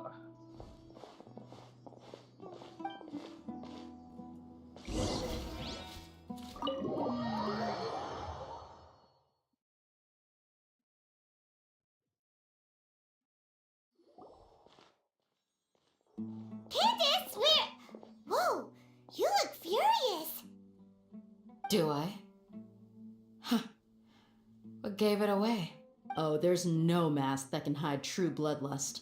Cover up your eyes, and it'll still show itself at the corners of your mouth.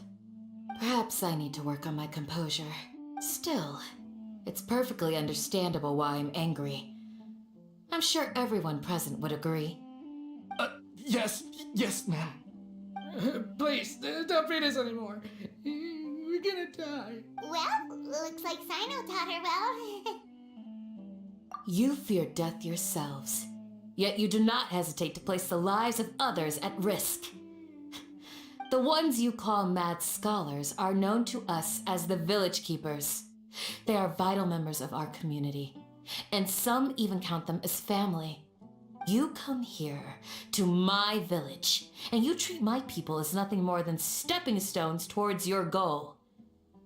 Tell me, what would you do to you in my position? Mercy! Please have mercy! You've made your bed. We may both be desert dwellers, but there is one thing that I understand better than you. The resurrection of the Scarlet King will only result in war. And war serves no one. The people of Aru Village care little about which god is in power. Life may be tough and tiring, but we wish to preserve our way of life. A war would only cause us to lose all that we have. And that is not a responsibility that you can afford to shoulder. We understand. We're sorry. I'll tell you everything I know, please. Just... I'm listening. You might not believe this, but it wasn't us who came up with this idea. Someone was spreading rumors in the tavern. That's how we ended up hearing about the Scarlet King's resurrection. Some mystery man told us that mad scholars will make the perfect sacrifice to usher in the Scarlet King's resurrection. They give their lives, and we can get anything we wish for.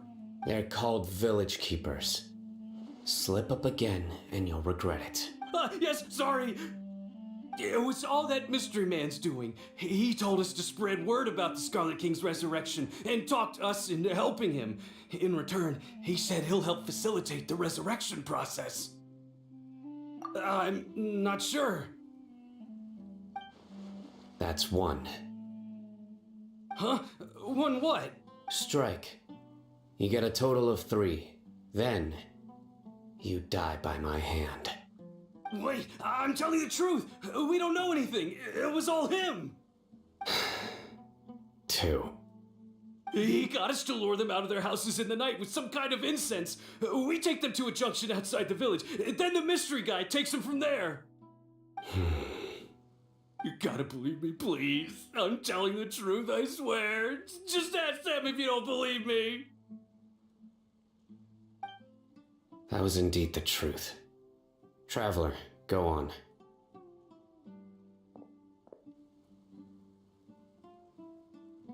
You have to believe me. If I knew that, I would have told you his name right away. I'm not risking another beating to keep his secrets. No way. That guy, he wears a cloak, and he's always careful to cover his face. He calls himself the Scarlet King's envoy. I believe I may know what's going on. Uncle Anpu? What do you mean?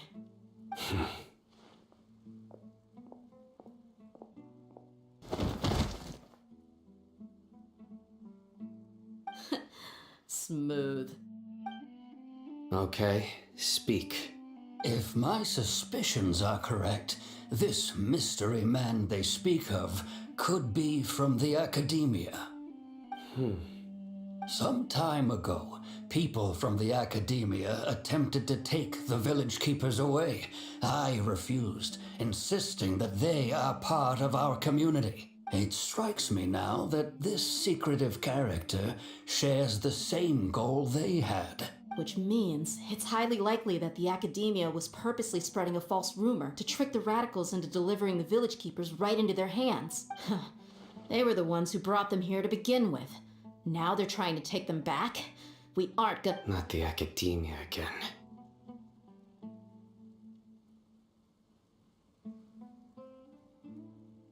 Just as I thought. But what could they want with the village keepers? People are nothing but tools in the eyes of the Academia. A change in their plans likely means they found another way to exploit the scholars. Regardless, our top priority now is locating the village keeper. You're right. Isak is still waiting for news on his grandpa. Time to go. Let's leave the village and try to track them down. Yes. Pack up and get ready to leave. You got it. Candace, I'll let you deal with the radicals. Leave everything outside the village to us. All right. Let's meet back here once everyone's ready. I'm ready.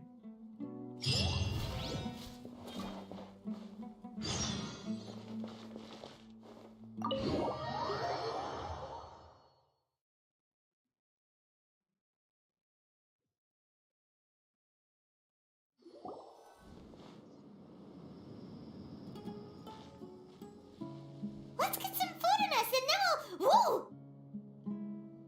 Where did you come from? Well, as you can see, I am merely sitting here and reviewing what we have deduced thus far. You were gone for ages! And now you're suddenly sitting here musing to yourself? Hey, what's with the silence? You never think things through before asking questions. I'm giving you some time to make up for that. Paimon's so mad! Paimon's gonna give you an ugly nickname! Never mind! Paimon's got nothing. There's just nothing super obvious to pick with this guy. It makes it so hard. Well, you've heard nothing to suggest I left this whole time, so clearly I stayed in the village to investigate. Anyway, you plan to leave Aru village and keep searching for the truth of this matter, yes? Yep. We're not gonna find out anything more by staying here, so we thought that we might as well take the search elsewhere. Enough with the silent treatment! No. I'm just surprised that you decided to team up with him. Alhaitham, you haven't helped us out at all ever since we arrived at Aru village. Bold of you to question our choices. Yeah, you're all talk! While you were investigating, I had my own work to do, which I've now finished. Really? Paimon doesn't believe you. To be honest, we aren't really a team, so I have no obligation to inform you of my whereabouts. Not to mention that going separate ways allowed me to find some important information that you all had missed. Huh? Right here in the village? Correct. What did you learn? I'm going to take you to someone. But before that, you need to understand where she's coming from. What does that mean? How do you think the residents of Aru Village feel about what we're doing? In other words, do you truly believe every single word the villagers tell us? You mean some of them lied to us? Hiding the truth does not necessarily equate to lying. Again, these people have their reasons. Remember what Gandhi said?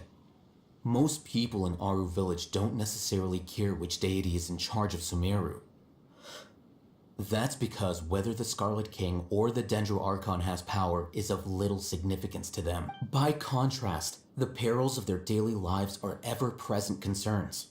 They won't simply share everything they know with you without good reason. That's why you believed there was no further information to be found in this village. Glad you're following along. Among those you have talked to, there's someone who was consciously keeping you out of the loop. In fact, she's been observing your every move since you arrived. The reason being, to someone who only wants to live their life in peace, any external factors introduce unpredictability into the equation. Those eyes. Those fierce eyes. You look like a real fighter. Don't change the subject. It's quite obvious that she's intimidated by Sino's authority and strength. Right. You were asking about the mad scholars. She corrected herself mid-sentence because she's aware that there are Scarlet King fanatics in the village. If she sounds too friendly towards the village keepers, she could easily make herself the radicals' next target. I think it's been a few days since I last saw them. I usually go to bed pretty early, so I'm not too familiar with what goes on at night. Remember? She made a point of denying her involvement in anything that occurs at night. But honestly, I feel quite sympathetic towards them. Even though they act a little strange, they've helped me in the past. If it weren't for them, my house would have collapsed long ago. After speaking to the village chief, it became clear that the village keepers had protected Aru Village at night. In other words, the young miss was very much awake during that time. Then why would she lie? By getting involved with an outsider, she risks drawing unwanted attention to herself. As for why she might be so wary about all this, maybe you should ask her. I'll pass on this one. You said that she is afraid of me. If so, it's best if I stay out of this. We're on it!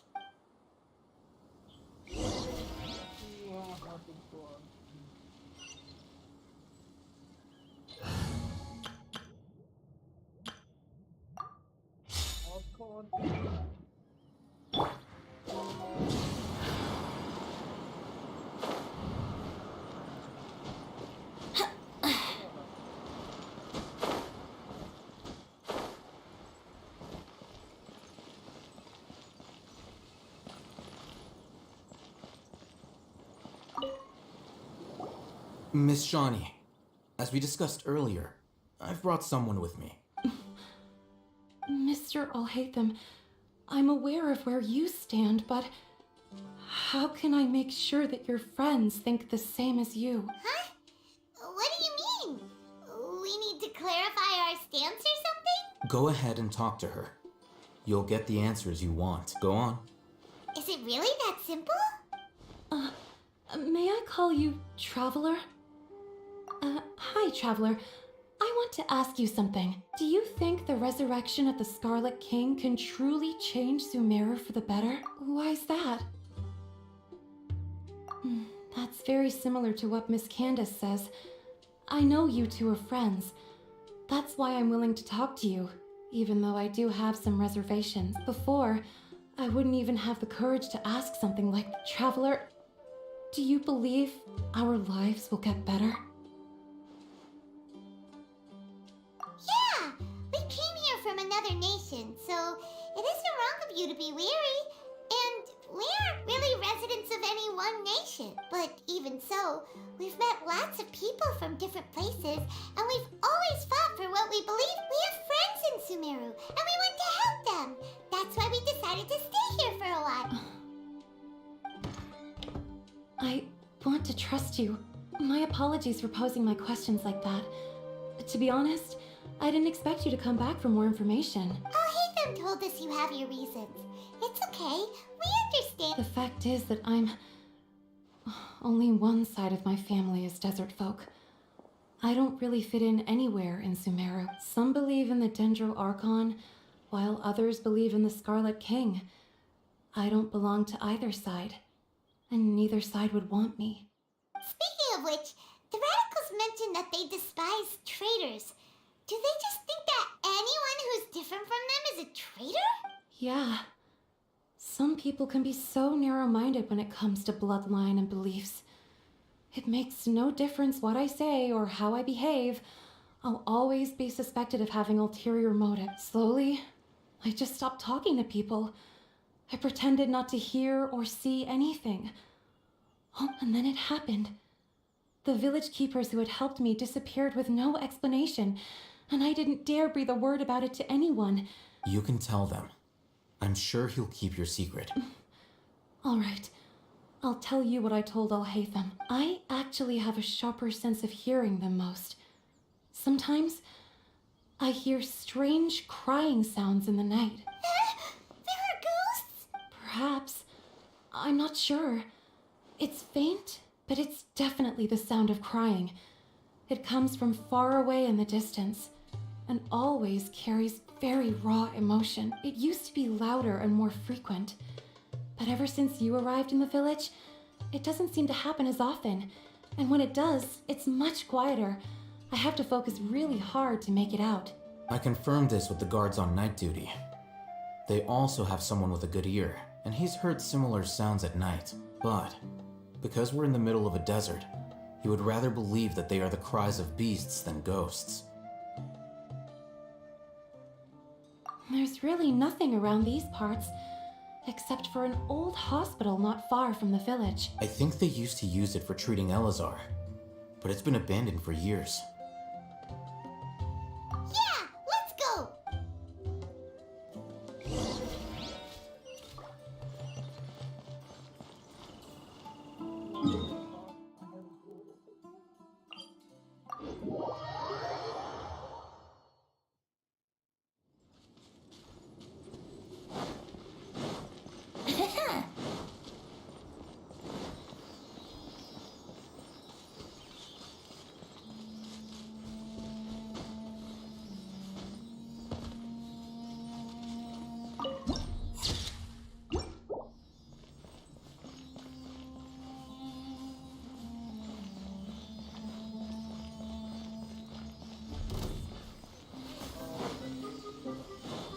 Think you can get away?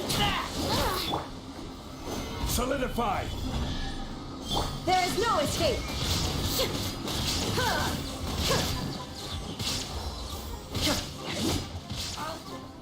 Yahoo!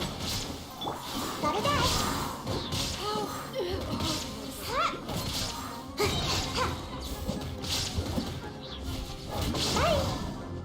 Shine down! Take my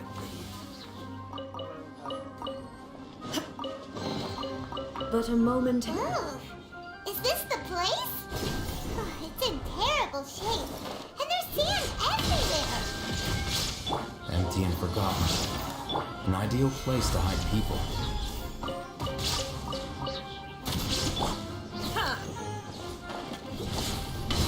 The jungle!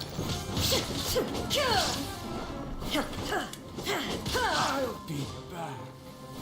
I'll be back.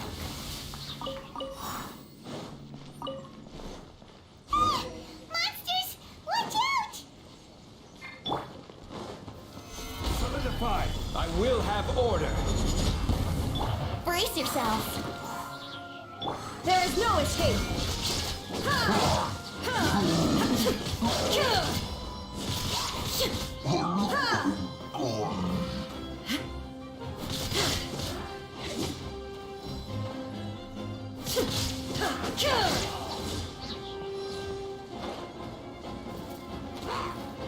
Shine down!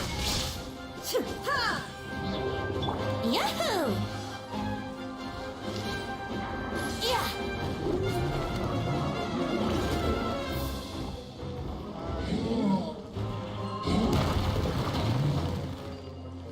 Time for takeoff. There is no escape! Ninjutsu! Now you shall perish!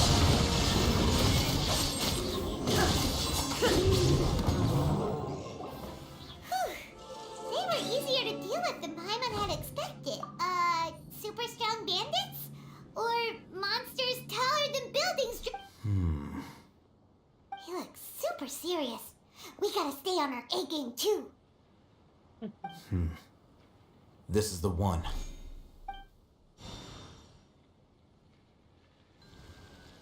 Yeah, I don't need to activate it.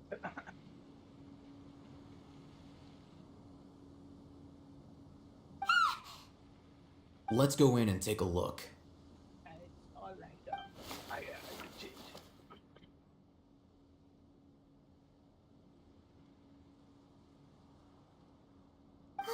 Hey, we haven't found Squat. Are you sure we aren't wasting our time here? Patience. Shawnee says she only hears the crying at night. We have time to burn. Until then, I'm taking a break.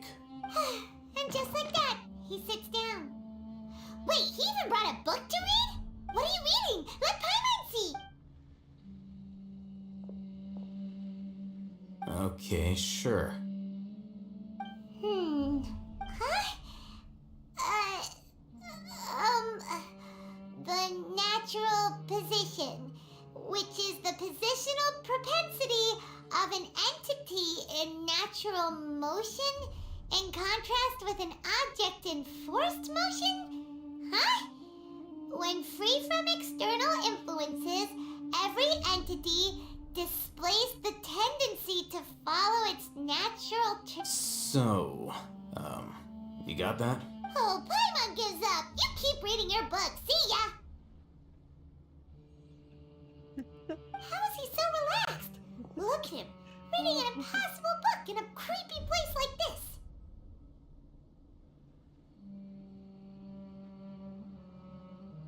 Hey, what good is that gonna do for you? You're acting like one of those annoying grown-ups who go around nagging people to focus on their studies. Hey, what gives? Shouldn't you be the one providing for Paimon? Oh, right. Okay then. Thank you for working so hard and earning so much more. If it weren't for you, Paimon would probably still be floating around in the ocean somewhere. Thank you.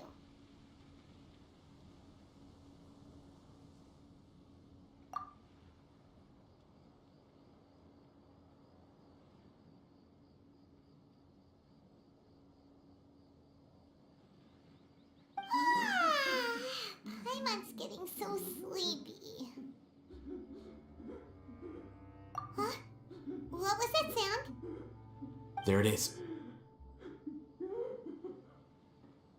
It's coming from that direction.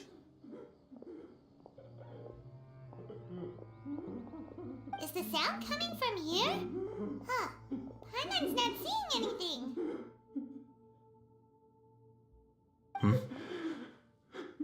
It's from below.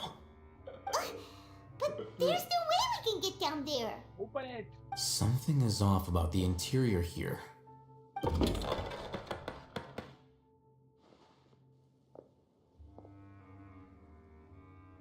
getting dark.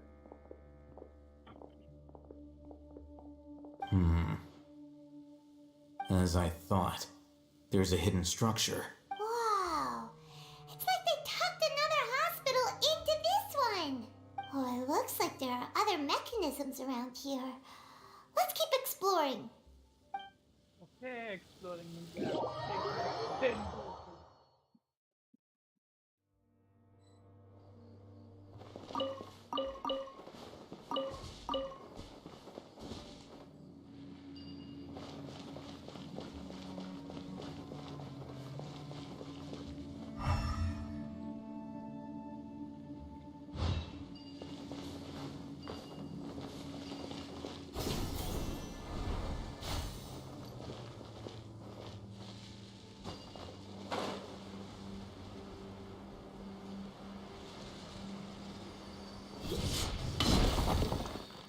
no. Oh, no, it isn't. Let's go again. Let's give it.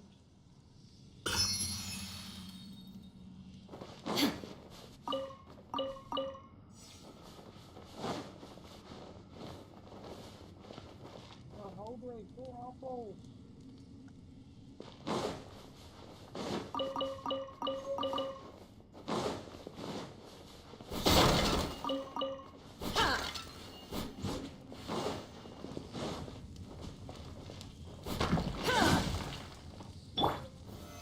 Stabilize!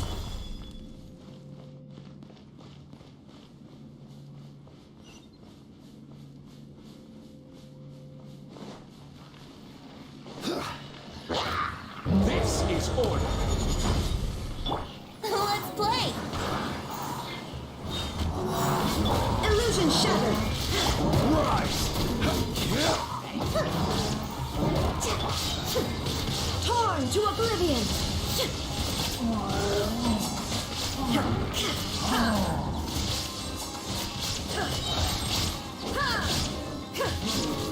Shine down!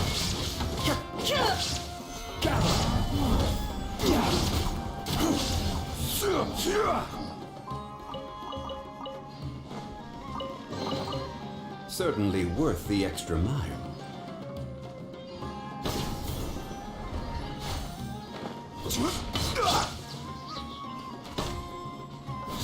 Illusion shattered!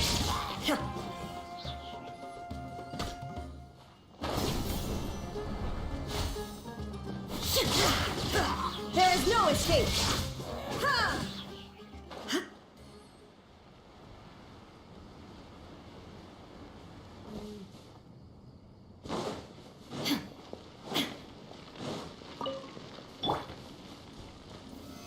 Stabilize!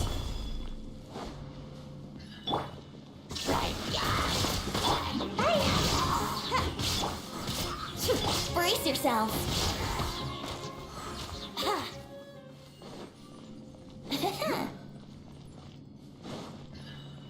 Think you can get away? Let's play!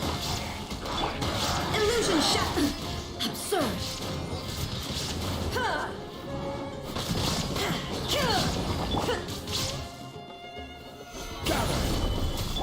There is no escape! Gotta dash!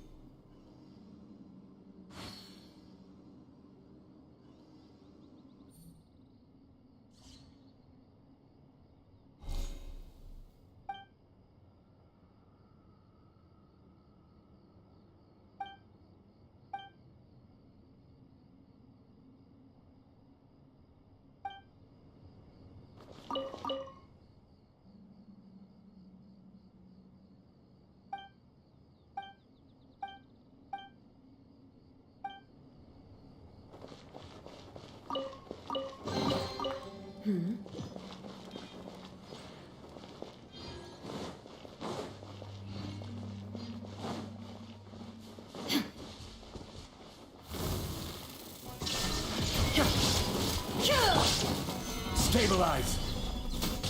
Yahoo!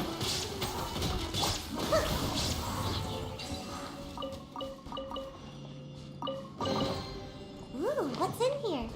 Maybe a growth serum?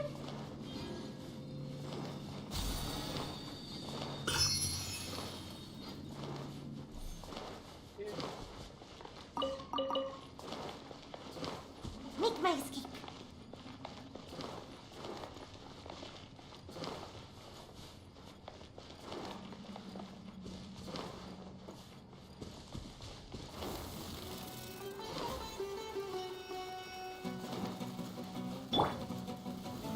Solidify! Illusion shattered!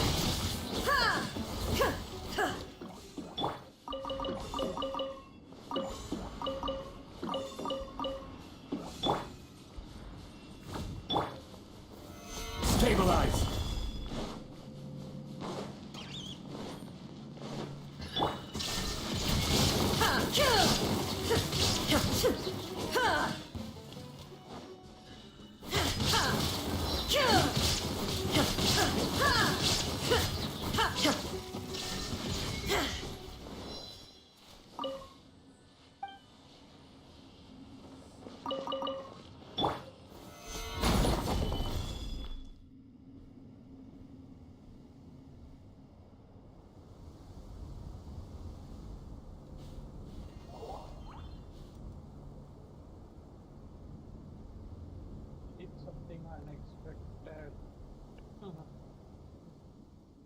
Okay.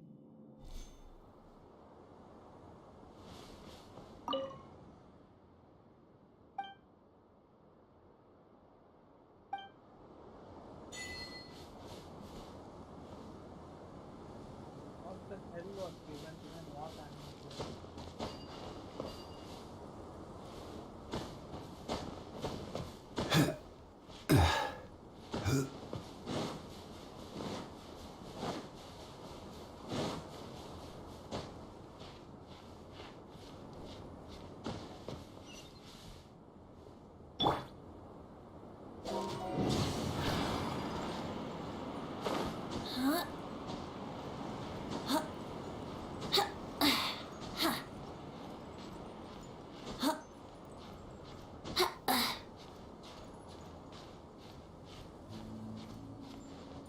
Wouldn't gliding be faster?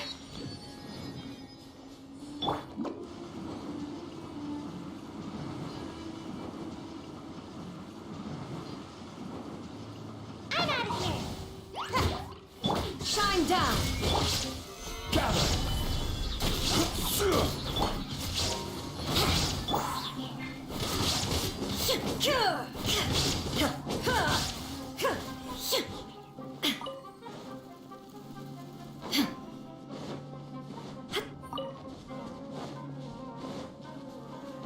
Time to go.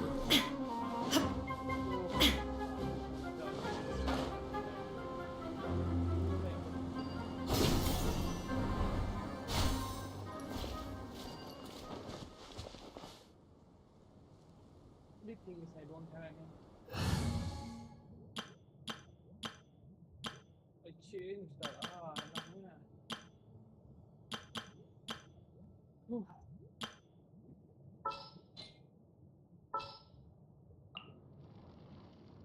Not more damage. I'll ensure your safety.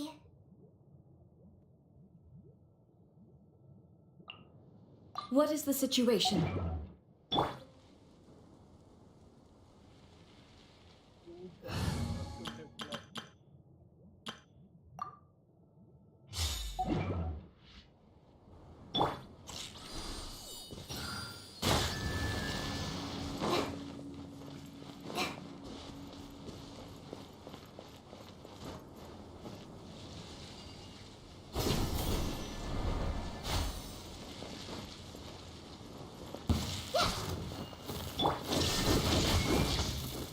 Life goes on.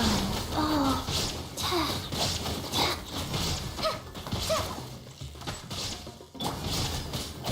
There is no escape!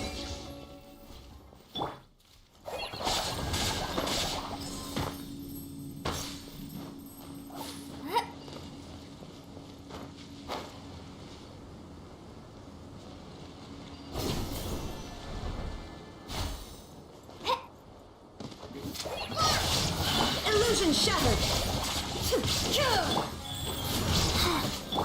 Take flight!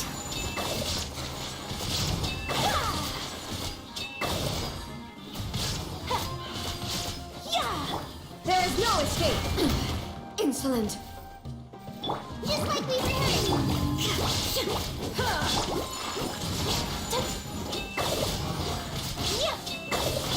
Shine down!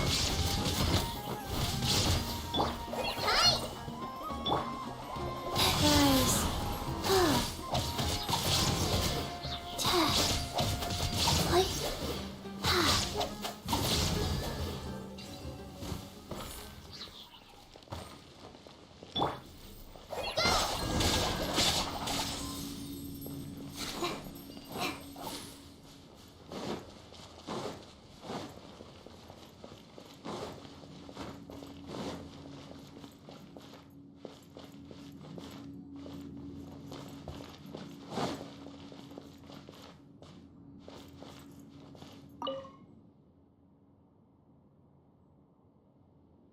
Hold on, it's left side.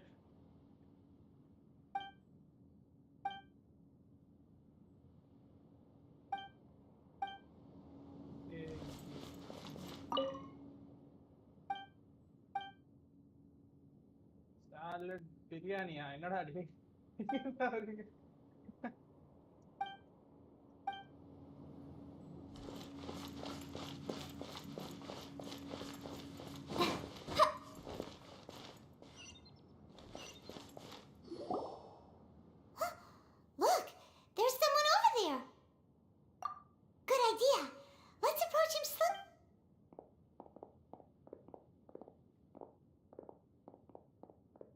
Wait.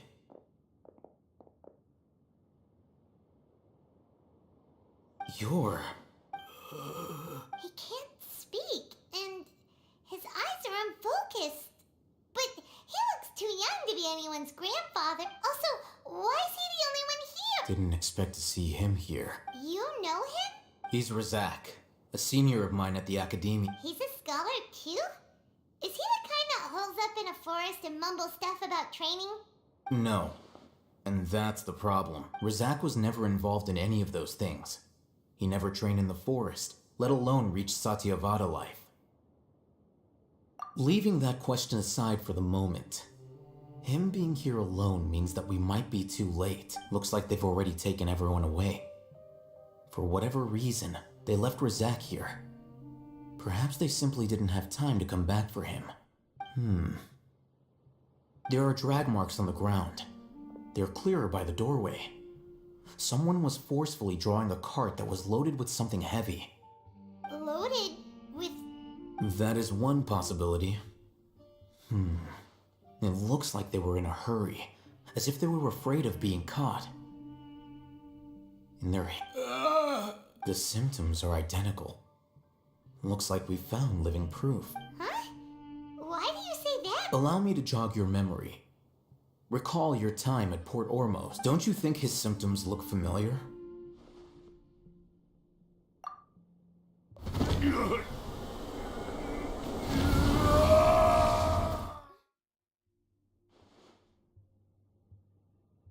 Oh, now that you mention it, they're acting the same way. Correct.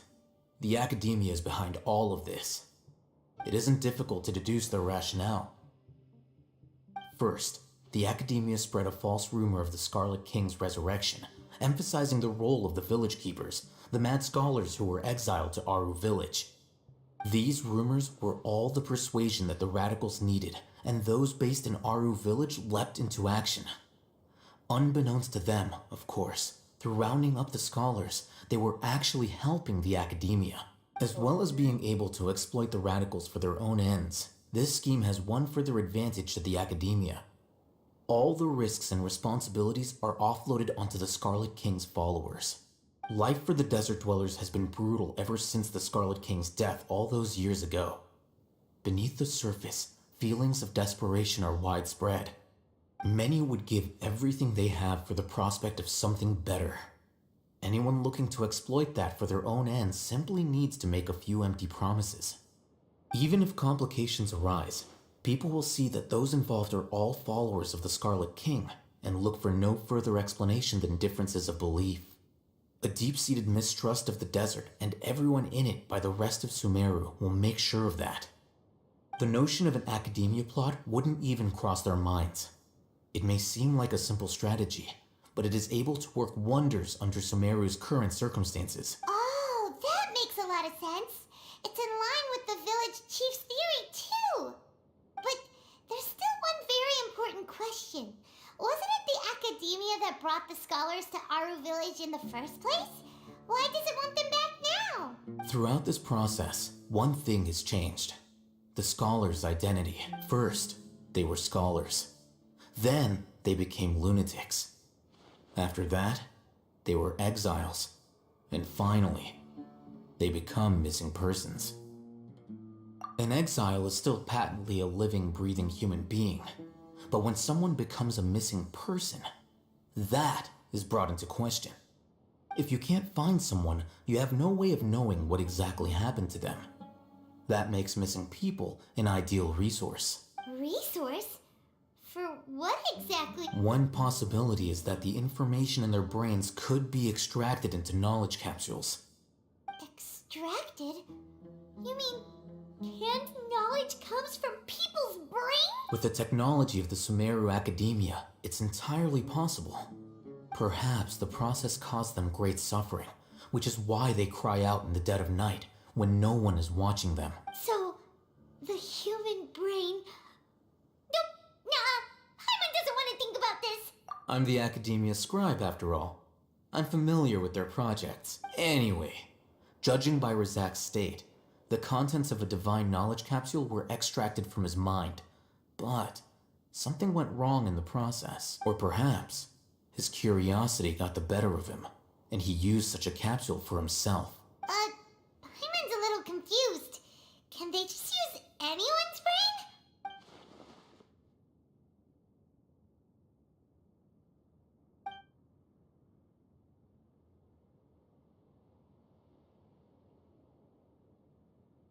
The look on your face tells me you've realized the answer.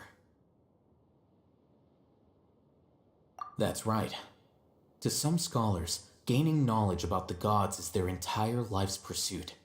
Extracting canned knowledge is just one of the extreme measures they turn to. However, I can't help but wonder, what do they seek to gain from divine knowledge? The academia is going out of their way to look for forbidden knowledge, but what is their ultimate goal? I've spent quite some time trying to analyze the contents of the divine knowledge capsule, but to no avail. It seems like my way of thinking is too different from theirs. You mean you're not even slightly interested in getting your hands on this forbidden stuff? All scholars seek to expand the horizons of knowledge, but I'm not particularly interested in gods, so I don't share their degree of zealotry. Extracting information from people as if they were lifeless objects? If this is the direction of academic progress, then the academia may as well shut its doors. Sounds like you're really against all this. Of course. The academia's actions run contrary to their rules. Whether it be academics or knowledge, everything has its boundaries. If those lines are crossed, the rules and order that govern everything in the world will be destroyed. This matter needs to be corrected, just like fixing a typo in a book. Wait, didn't you step in to help because you felt sympathy for those poor people? Not to be callous, but no. My criteria are a little more restrictive than that. There is no shortage of suffering in Sumeru, and the same can be said for the rest of Teyvat as well. What do you plan to do about that? Save every last person? Probably not. Paimon's not sure. You can say that. Simply put, I don't blindly place my faith into strength or heroism. I do what I want. The divine knowledge capsule is something I want to investigate in full. That doesn't mean I'm willing to take action for the sake of a few strangers.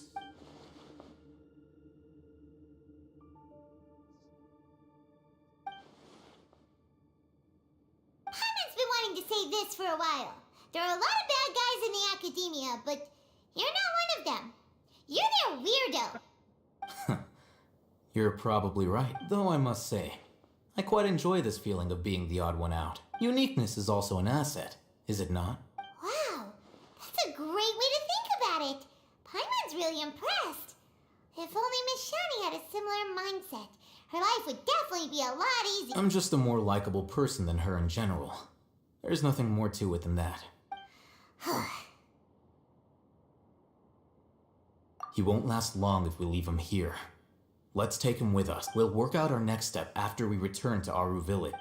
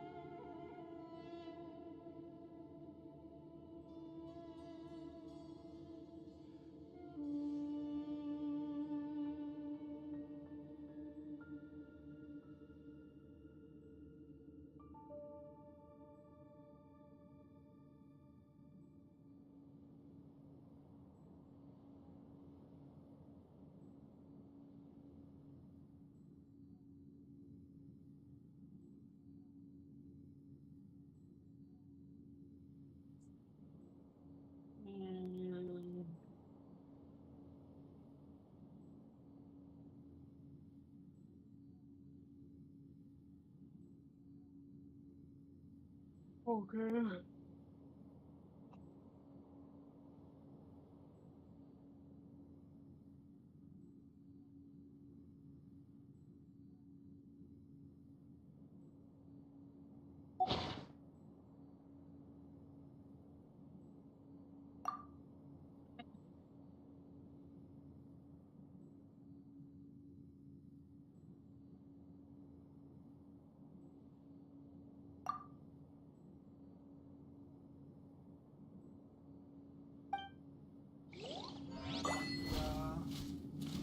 I think I completed it.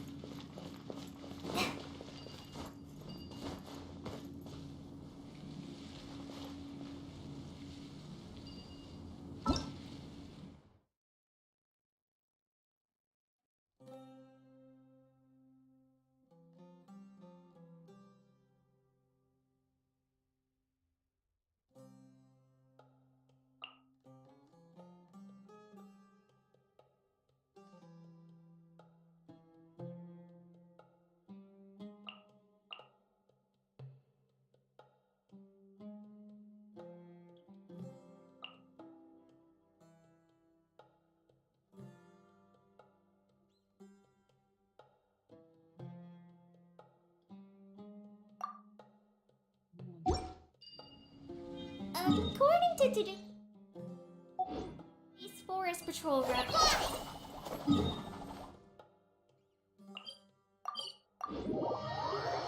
Combat.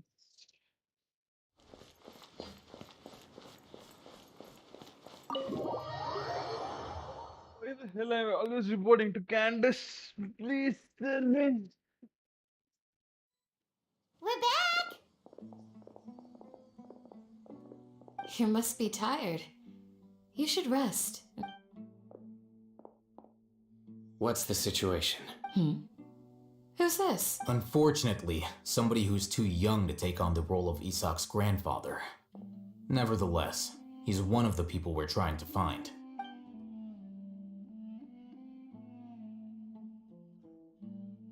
So, at one point in time, the abandoned Elazar hospital served as the Academia's site for extracting divine cant knowledge.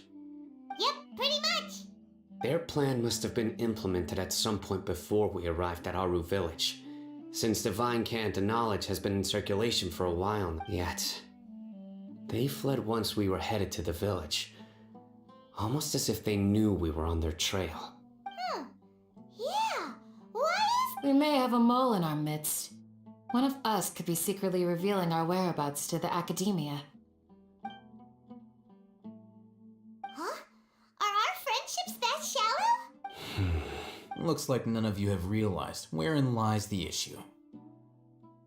Sino, you're the reason why they can predict our movements. Wait, what's that supposed to mean? Choose your next words very carefully. It is simply a logical inference. I have my reasons. So what you're saying is... Sino's the mole. Interesting. And here I thought you were the most suspicious one, Alhaitham, since you were always acting alone. I know. You have a point. But I realized something as we were returning from the hospital. Sino isn't like any of us. What are you trying to say? Do you still remember who you are, General Mahamatra? As a Matra, you are no doubt privy to certain kinds of information. Before you can take action against someone, you are required to have all the facts available, including the less than savory details. Simply put, the Academia has traditionally allowed you access to a wealth of sensitive information. Knowing their modus operandi, wouldn't you expect them to take precautions against you? If you want to raise a vicious wolf, you need to make sure that you can avoid its bite. The Academia is monitoring me? It's not that simple. The Academia has eyes all over Sumeru, but they have a special protocol for dealing with you. Every so often comes a Nyagarbaha Day. On this day, the Academia enters new information into the Akasha through knowledge capsules. I remember seeing a thick notebook next to the control panel once.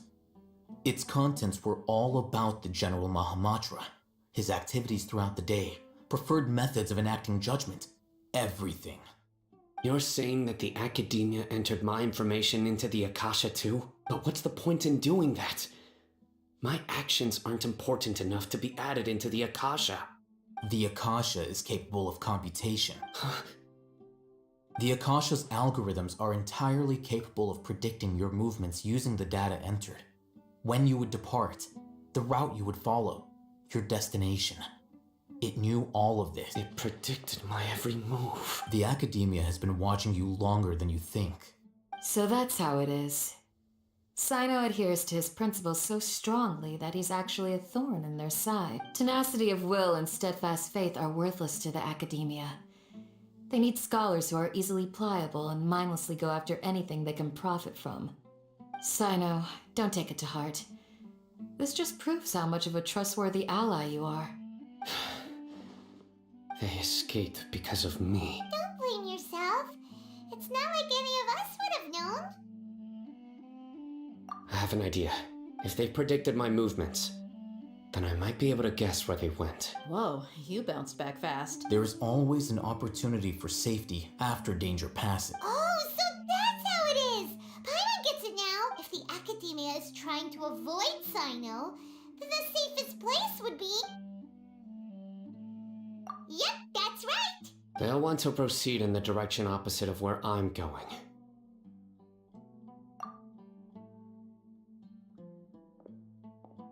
I must go. There's also something I want to investigate. Let's go, guys! After him! Please, wait! I want to go too! You want to go too? If so, you have to promise you'll stay safe. I want to find Grandpa. I promise I'll be careful and not cause any trouble. Everyone, I leave him in your hands. Yay! Let's go! Paimon feels like we're missing someone, though. She just heard me. You're telling you're missing someone.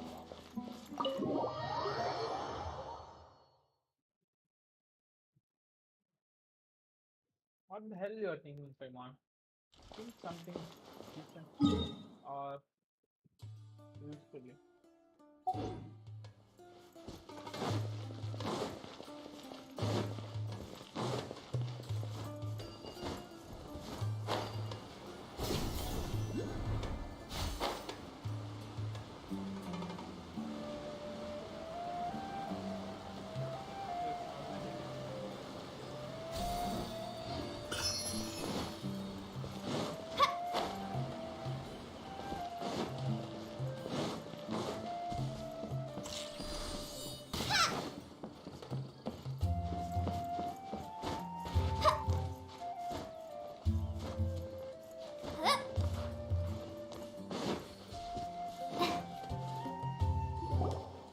So, where do we go from here? Yes. After leaving the village, we should head straight toward the desert.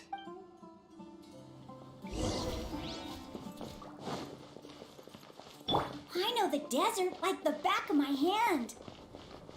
Is that because you play here a lot? Yep. One time, Grandpa almost got lost in the desert, but I was the one who brought him back. There's something here. What's this? It's buried in the sand. Looks like we'll need to roll up our sleeves and do some work. And Paimon thought running around everywhere was already enough work. Okay. So, we have to dig it out? Whatever's down there, it looks like it's buried really deep. These are likely fragments of an Academia-developed device, something akin to a headset. Looks like there were more than one village keeper. They must have been escorted this way because there are device fragments scattered around here. Let's split up and search the area. Chances are that we'll find...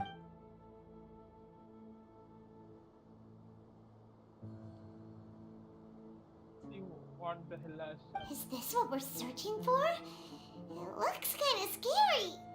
This is definitely a device used to extract divine knowledge. How did it end up buried in the sand? That can't have been part of the plan. They must have been attacked along the way. Wait, what? Grandpa. I hope you're okay. Don't worry.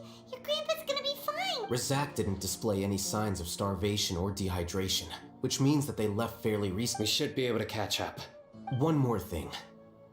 Given that the device had been entirely covered by sand, I believe the attack must have happened prior to the sandstorm.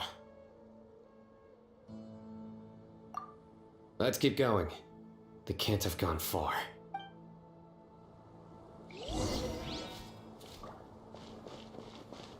Ugh, running on sand is so tiring. But you're flying, aren't you, Paimon? Is flying over sand tiring too? Nice question. Ugh, Nice. of course it is.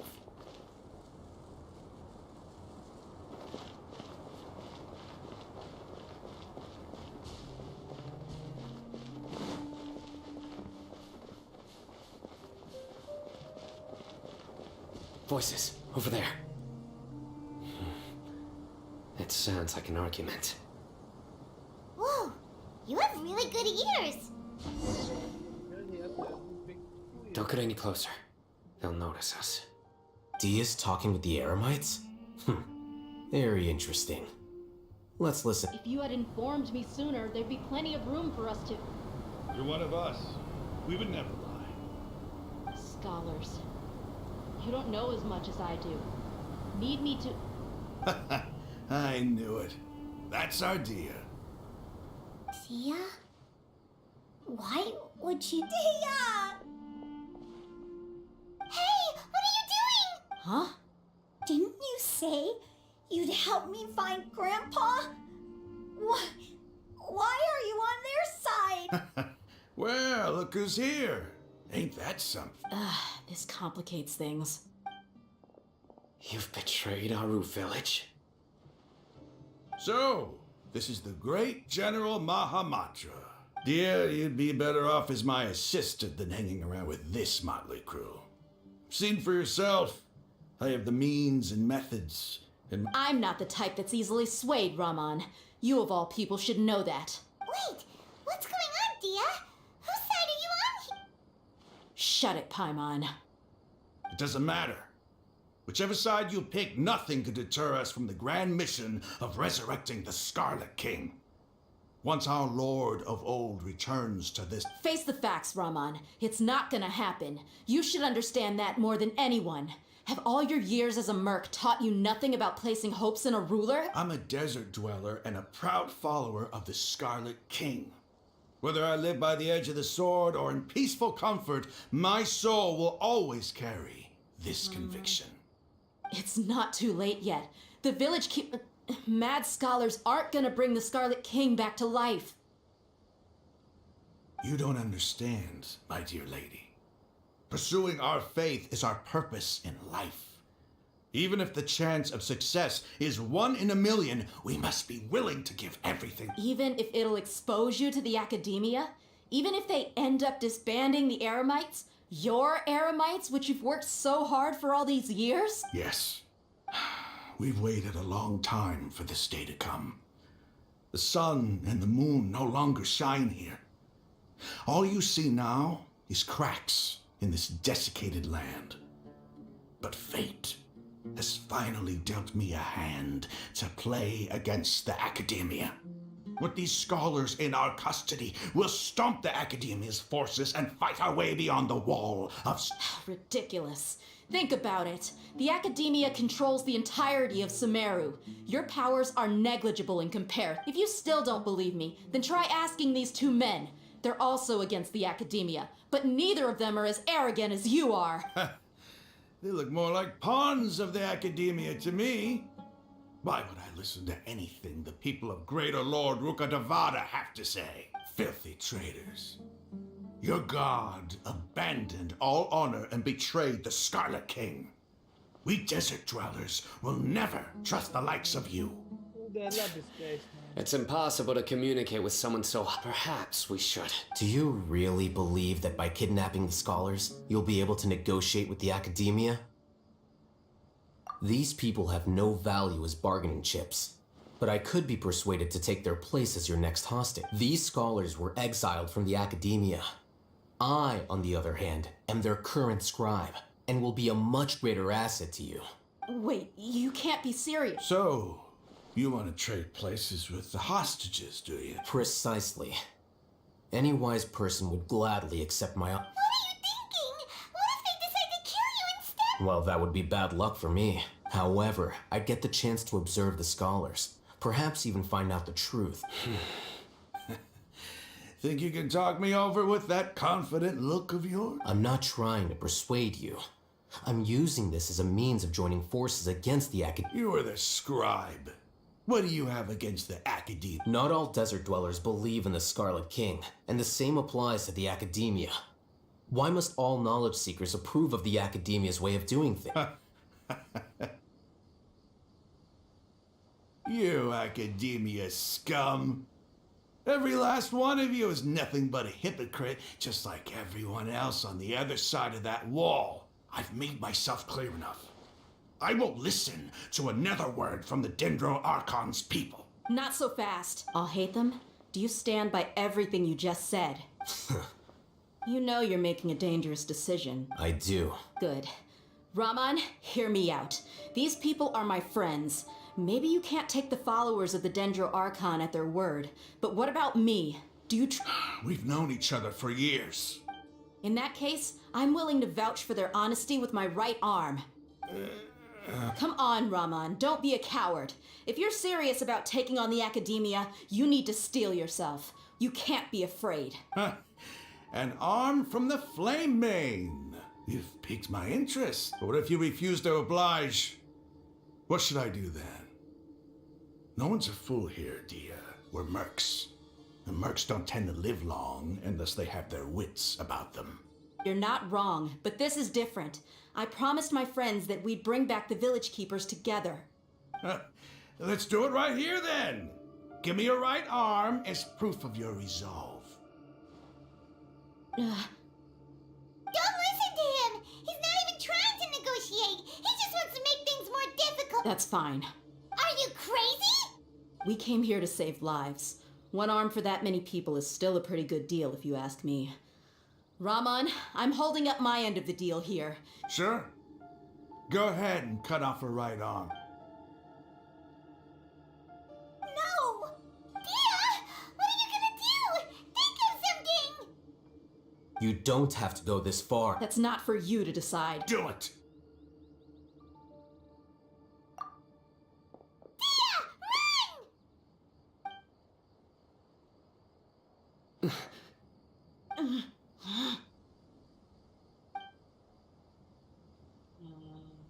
What the hell is happening? They're all moving slow. Stop! What's wrong? Can't do it? Flame Mane, you and I are both desert folk. Cutting off your arm is no different than cutting off my own fingers. Where's the sense in cutting my own kin to pieces? You've shown me that you're serious. Go on now, take your friends and leave. Meet me in the desert at noon.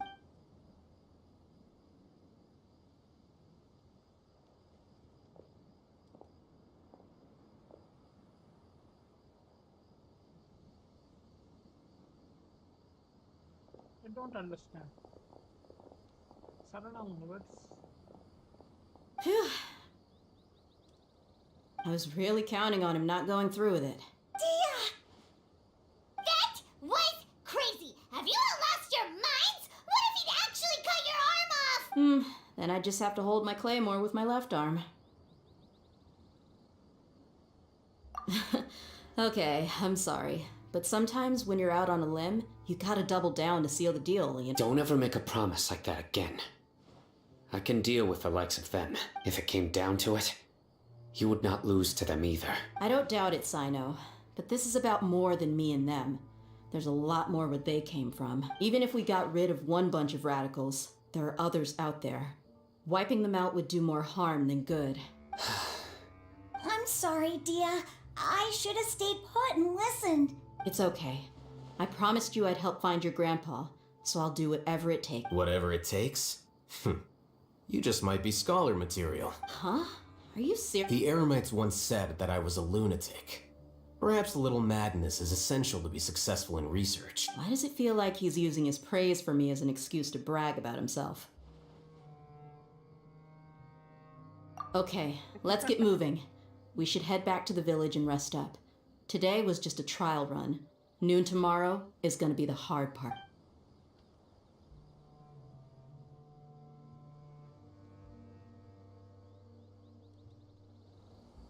I had Geo Archon.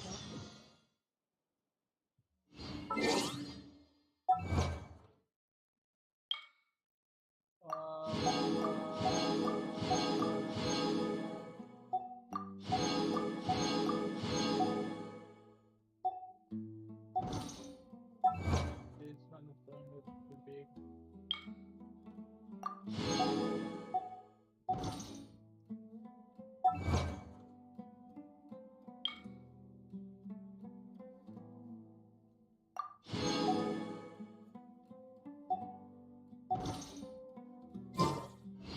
Okay, now we will do a 10 pull at our stream again. I don't know how much luck I have. I don't know I won't be able to.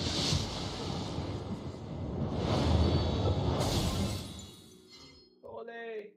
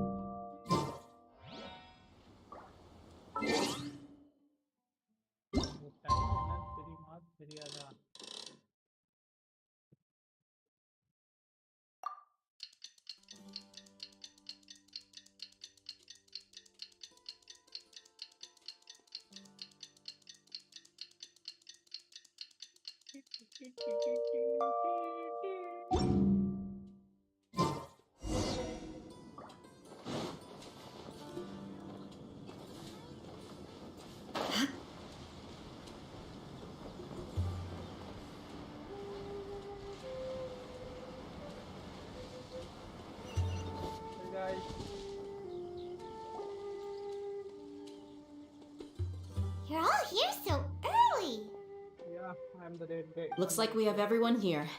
Isak, are you sure you want to come with us? I'll watch from a safe distance. Dia, I want to be there to bring Grandpa. Okay, let's go. Dia, wait. What's the matter? I heard that you were quite reckless yesterday. No more of that today, understood? Or I'll be very upset with you. Fine.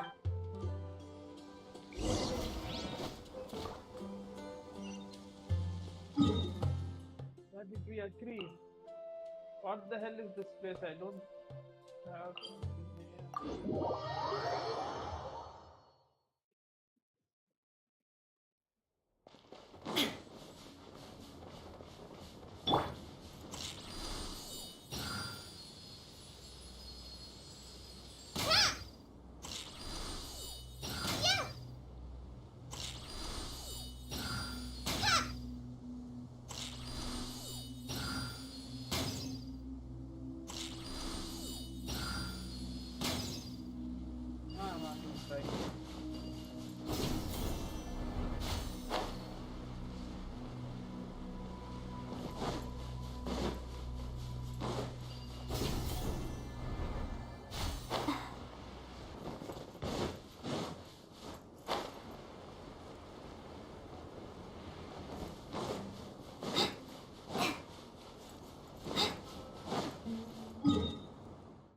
The hell am I going to this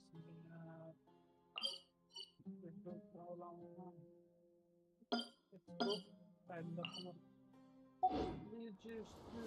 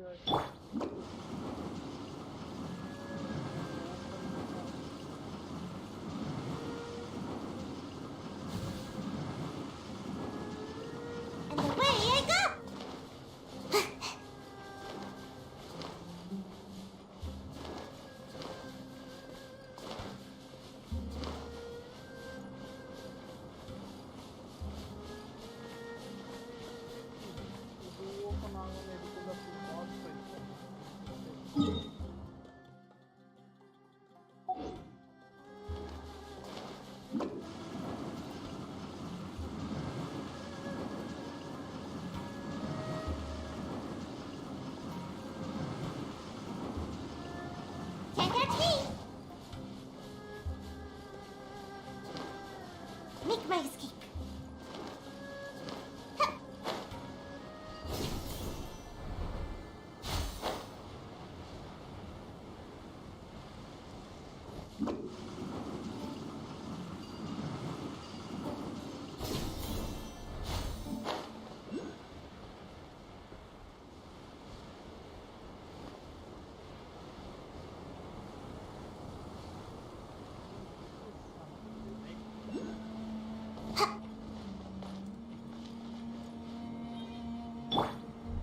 Here we go.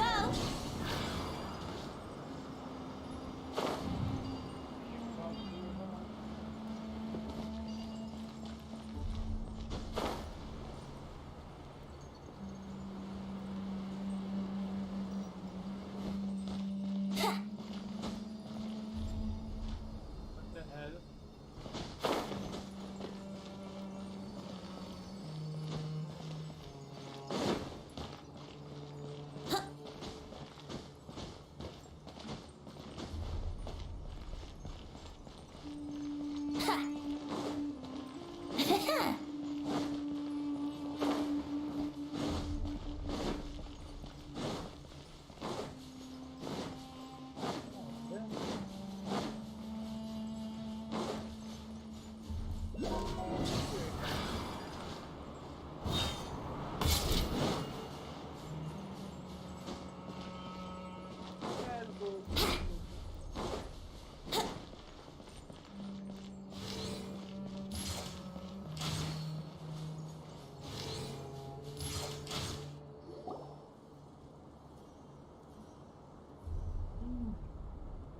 Huh.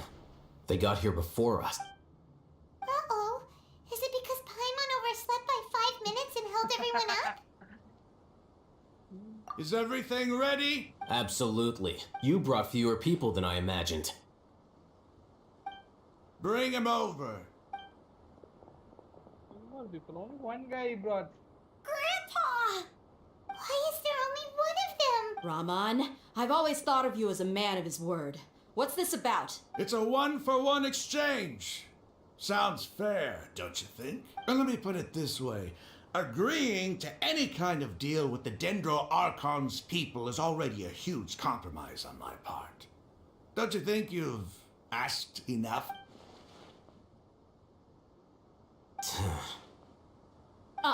You stay right there!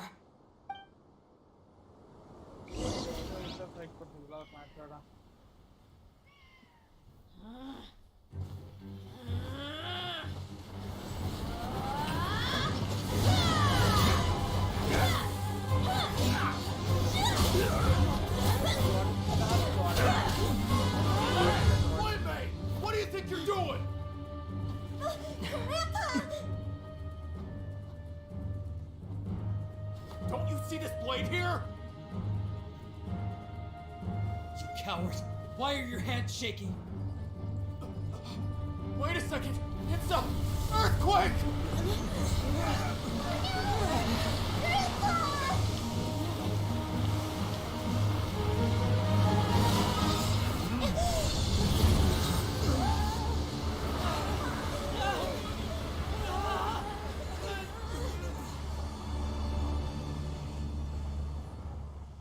Okay. That guy had superpower and he used it. Paimon! But night I can't come, no.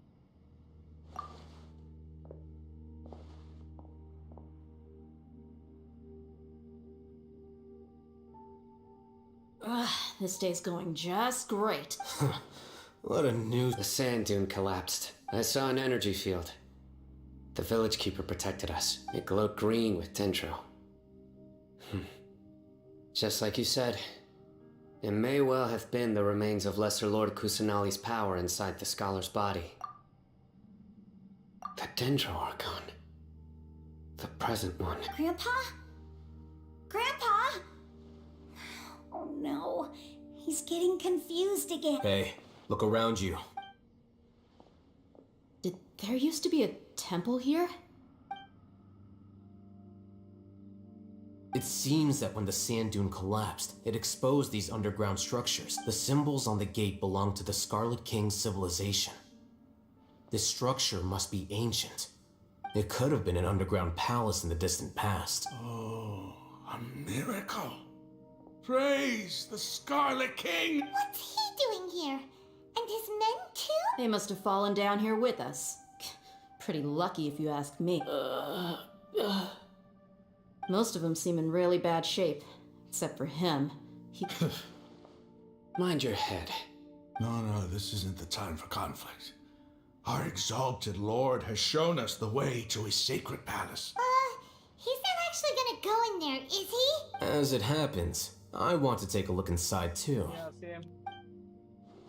What are you doing? Don't you think it's curious? 1 minute, Lesser Lord Kusanali's power protects us from harm, and the next, remnants of the Scarlet King's civilization. 2 major deities are vying to showcase their power to us. It would be a shame not to witness them both. Paimon thought you weren't interested in guides. Indeed. In my view, gods are just a higher form of living being, or creature you could. New discoveries are always worth investigating. Whether they have anything to do with gods is neither here nor there. Raman, what are you gonna do about your men? I'll just let them lay here. The Scarlet King will take care of his people. Right now, I'm going inside.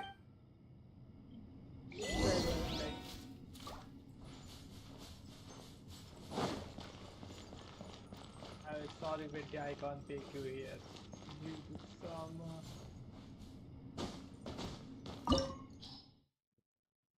We need fire, lightning, ice. So I think I have it here.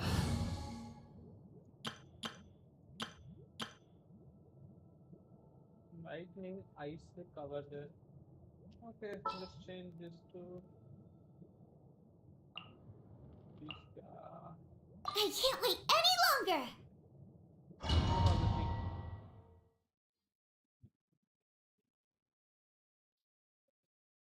Stop.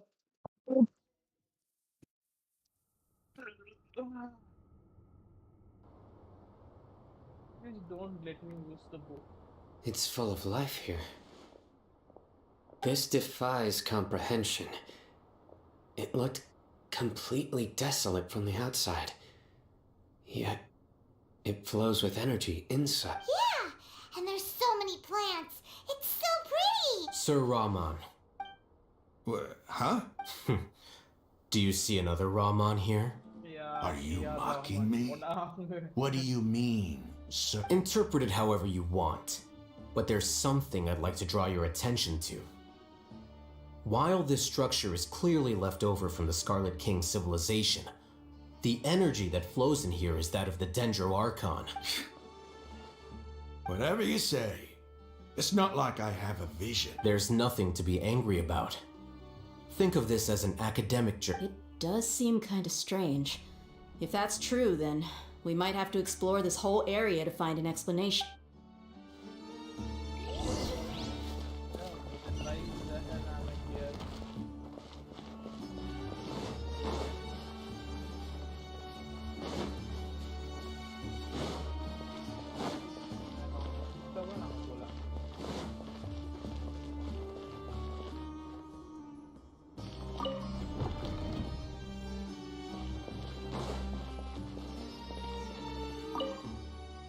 Look up at the hall as the mortar and listen to him.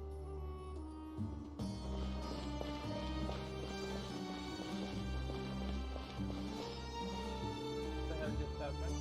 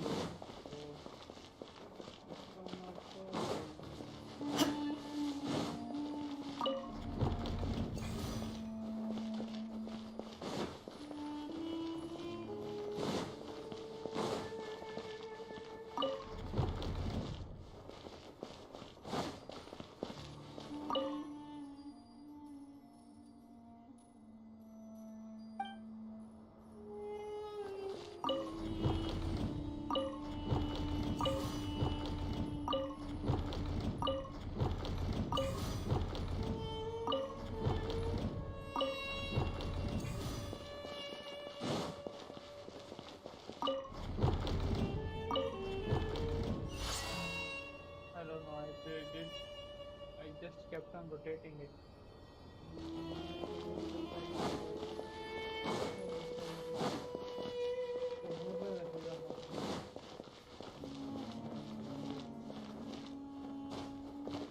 There is no escape!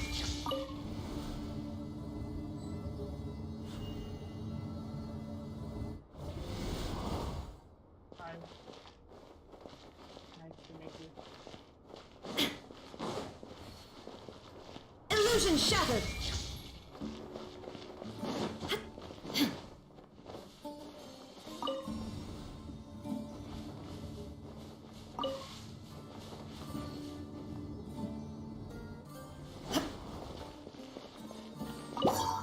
There is no escape!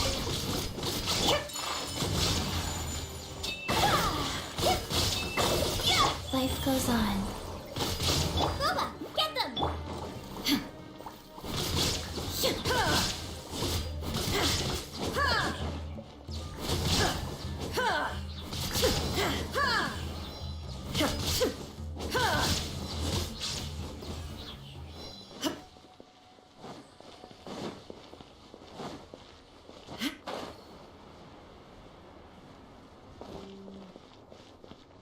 Hi guys.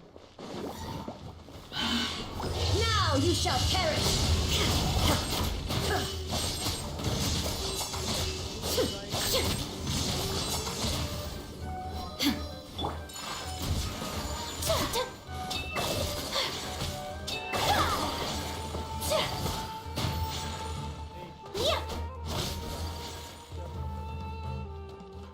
Nice and spicy!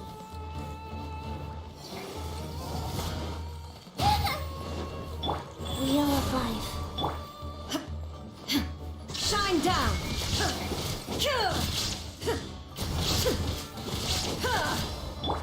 Whirling snow!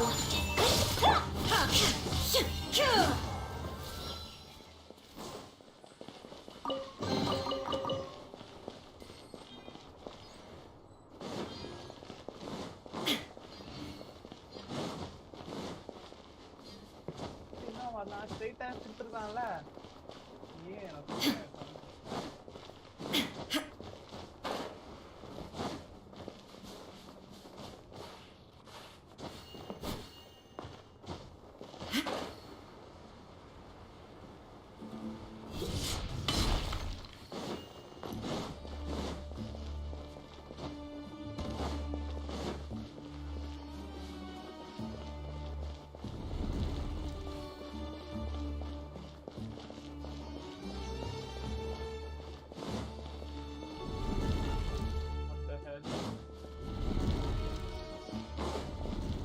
No, no, I want the chest.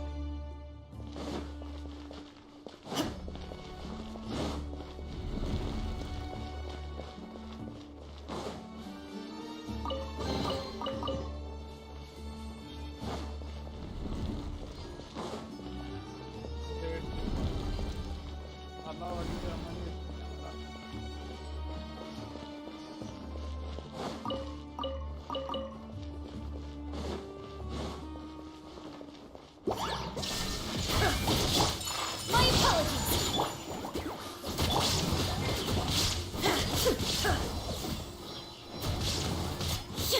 Illusion shattered! Ha! Ha!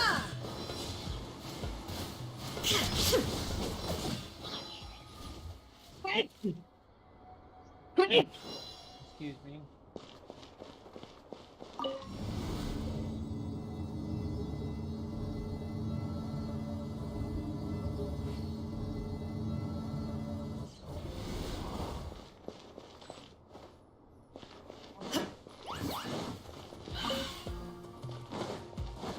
There is no escape! Embrace the ice! Inazuma shines eternal! Ha!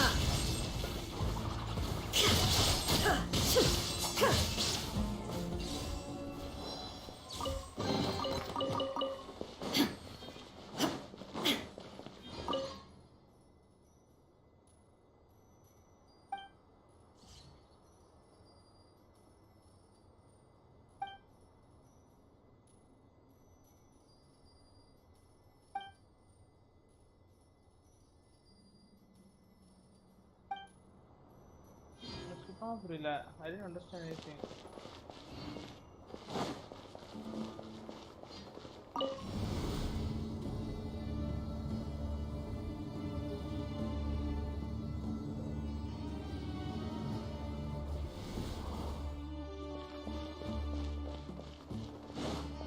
Came here.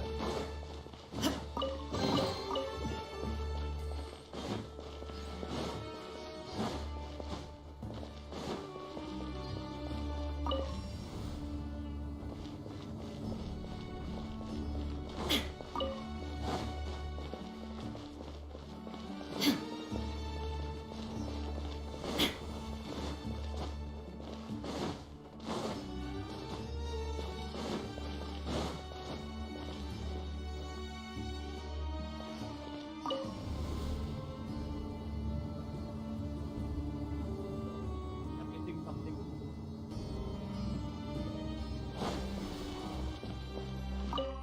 After 6 days of my family address to the British call of stick, the elevator will descend to the ground. Get on top of it before it starts ascending again.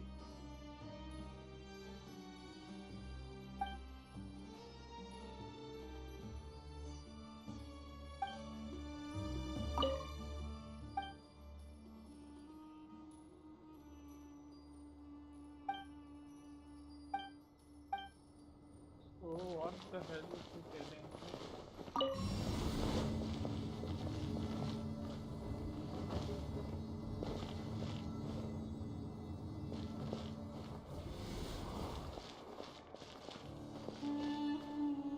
How do I activate it?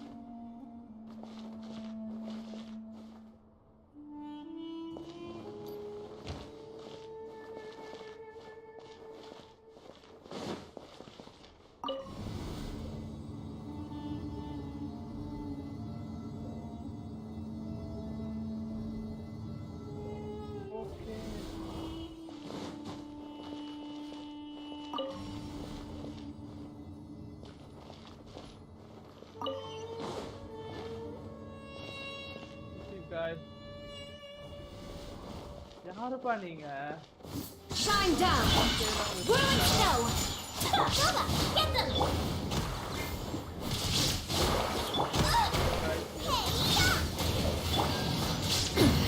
Insolent illusion shattered! So rude. Go. There is no escape! Take flight.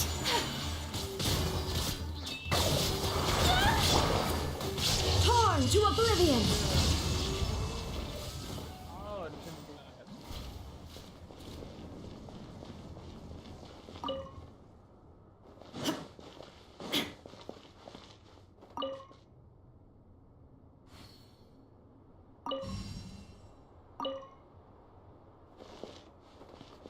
Return after start of this.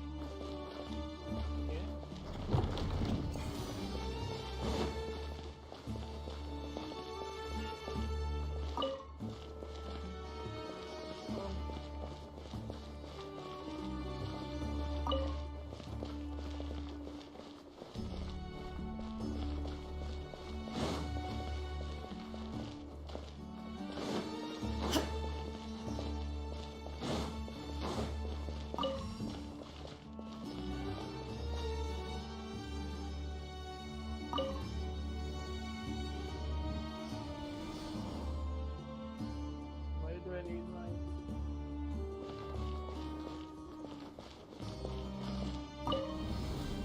मैं तो मिट्टी लग रहा है। Tell me why I'm down.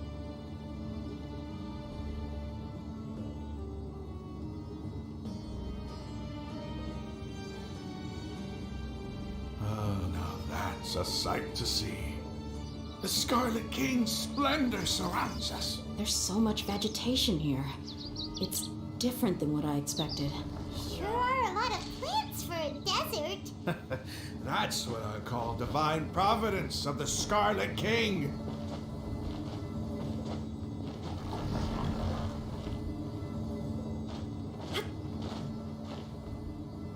Domain.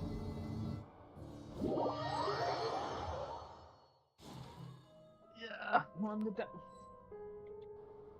I want to fight Solid King, but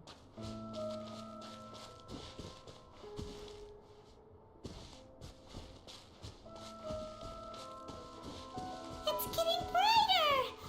Oh, it looks so beautiful.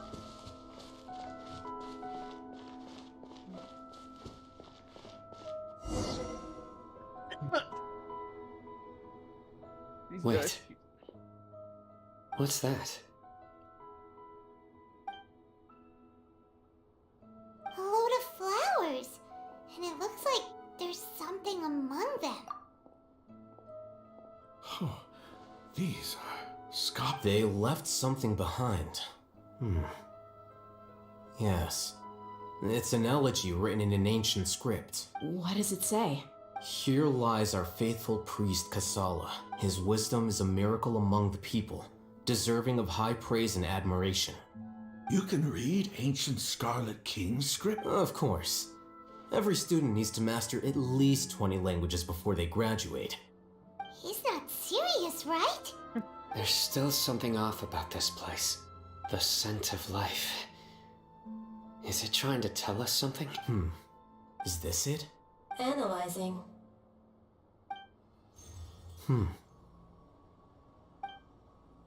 There seems to be a hidden message among these skeletal remains. Excellent.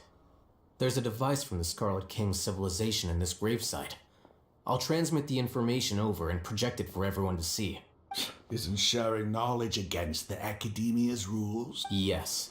However, under the circumstances, I prefer you to see this for yourself. You'll understand after watching it.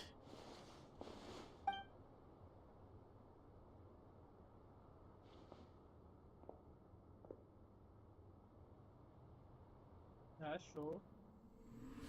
Civilization is born of knowledge, but so too can knowledge be its demise. A disaster caught us unaware. It was knowledge that did not belong to this world. The Scarlet King brought this forbidden knowledge into our world, and it quickly spread like a plague. People's minds were filled with crazed whispers. Dark gray scales spread across their bodies. Even the land was stripped of its vigor. Only a desperate, deathly silence remained. Were it not for greater Lord Rukadevata from the forests, the damage would have been irreversible. She summoned the priests to build temples and infused into them the divine power of life. The disaster was miraculously tempered, and the embers of our civilization were preserved in Aru village. Alas, the miracle could not last. As long as forbidden knowledge continued to exist, it would forever blight this world. In the end, the proud king of the desert, my eternal lord, chose to sacrifice himself. I have spent my whole life since guarding one of these many temples. But now, my duty is coming to an end. As I close my eyes for the final time, the sight of that noble deity will appear in my vision once more. In helping the Scarlet King to eradicate forbidden knowledge, she exhausted her strength, and her form became that of a small child. How strange. Now that I think of her, I no longer have any fear of death, for I sense that the spirit of life will abide with me during my eternal sleep. Children of the desert, cling no longer to past grievances, but hold tight to the memory of this act of benevolence. This literally What was changes that? everything for that The guy. priest's memories. No, impossible. Greater Lord Rukkhadevata. So the former Dendro Archon and the Scarlet King were never enemies at all. But this doesn't make any sense. The Dendro Archon's followers, they're clearly... Was that the former Dendro Archon? She became so tiny in the end.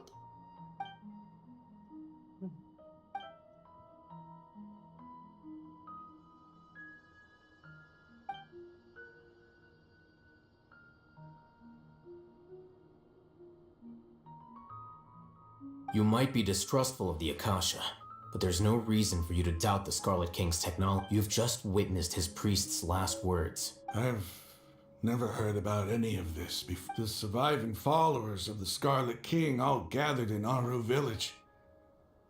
Our god did not make mistakes.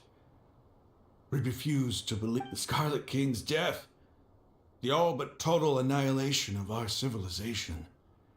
It was all Greater Lord Rukkhadevata's doing. We saw her as nothing more than a traitor, who stabbed us in the back in our moment of crisis.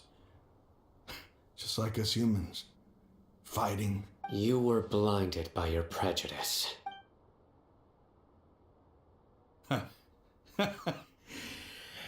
If I hadn't seen this for myself, if I hadn't witnessed his last words with my own eyes, ears, and heart, how could I ever begin to accept this? The truth is so far from what I've always known. Am I really supposed to believe that after all these years, all this time seeking revenge, suddenly now my enemy is my savior?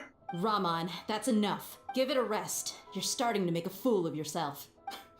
Dia, tell me, my Aramites and I, what are we even fighting for?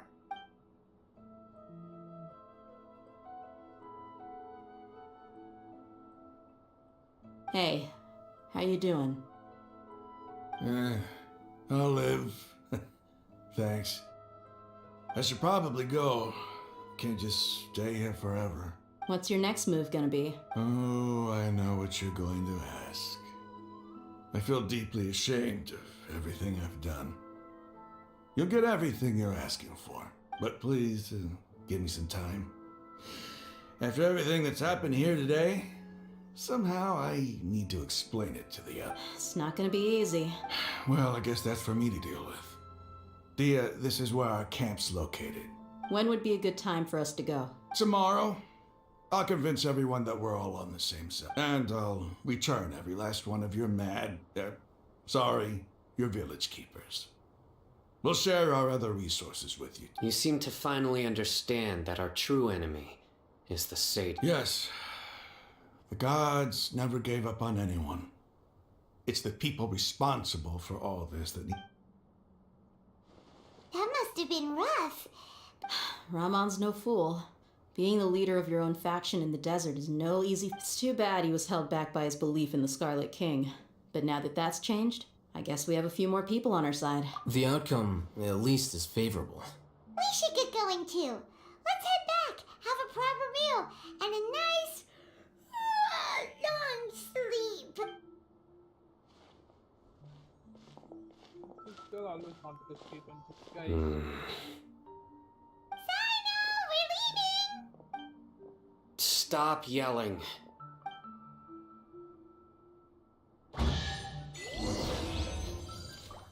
Stop it.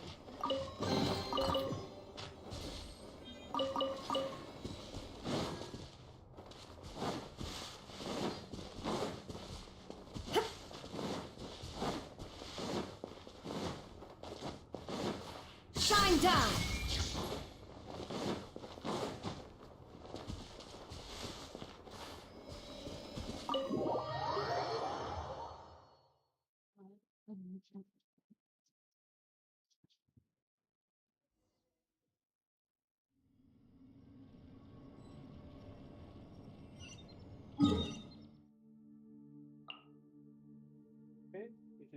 space which I don't have marked. Okay, that.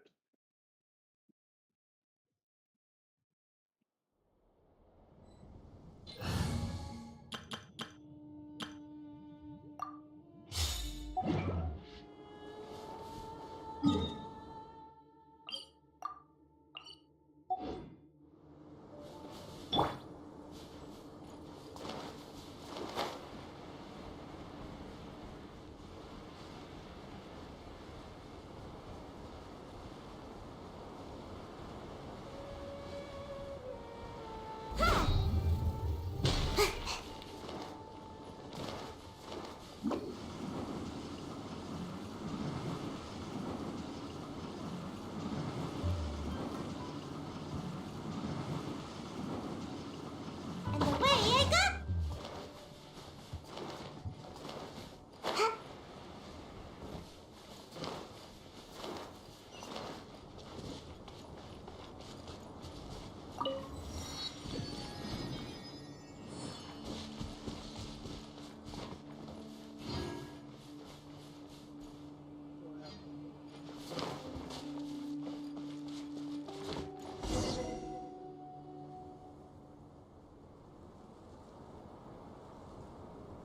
Yeah, talk. Raman, we're. Everything's been arranged. Someone will bring the village keepers back to Haru. I guess all I can say now is. Don't mention it. I think we can both. But we share a common cause now. Where are the perpetrators? I'll bring you to them.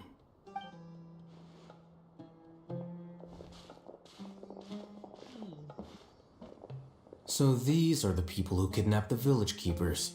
Oh no, it's the scribe! There's no need to yell. No one can help you now. We've been all over the desert trying to find you! That's right.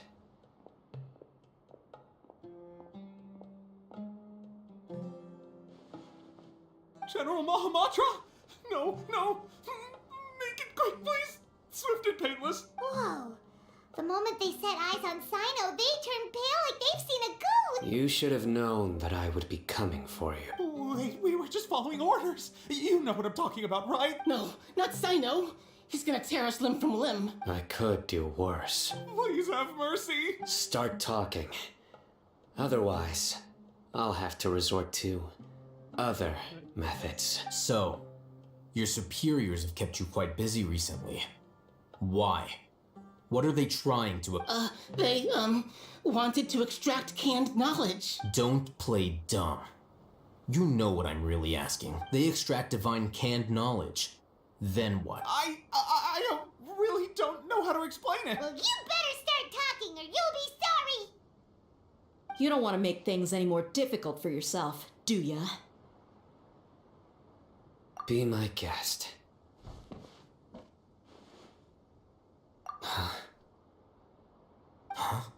Uh-huh. That sure didn't sound like a fancy metaphor or anything. You're serious, aren't you? How did you know? There's no use hiding it now. Yes, you're right. The academia is working on an important and potentially world-changing project. They are creating a new god. A god that will belong to them and to the people of Sumeru. It may seem as if Sumeru's academics are thriving, but ever since the death of Greater Lord Rukkhadevata, scholarly breakthroughs have been few and far between. The withering of Irminsul has been getting worse recently. The sages have tried everything they could think of, but nothing's worked. I'm always hearing them say things like, if only Greater Lord Rukkhadevata was still with us. Continue. And then, someone from the Fatui showed up. They called him the Doctor. He brought a gnosis and said he wanted to borrow the Academia's research facilities. The Doctor was previously expelled from the Academia. At first, the sages looked down at him in disdain. But when he said those words, everyone's expression changed. He asked them, do you wish to create a god? This is what the arrogant ignorance at the extreme end of academia looks like. First, the Academia spent a long time constructing a divine vessel, which was based on an exquisite humanoid puppet. After that, they harvested dreams via the Zeb-Zerus Festival Samsara, maximizing the Akasha's output. With the Doctor's help, and the Akasha now functioning at maximum efficiency, they were able to use it to extract the power from the Gnosis and convert it into a divine core. Next, they decided that their new god needed to possess divine wisdom. For that to happen, they needed a huge quantity of divine canned knowledge. It adds up.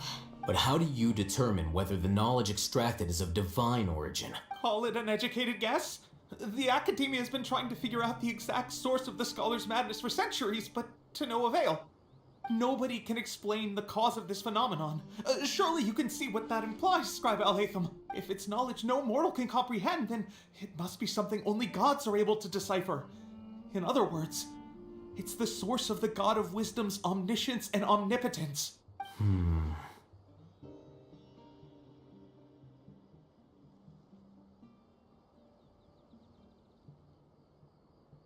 You must have noticed by now. The academia doesn't care about who their god is. It's the ability to exercise control over knowledge and wisdom that matters. It is as if they are cursed with a desire for omniscience and omnipotence that burns in their blood. Some organisms demonstrate phototaxis, and thus orient their entire lives in respect to sources of light. For the sages, their only source of hope is the existence of a deity who embodies the acme of wisdom. This is but a form of phototaxis. For many scholars, the absence of a god of wisdom means stumbling in the darkness for the duration of their lives. Then what does Lesser Lord Kusanali mean to you? Is she not a true god present in this world? If you already have a new god, why try to create another one? From the beginning, the academia has never treated her as a god. When the academia first discovered Lesser Lord Kusanali, the newborn god of wisdom, the sages hoped that she would be as wise as Greater Lord Rukkhadevata. But upon evaluation, they found that at the time she possessed no more intelligence than any ordinary human child. The sages never had a ruder awakening. This forced them to accept that Greater Lord Rukkhadevata had indeed passed away. Not to mention that Lesser Lord Kusanali's gnosis had been used to power the Akasha this entire time. By herself, she has neither an archon's raw power nor the spectacular insight expected of a god of wisdom. Slowly but surely, people began to forget about her existence. So, this is the path the sages have chosen.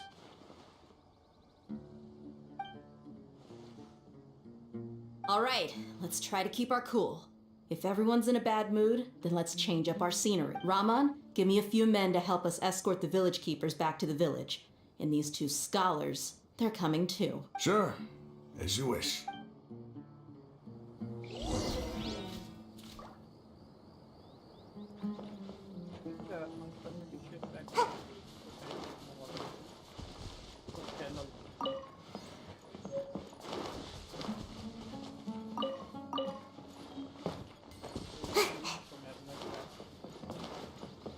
Make my escape.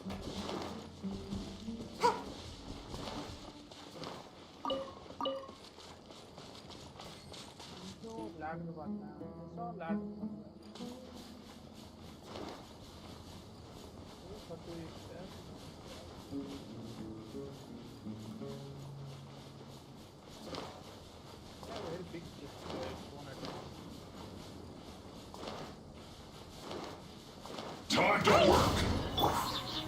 Stabilize. Order guide you. There is no escape. Brace yourself. Time for takeoff. Shine down. It isn't time for break yet. This is my duty. I will have order. Gather. I must counterattack. Loneliness of death. Let's move. Shouldn't get careless. Stabilize. Order guide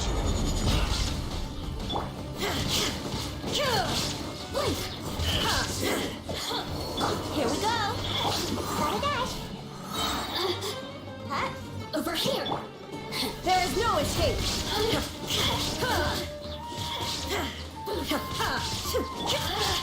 Solidify.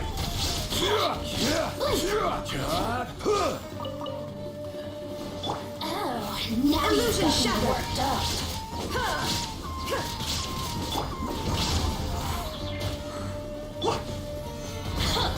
I will have order. Shine down.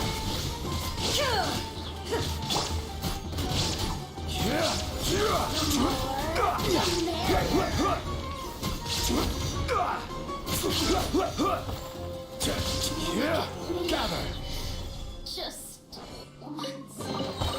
One man's stone is another man's gem.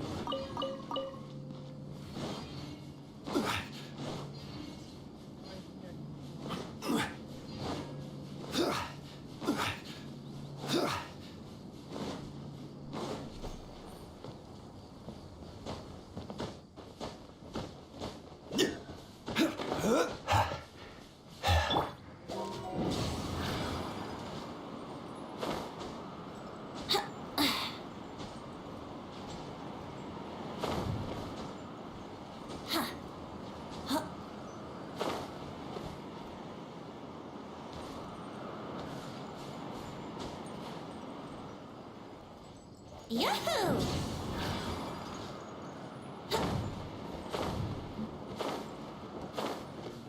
Huh? Huh.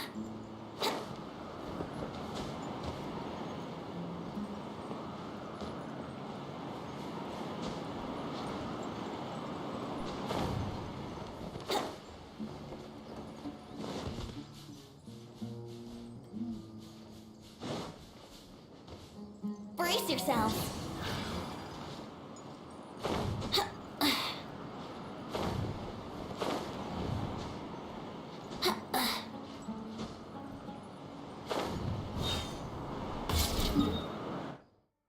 Who cares?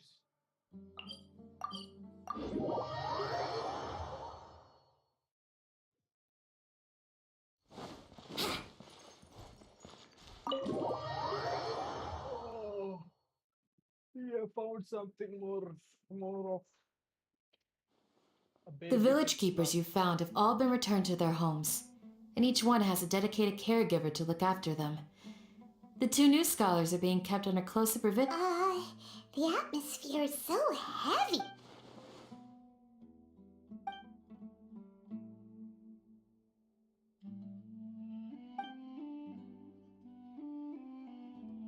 Hey! Say something! Stop spacing out! Come on, is there nothing left to talk about? In that case, let's all get some water and try to think about something else. Or I can go fetch some snacks. Oh, Paimon's so coming with you. Do you have any plans, traveler? Gods above, you're not talking about work, are you? So you were still withholding some information?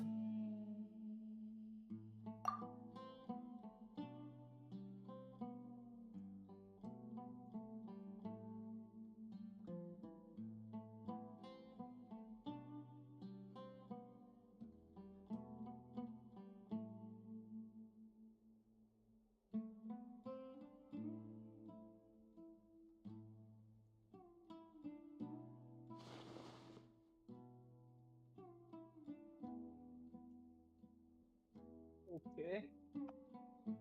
Even though we lived through all of this firsthand, it still feels super surreal to hear you talk about it again. What a whirlwind of a story. I felt like I was holding my breath the whole time. It seems like there will be more issues to face in the days ahead than I had anticipated. Still, now's a good time to make our next move. Now that Ramon's joined us, we'll be an even stronger team. It's time to make a plan. Indeed. These events are a flagrant transgression of the rules in every sense. We cannot allow it to continue. So, everyone, are we on the same page? Crush the sages and rescue our god. That is our ultimate goal. Well, let's brainstorm a little more about what other resources we can draw on. The next time we gather here, we must have a solid plan. Yep, it'll work out for sure.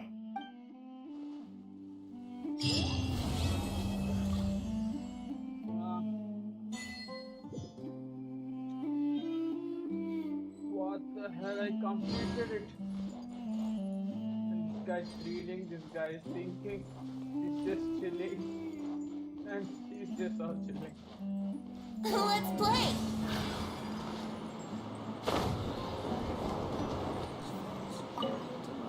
In the past, I never imagined that even the gods could suffer from heart. If we can find a way to change all of this, will this nation become a better place? Next question. Next question. The past few days have been some of the most challenging work I've ever taken on, and none of it'll earn me a single mora. I can't believe it. Look on the bright side, Dia. Maybe we'll get a huge reward after this is all over. You've got a point. Hey, what would you do if you woke up tomorrow with more money than you could ever spend? Paimon would buy boatloads of tasty stuff. That's it? And maybe some tasty drinks as well? How adorable. Well, here's to all our indulgent fantasies. If there's a chance they can come true, I'll give it my best shot. And here's hoping that everything we do from now on will change this world for the better.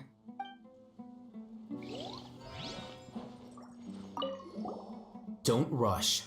This is a big undertaking, and the planning and preparation for what lies ahead will no doubt take some time. Take it slowly. We need to make sure the plan... He's starting to read his book again. Would you like me to lend you something to read? No way! Your books aren't quite to Paimon's tastes. I was joking. I know my books are far too difficult for you, and I have no intention of lending them out. Ugh, you're so annoying!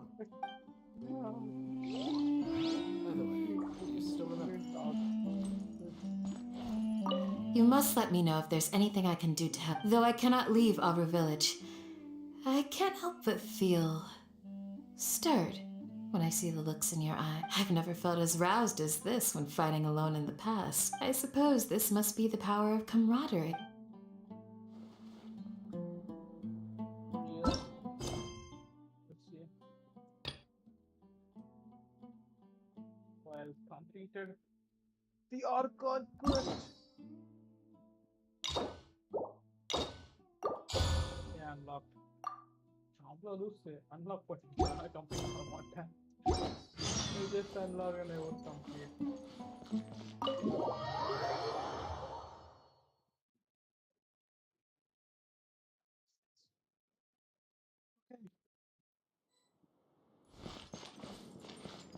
So many world quests here.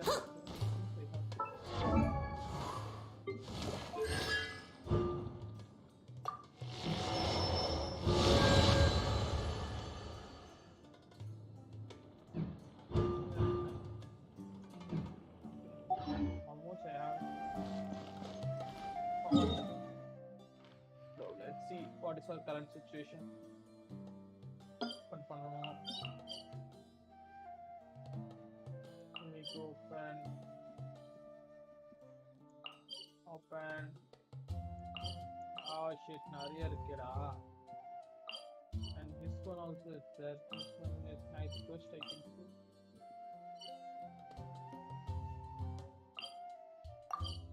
Now monster not eaten now.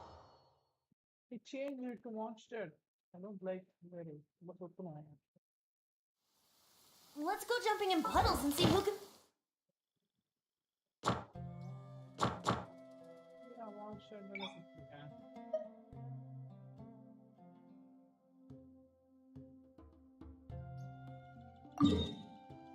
Oh, now we get changed out now. Make the biggest splash!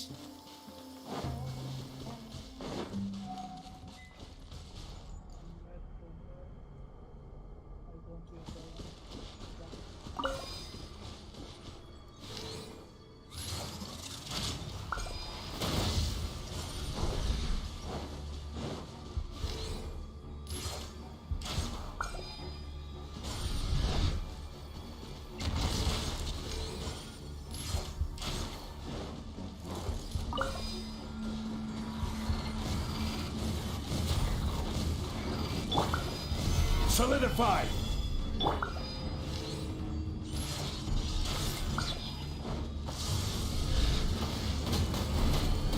Order guide you.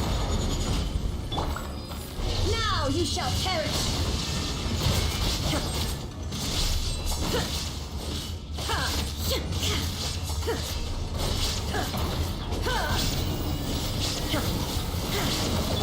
This is order. Gather. Illusion shattered. Hey, Ninjutsu! Think you can get away?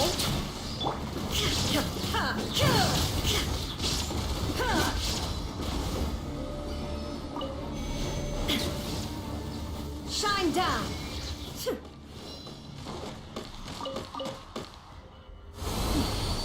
Clear skies can do nothing to hide the brilliance of lightning.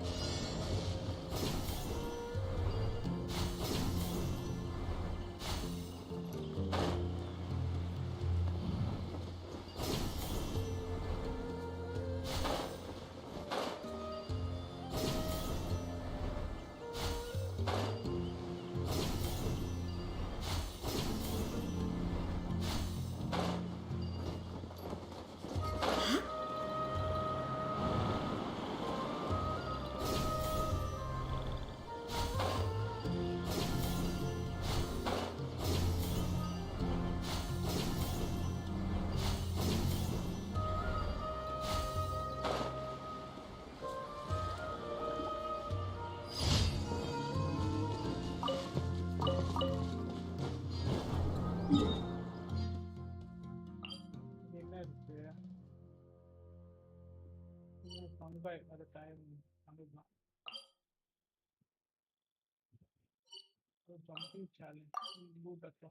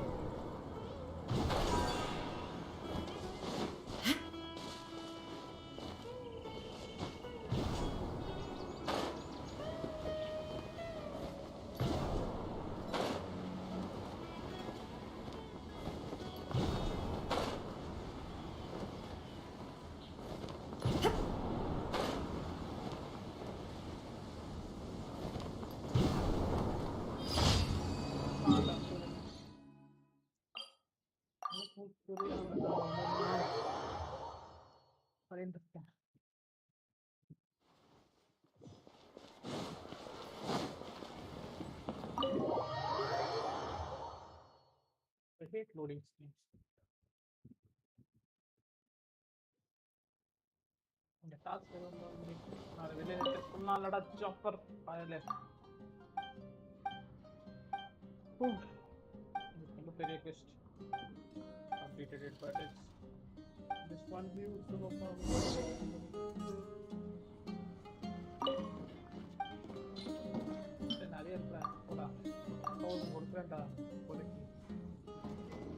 what is request?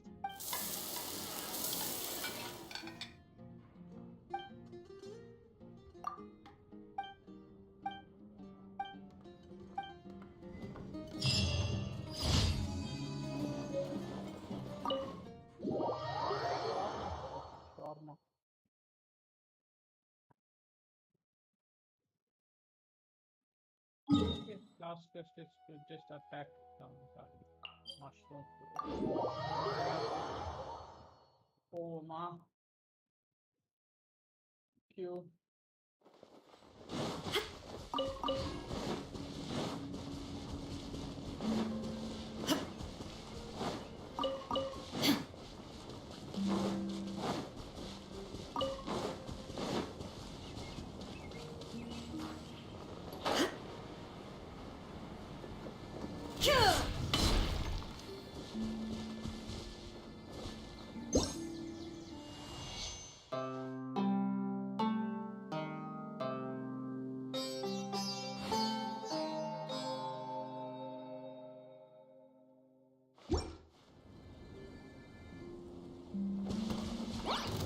Illusion shattered!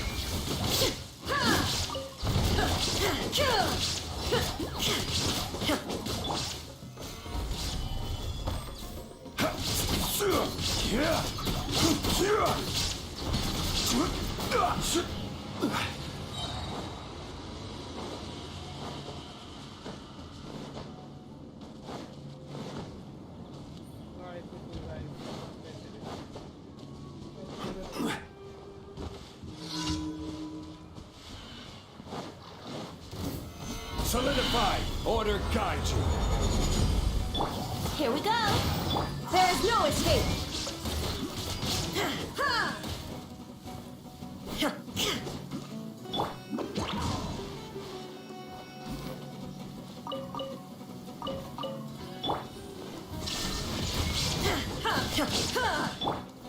Gather! Let's play!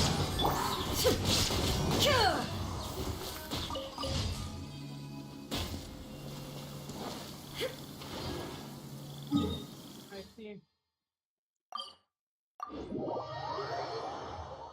Hey, just no Catherine Archanga, so we have to be Catherine. Clear skies can do nothing to hide the brilliance of lightning.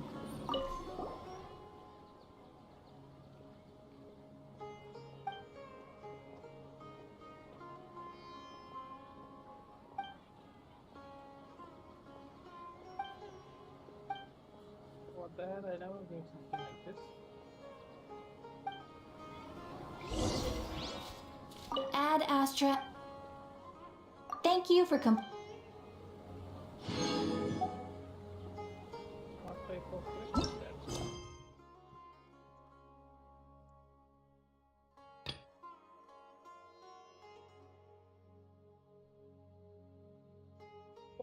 Primogems. Ad Astra. I'll do it. I'll do it.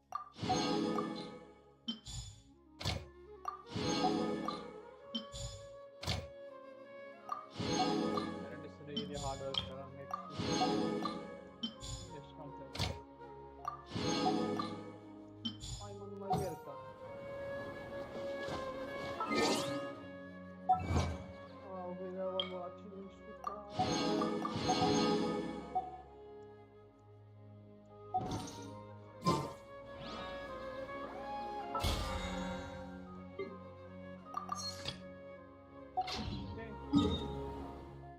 We finally did everything we could. Now, our only goal is wind. I will be destroying that one so hard. It's like at 2790. Okay, thanks for watching the stream. We'll meet you soon in the next